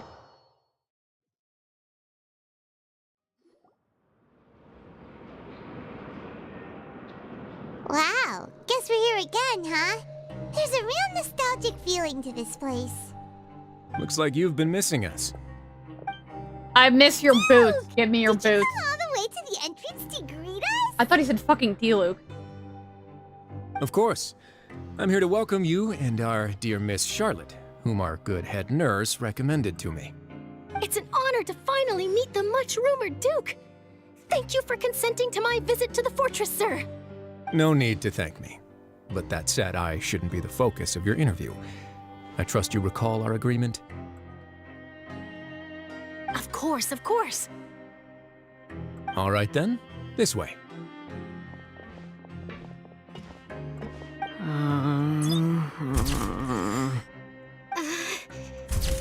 They're both camera shy as fuck. Hey, no need to be so nervous. I've already taken all the photos we need. Miss Charlotte, do these pictures really need to be published on the cover of the Steambird? It would seem that Miss Lorvine doesn't want her face to appear beside that of Mr. Jurier, Sir, please don't say things like that. But it looks like dear Mr. Jurier denies it. Might this interview be very important to you then? No, I just... This is my first time being interviewed, and I'm very thankful to the Steambird for... Now, I might not look it, but I actually did meet Mr. Edwin once. And I'll be honest, I enjoyed chatting with you more. You've definitely got more of that genius vibe going on. The boat that brought about a miracle, the ark that saved the people. Why, you recreated a myth back there, like an emissary of legend. Still, if I might ask, where's that flying ship now? Huh! Looks like Charlotte's trying to get herself another exclusive scoop. I have to apologize, but that ship is presently in the bowels of our factory. I'm afraid it won't be easy for you to get a shot of it. Really? Well, then in that case, could I have an interview with you to make up for that loss? God damn it, Charlotte. You already know my answer, I'm afraid. Best you interview our head nurse instead. Or perhaps you'd like to take another photo of this couple of researchers? Did you really have to use the word couple? Well, then, 2 solo photos will do. Is my hair messed up? Please, someone help me have a look. Things sure are getting pretty lively here. We've seen this kind of thing before. Oh, seems like everyone's here. Would any of you like to try this new drink I came up with? Run! Ah, Sigewin. Hey, Miss Charlotte. Why don't you, take some pretty photos of our head nurse? Sure. Come on, Miss Sigewin, over this way. Let's find a brighter spot. Huh? Sure. Do I have to smile? So, how have things been at the fortress?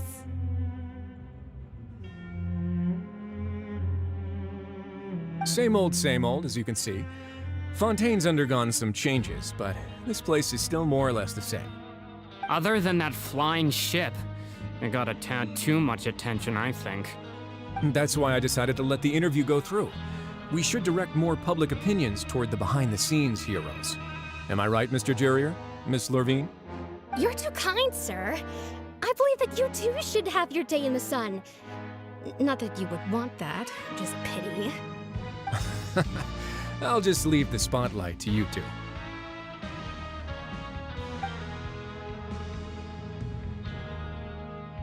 I see.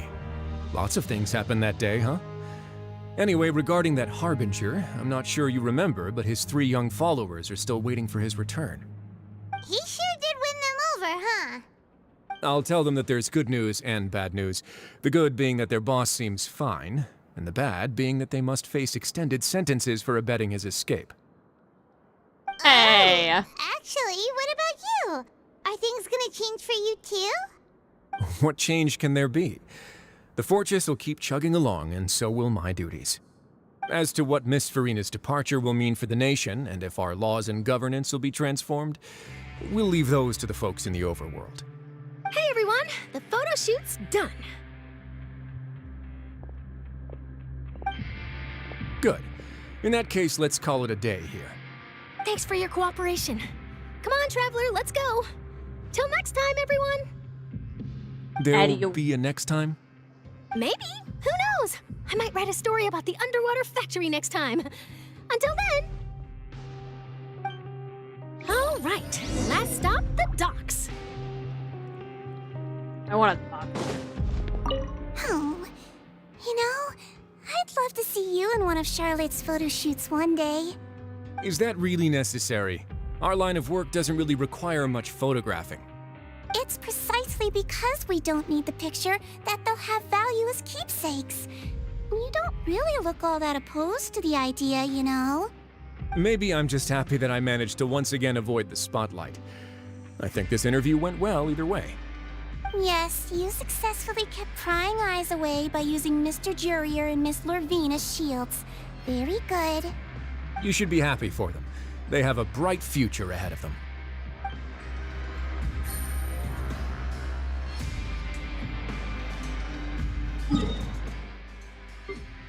I'm heading over to the dock now. I get to go talk with Linny and Lynette. And I think a little bit with the Knave, and then I have to go talk to... I'm jumping off the fucking building. I am not sitting through that slow goddamn elevator. I am jumping my ass off this building.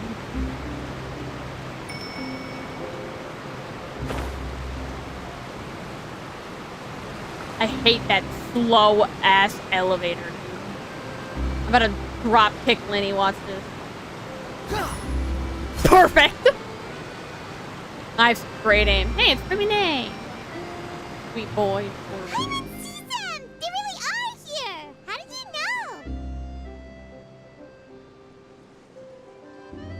know? Navia mentioned that she stayed in touch with Linny and the others after working together. Apparently, they've been at the docks distributing these strange pockets the whole time since. Traveler, Paimon. Ah, and Miss Charlotte, too. Would you like a magic pocket? What sort of gadget is it? It's a wondrous bag that can be used to carry many things. The water level has returned to normal, but if you see any of your things floating around, you can use this to carry them. Or you could trick a friend into doing it for you. Trick a friend? I wonder which of my friends would fall for that. Don't fucking glare at me. Who you think you looking at? You could just make a friend like Fremine here. Isn't that right, Fremine? Is this what you meant by, I'll help you make some more friends? To be honest, that sounds pretty sweet. Could I have your contact, please? Sure. Please, write down my address. Wait, I just realized. You sure are working hard to help Fremine socialize. I'm dumb as shit. He's wearing a scuba diving suit and a coat over it. He was the one who proposed just doing now this. realized. He even wants to assist in our magic shows. Yes, I was planning to first introduce Pear as an assistant, and later Fremine himself. In the future, I think we can leave underwater escape magic to him too. That said, would anyone want to see a diver escape underwater? Oh, it'll work out. Every journey begins with the first step. He'll become a part of our show eventually. Lynette, could you come over? Miss Charlotte says she wants to take a picture of us. Got it. My, that Charlotte is rather perceptive. She got rid of everyone the moment she realized I had something to say to you. So, how have things been, Traveler? Father says that you did a great deal during the latest events. She's very grateful for your contributions to Fontaine. That's all right. We were more than happy to help.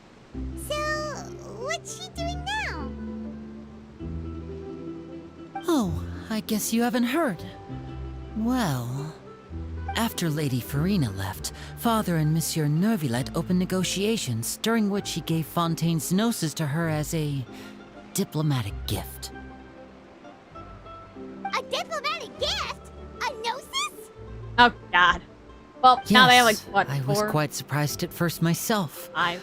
But when I thought it over, there were actually a number of things going for it. It could have been done as an apology for the incident with Lord Child, or as thanks for his help in tying the all-devouring narwhal down. Furthermore, Father did also lend significant aid to Fontaine and Poisson. That's true, but this is a gnosis we're talking about. Doesn't this seem a bit irresponsible? I would agree, but I've also heard that it seems that Monsieur Neuvillette has had a significant change of heart regarding the matter. So there's some reason for this that only Neuvillette knows about? I suspect you'll have to ask him about that yourself. Ah, yes, speaking of which, I did see him strolling around the entrance to the Fortress of Meripede a while back. Isn't he real busy and stuff? Paimon didn't think he'd have the time for that. You'd be surprised. But back to the topic. The gnosis was given to the knave, right? What about Child?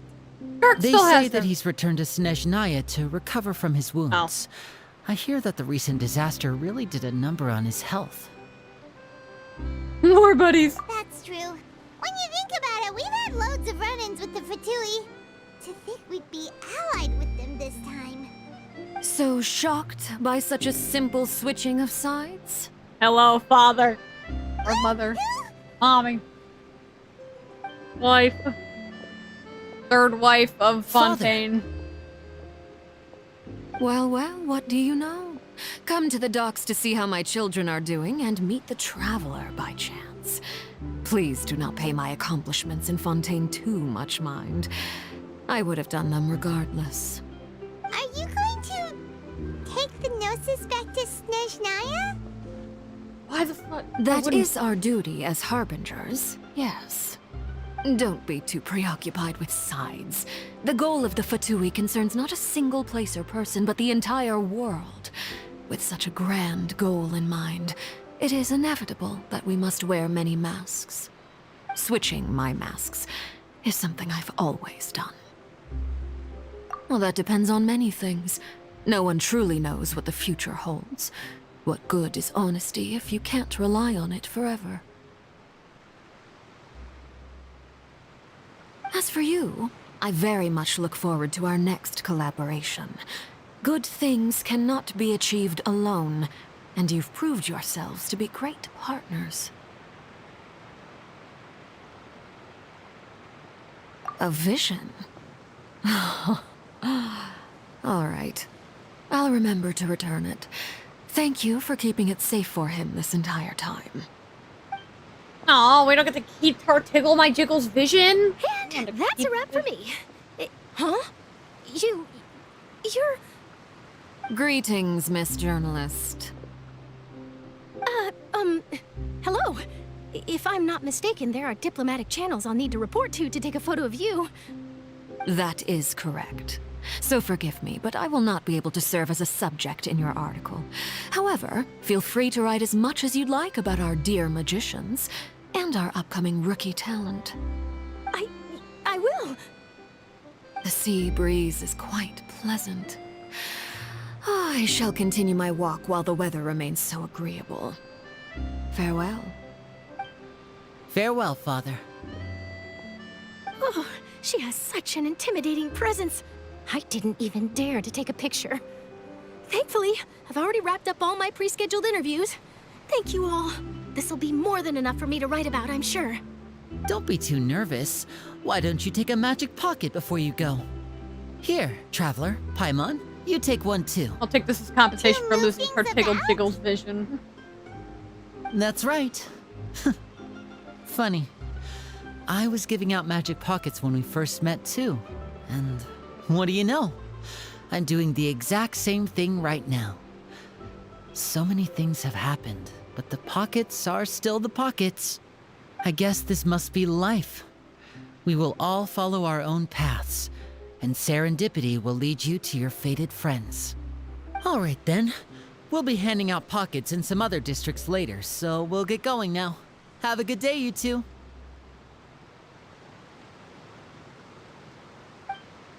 Well, guess we sent Charlotte, huh? Shall we go see how Nivelette's doing? As long as he's not so busy that he doesn't have time to chat anyway. I had to wait for her to shush. Oh yeah, the opera epiclese is over here. I'm not very good with Fontainian names. I struggle. I struggle with a lot of names in this game. Pretty sure it's the opera epiclese. Opera epiclese. Please? Opera epiclese? Opera epiclese. I'm close, kinda. The entrance to the fortress! Dude, someone's got me killed, you fucking ass! You fucking ass! The game just tried to kill me! And this is where we end the quest. I'm actually talking to him.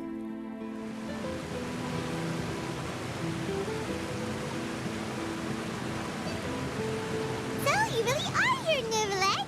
Paimon didn't think you were going to have free time this hour of the day. Really? Oh, I suppose you must have met Mr. Linney. He took the time to greet me earlier when he passed this way. In any case, you came at a good time. I was just considering reaching out to you to set up a meeting, so I may explain some things that I haven't had the time to before. Aw, Paimon's glad that you remembered. Thank you for keeping us on your mind, what with you being busy and all. Alright, let's have it then. How was Fontaine actually saved? The whole business is still quite the mystery to us. It is strange how words can often leave a bitter taste in the mouth when it finally comes time to say them out loud.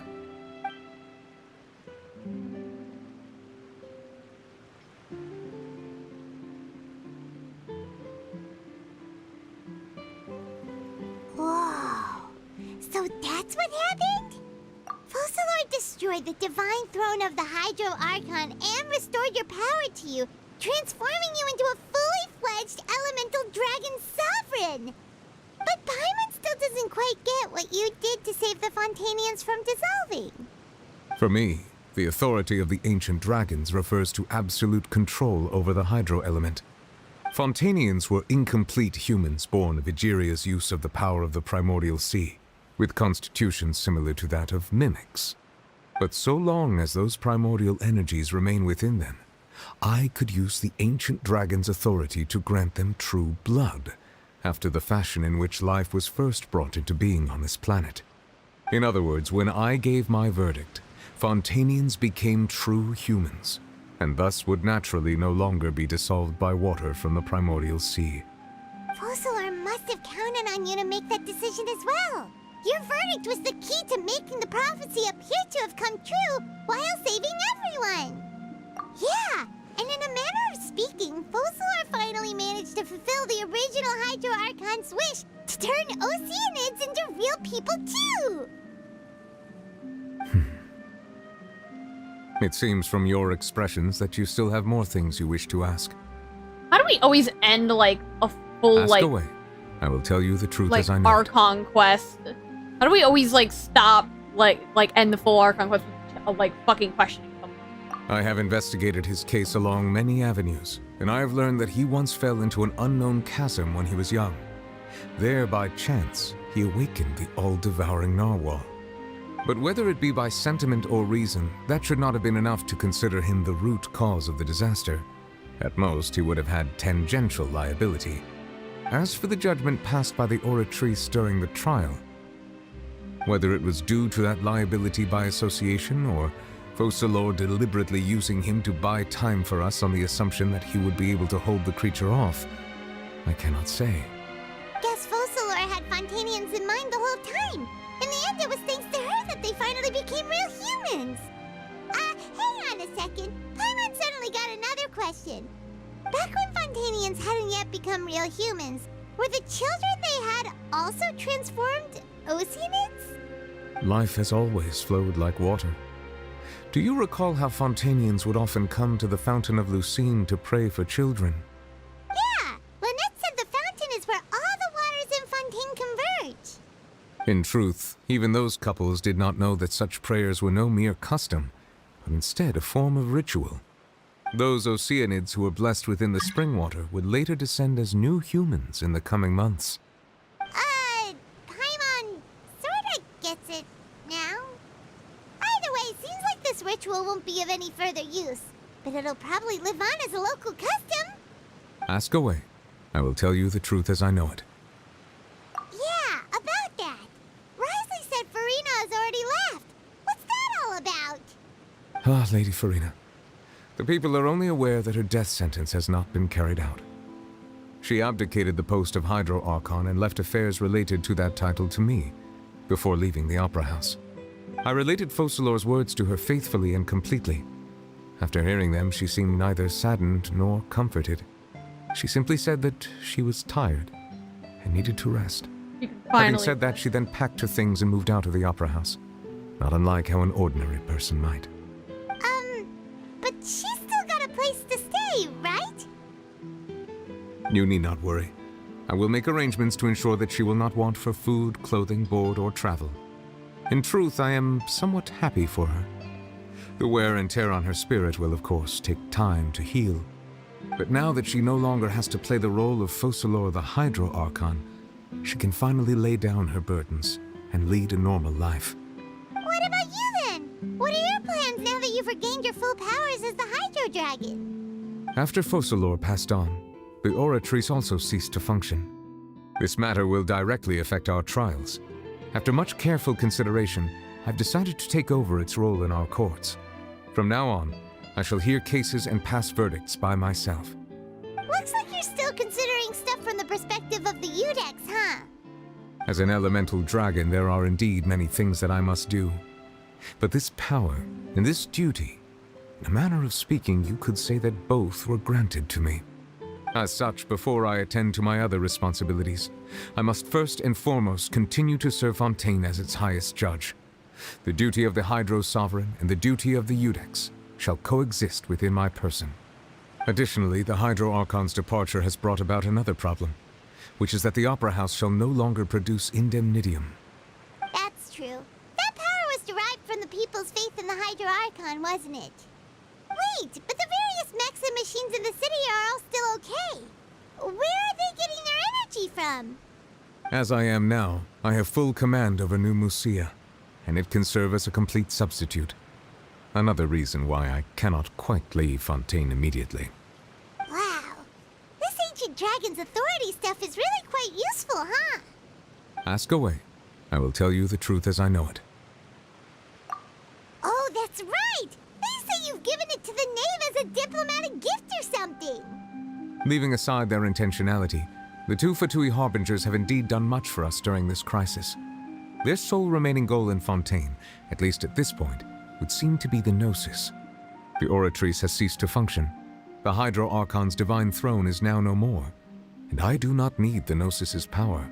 That'd be really funny if you did use it, though. As such, it has lost all meaning for Fontaine. If the Fatui have impure designs, then we might as well accede to their request now, and avoid unnecessary conflict. What complicated considerations! Paimon thought you were just giving it to them out of gratitude to the knave and as an apology to Child. Ask away. I will tell you the truth as I know it. You will soon be heading to Natlan, I presume? What's not? I'm afraid that I have What is little that? talent as a travel guide, so all I can do is tell you what I know about that land. As far as I'm aware, Natlan can be said to be a nation of dragons. A nation of dragons? You mean like you? No, I suspect that I would not find myself welcome there. Unlike ancient dragons such as myself, the dragons of Natlan have undergone long years of development and evolution. Large numbers of them have entered a form of coexistence with humanity. Natlan is also the nation of war. War ravages those lands like an undying flame. There is one other piece of information I got incidentally from my negotiations with the Knave that I believe may be useful to you. The Harbinger known as the Captain has thrown his hat into the endless ring of war. The captain. Sounds like a real tough customer. Seriously, everywhere you look, there's a Fatui Harbinger doing their thing. Is the I captain the dude suggest with that the you black fully hat? prepare yourself before going to Natlan. In the meantime, Fontaine's doors will always be open to you. Even though we didn't Ask away. do I will shit. tell you the truth as I know it. Hang on a sec. Paimon still got a question about the Gnosis. When we spoke to Linny earlier, he mentioned that your attitude towards giving away the Gnosis had clearly changed. We guessed that there might be some reason for it that only you were aware of. No wonder the House of the Hearth is the Fatui's intelligence division. They are certainly sharp. So regarding this specific issue, I was just getting ready to share something with you. What is it? In truth, I exchanged some further words with that lady named Skirk after sending you two back to the surface. It went something like this.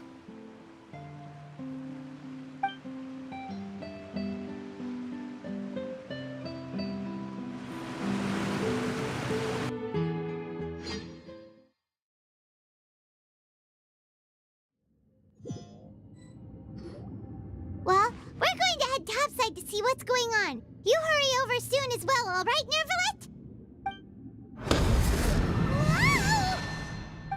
What next?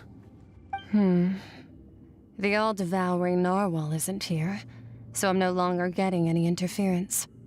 I can finally catch the scent of your power, what it's made of. It is the authority of the planet's primordial dragons, but with something very similar to a god's curse mixed in. It's quite a novel blend. I'm sure I've encountered something like this before. What was it again? I do not know what you speak of. Of course. How could I forget? You should have the remains of the third descender on your person, yes? Remains? I've never heard of any such thing. According to your parlance, I believe it may be called a gnosis. Well, that much is true. After Focalor's divinity faded, she handed her gnosis to me. But I fear I have never heard of it described in the manner that you just did. I've been training with my master, the Foul, ever since I was young, and I have never returned to the surface since. So most of the information I possess, I got from him. It is only natural for those who are greater than humanity to possess a different sort of common sense, which is why there are so many problems in our attempts to communicate with humans. Regardless, you should probably get rid of objects of misfortune to prevent any disasters from befalling you. To live in itself is a blessing. But once a person dies, the bonds he once had with this world shall all turn to curses. What do you mean by that? No need to fret. These are just my personal thoughts, and my reason for no longer wishing to return to the surface. This third descender you refer to, who are they? And when did they die? Master never mentioned them to me. Perhaps it just wasn't that important for me to know. If you're interested, though, I could ask him. I'll be sure to pass the answer on to you next time. Next time? You believe we will meet again? I do. Wait. I have a disciple of my own, don't I? He can be the messenger then.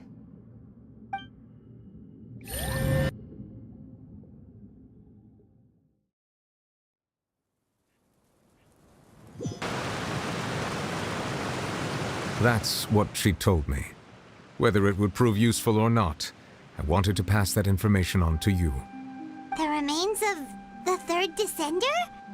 So that's what the no-sees actually are. Paimon just thought they looked like chess pieces. How could they be a person's remains? All the same, assuming that there was no misunderstanding or special metaphor at play, that is what she meant to say. And she said that it would bring misfortune and that you should check it, which is why you gave it to the Fatui. If she speaks the truth, then I would simply be putting Fontaine at unnecessary risk by keeping it here.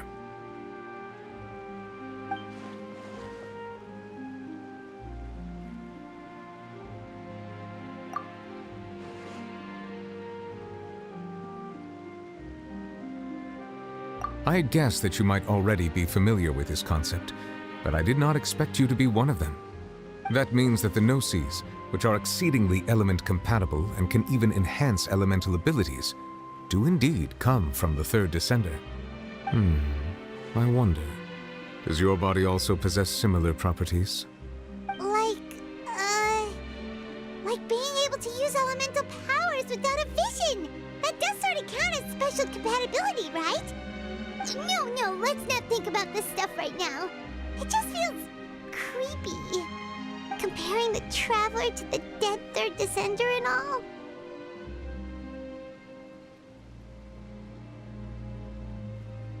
That's what you say, but this topic still feels like bad luck.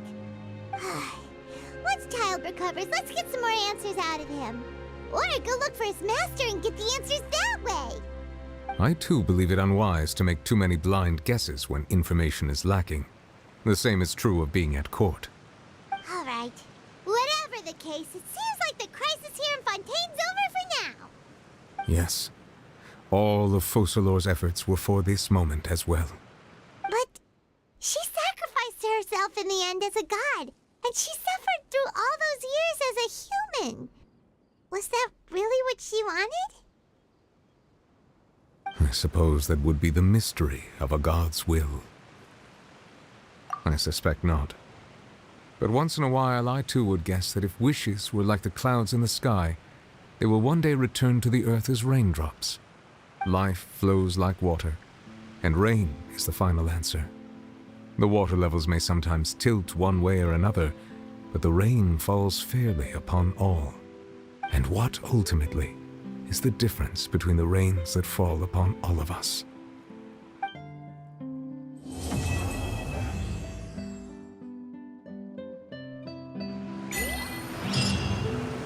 Damn. Oh, hi. It seems from your expressions that you still have more things you wish to ask. God. Ask away. I will tell you the truth as I know it. Oh, okay. I suggest that you fully Well, that's everything. She's so short compared to it's funny. I'll leave the... Wait, hold on. Do I have enough to do a 10 way? I'm probably poor. Where money? Where money? I'm poor. I'm poor. Where money?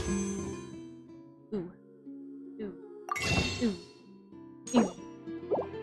Ooh. Fuck. No monies. No monies. Am poor. No monies. Oh. Boring! Bye everyone. Have a good day. I'll see you all.